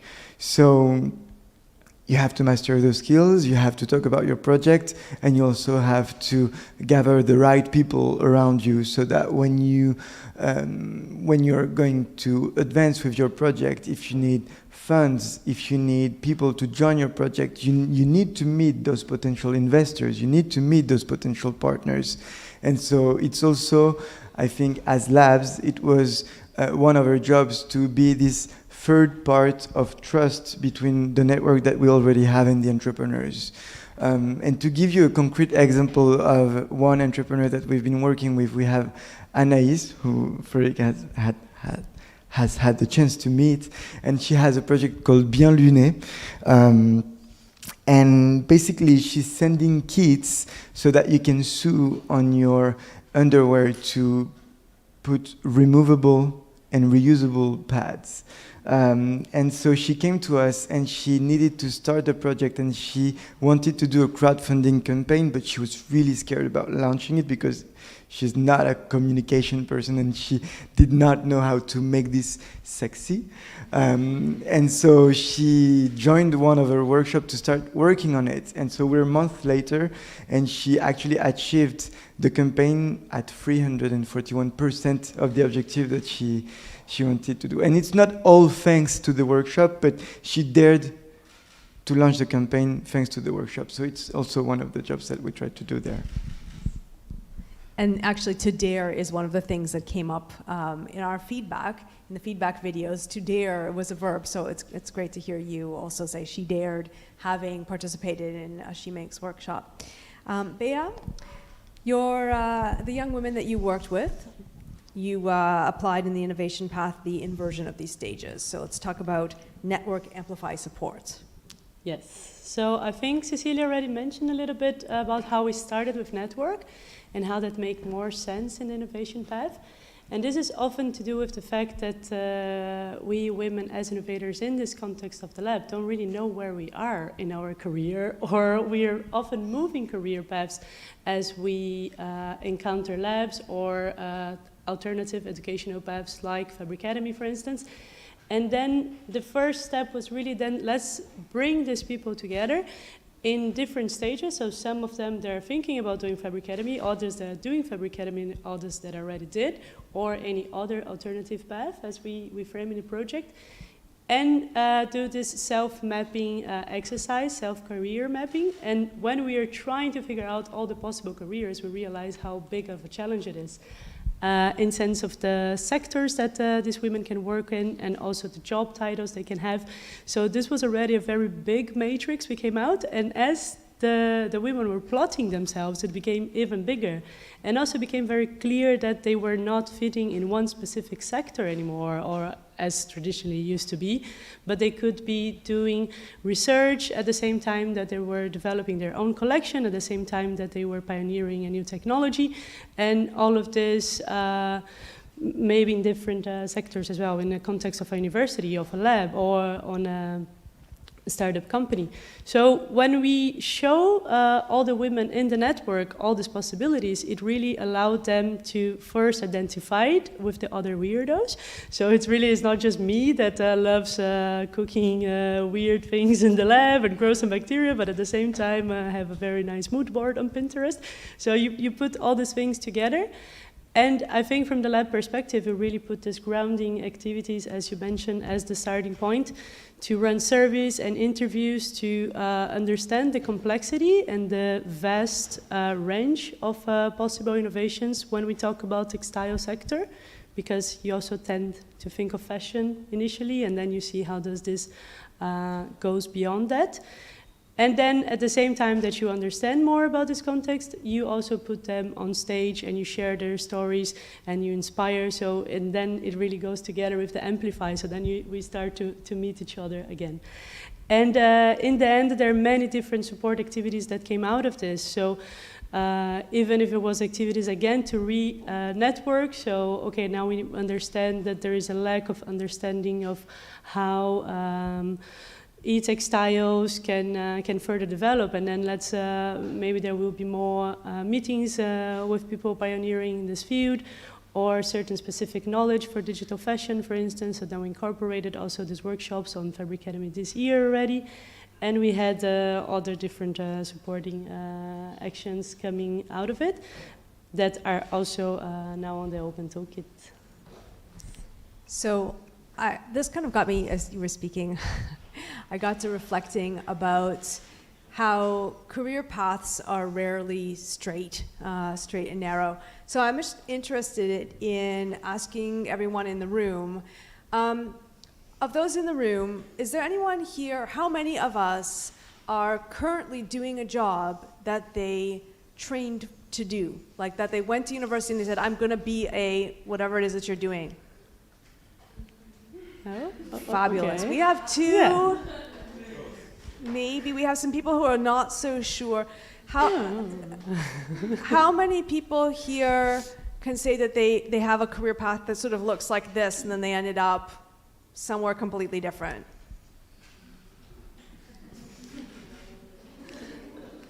Yeah. That's why I studied business, because then it fits everywhere. Business, yeah, parents are always like, go study business. Go study business, and then you decide study later. Economics, like Mariangela. So Bea, yourself studied business, yes. Worked in the fashion industry a bit, and then ended up here.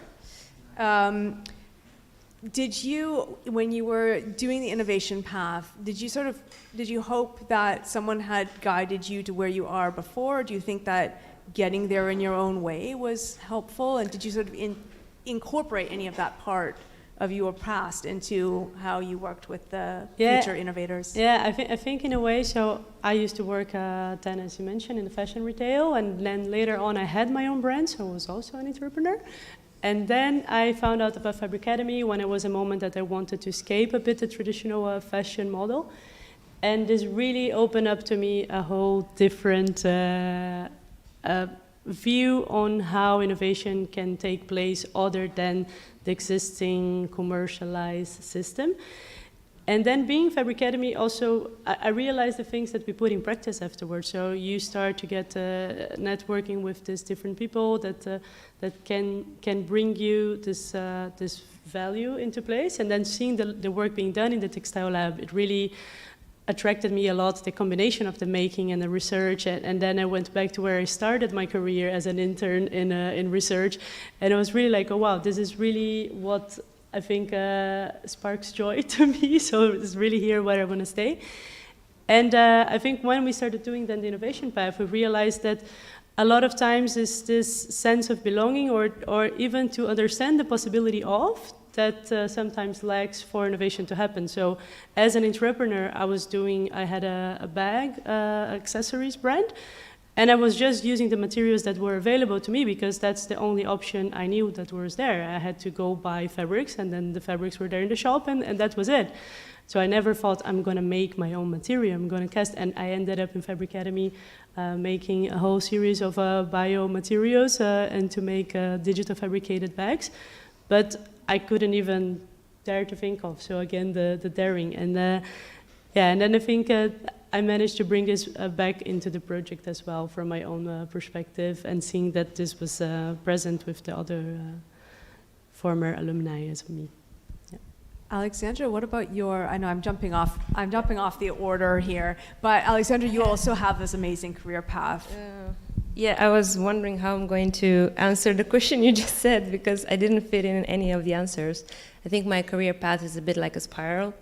As in, what I'm doing today makes sense to where I started, but at the same time, I don't really do what I was trained for. So I was so confused with what I could answer.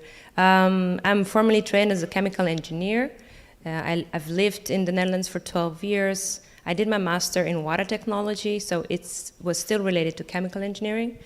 And then during the pandemic, I've launched my own brand, which uses leftover wool, Romanian wool. I'm Romanian.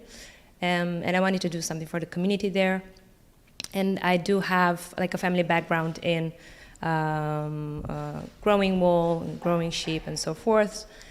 So that kind of makes some sense. And I do feel that my chemical engineering background has helped me to basically draw a flow chart from the sheep all the way to making the sweater, and all the steps that takes to actually design a sweater. And that it was really funny that I saw Becky's presentation when she was talking about systemic thinking. I also did like a design course on systems thinking and design systems thinking. That was by Leila Charulu. You should follow her, she's amazing. And she does talk a lot about design and systems and life cycle assessment, which I also became a life cycle assessment expert.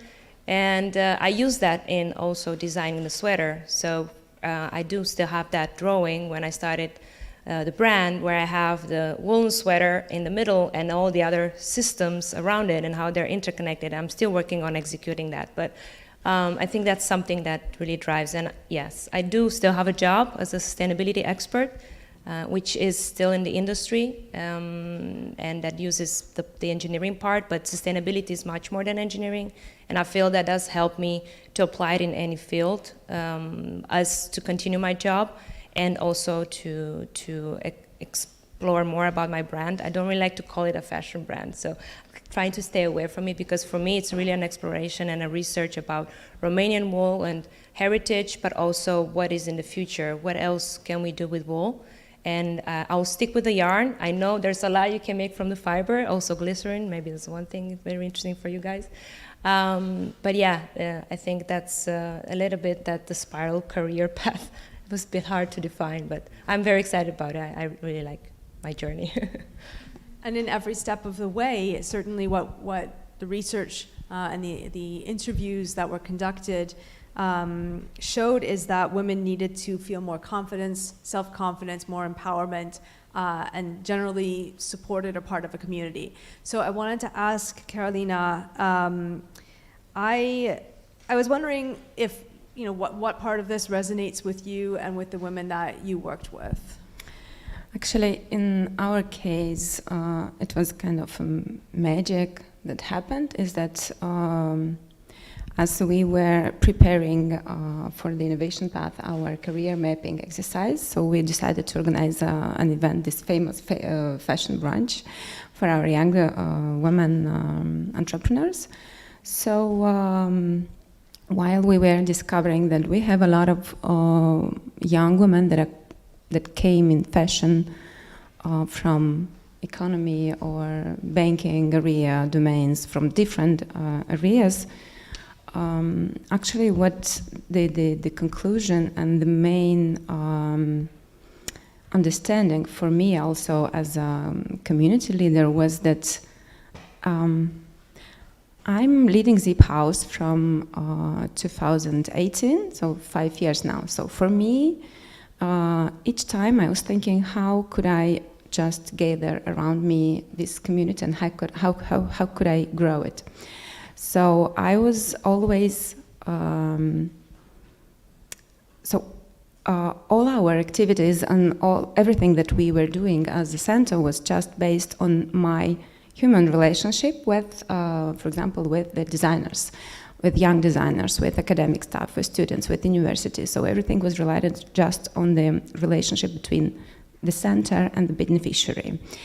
So after this event, actually, that's from Innovation Path, led to these conclusions for business engagement, was that what we achieved was to make them collaborate between them,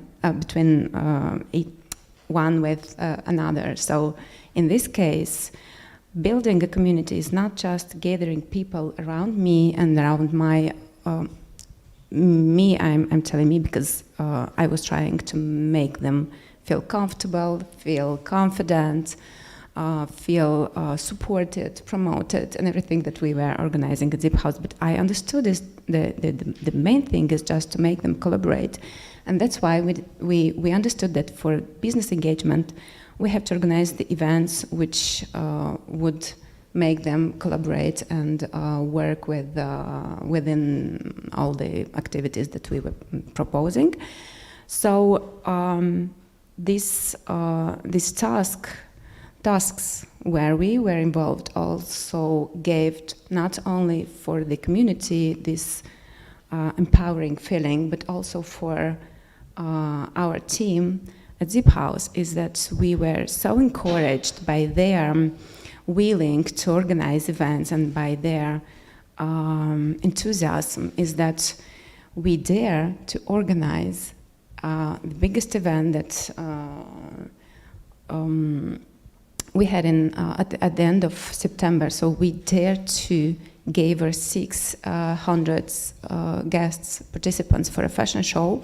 We had also the president that was present, so it was really a big event for us. And we actually, my team and I and everyone that was with us, we understood that when you have the community that is really feeling like family, like they are really united, they are supporting each other, they are starting to, for example, to visit exhibitions, to source together, to organize, to source for the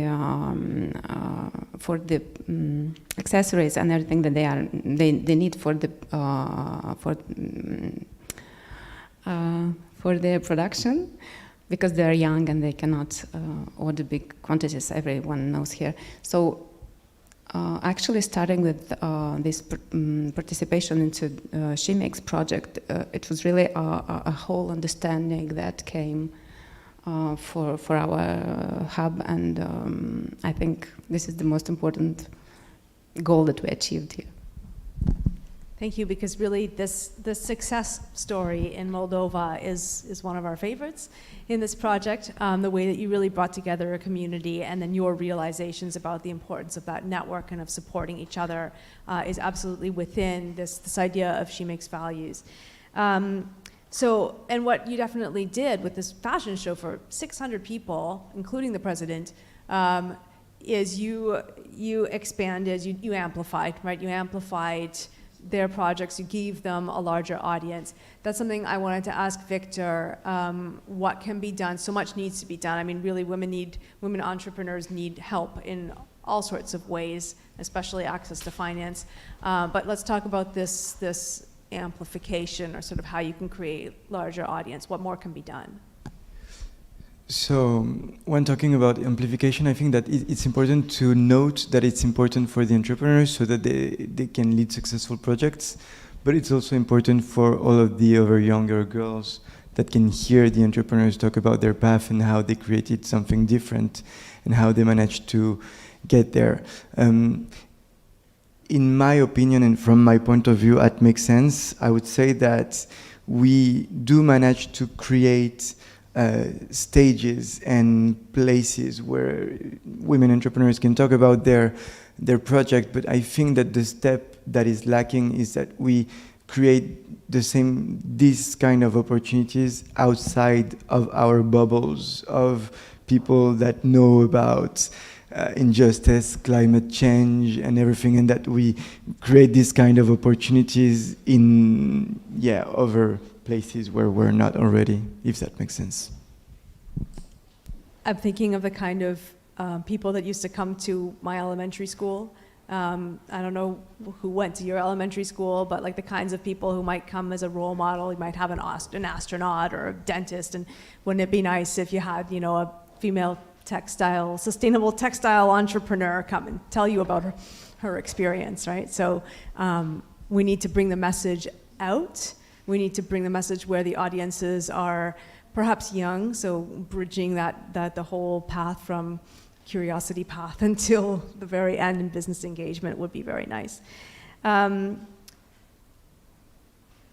So what's next? This is I don't know. I don't even know where to conclude and sort of where to go from here. One thing, of course, to remind everyone is that all of these activities, all of the Shemakes activities, are fully documented online.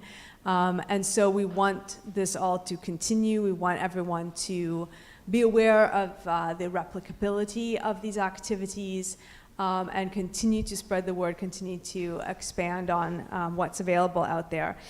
There's still a lot to do. So what I want to ask is, what do you think the number one barrier is for women trying to get a job or create a job in the textile and clothing industry? What's your top solution or approach to breaking that barrier down? So what's the number one barrier, and what's your solution to that? Well, this is a quick question round.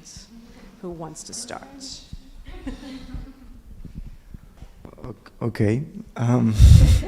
So I would say that one of the things that I think we can continue nurturing is when we work with entrepreneurs, we face sometimes entrepreneurs that want to have the perfect prototype before getting it to someone. And I would say, and we say, don't do this. We say that we should have a test and learn approach. So you really prototype something that is cheap, that is easy to make, and you test it with the people. And so I would say perhaps we should nurture taking this approach out of just entrepreneurship, but how we decide over our career, like applying this approach to, and taking one step at a time. And I think that's a good advice that we can continue and give, perhaps. I would say from my point of view is that, and also we discovered this also during our mapping exercises, the barrier for a woman to become entrepreneur from my side is just, in my country, is financial condition. So what we have is that most of young women entrepreneurs are taking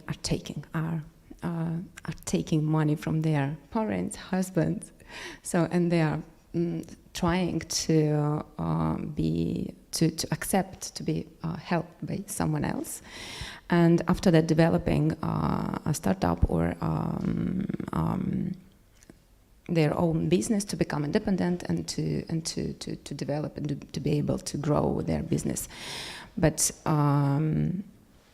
the solution in this case, I would say, is that it's only the collaboration and the access to knowledge and to spaces. I agree with my colleagues. And actually, you were mentioning also that we don't have the skilled people for a person to do this. So I would say that we have to try to implement also these innovation aspects into the universities, into the masters, for example, or license curricula. So we are also trying to involve teachers and professors into all our Faber Academy activities. So access to knowledge and spaces, it would be the best solution for me, I think, and collaboration. I thought they would go to Bea first. Yeah. All right, so I think both are very important, definitely. And in addition to that, I really think that this unilateral view that the traditional educational system has is really a big barrier for any sort of innovation, because if you're studying a certain subject and you're really going only in that direction, it's very hard for you to make the creative connections that are needed in order to spark something new. So really talking about then this disruptive innovation that often we see within a context of the interdisciplinary of the lab. So the barrier is lack of labs like us, and the solution is more labs like us. So I think it's just keep doing what we do, because it's really then the access to knowledge, the access to spaces that you identify, and at the same time understands that it's possible too, because it's not really the technical part only, but then I think everything that comes together with it.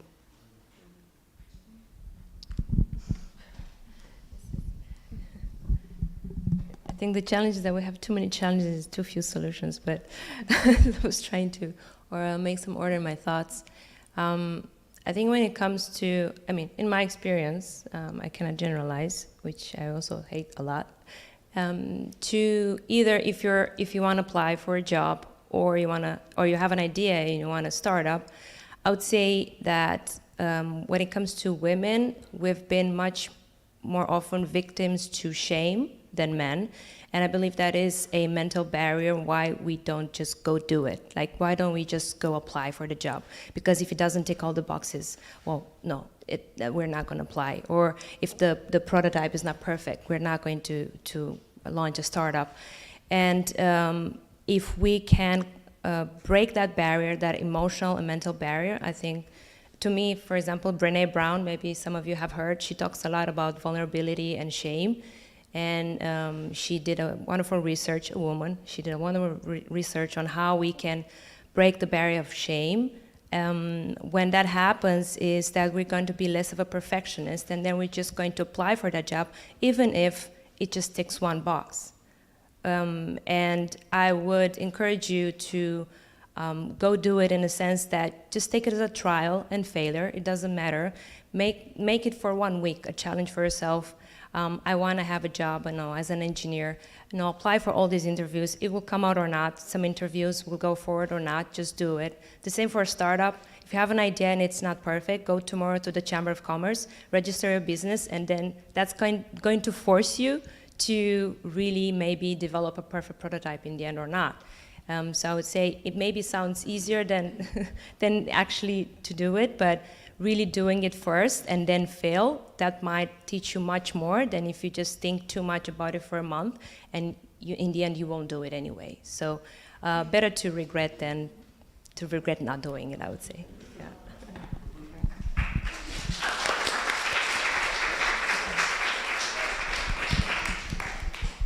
So what I'm hearing really is more Shemakes. Really, without planning this, your answers basically all said all of the parts of the Shemakes ecosystem. So we have really talked about all of the activities, all of the places, all of the people that make up this project. We need more of that in order to get where we want to go. So with that, we're not really having closing remarks. Frédérique is going to have one brief closing remark, but as a surprise, no. Well, first of all, on behalf of the partners, the labs, we also want to thank you. And we want to thank Marco Cusenza, who's behind the scenes but always present.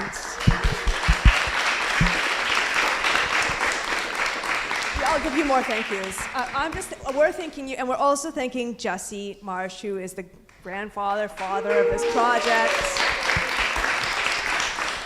And you can do lots of thank yous. I would give a big thank you to Adriana Cabrera, who is the master of the human factor with advisors and gurus and ambassadors. Thank you very much.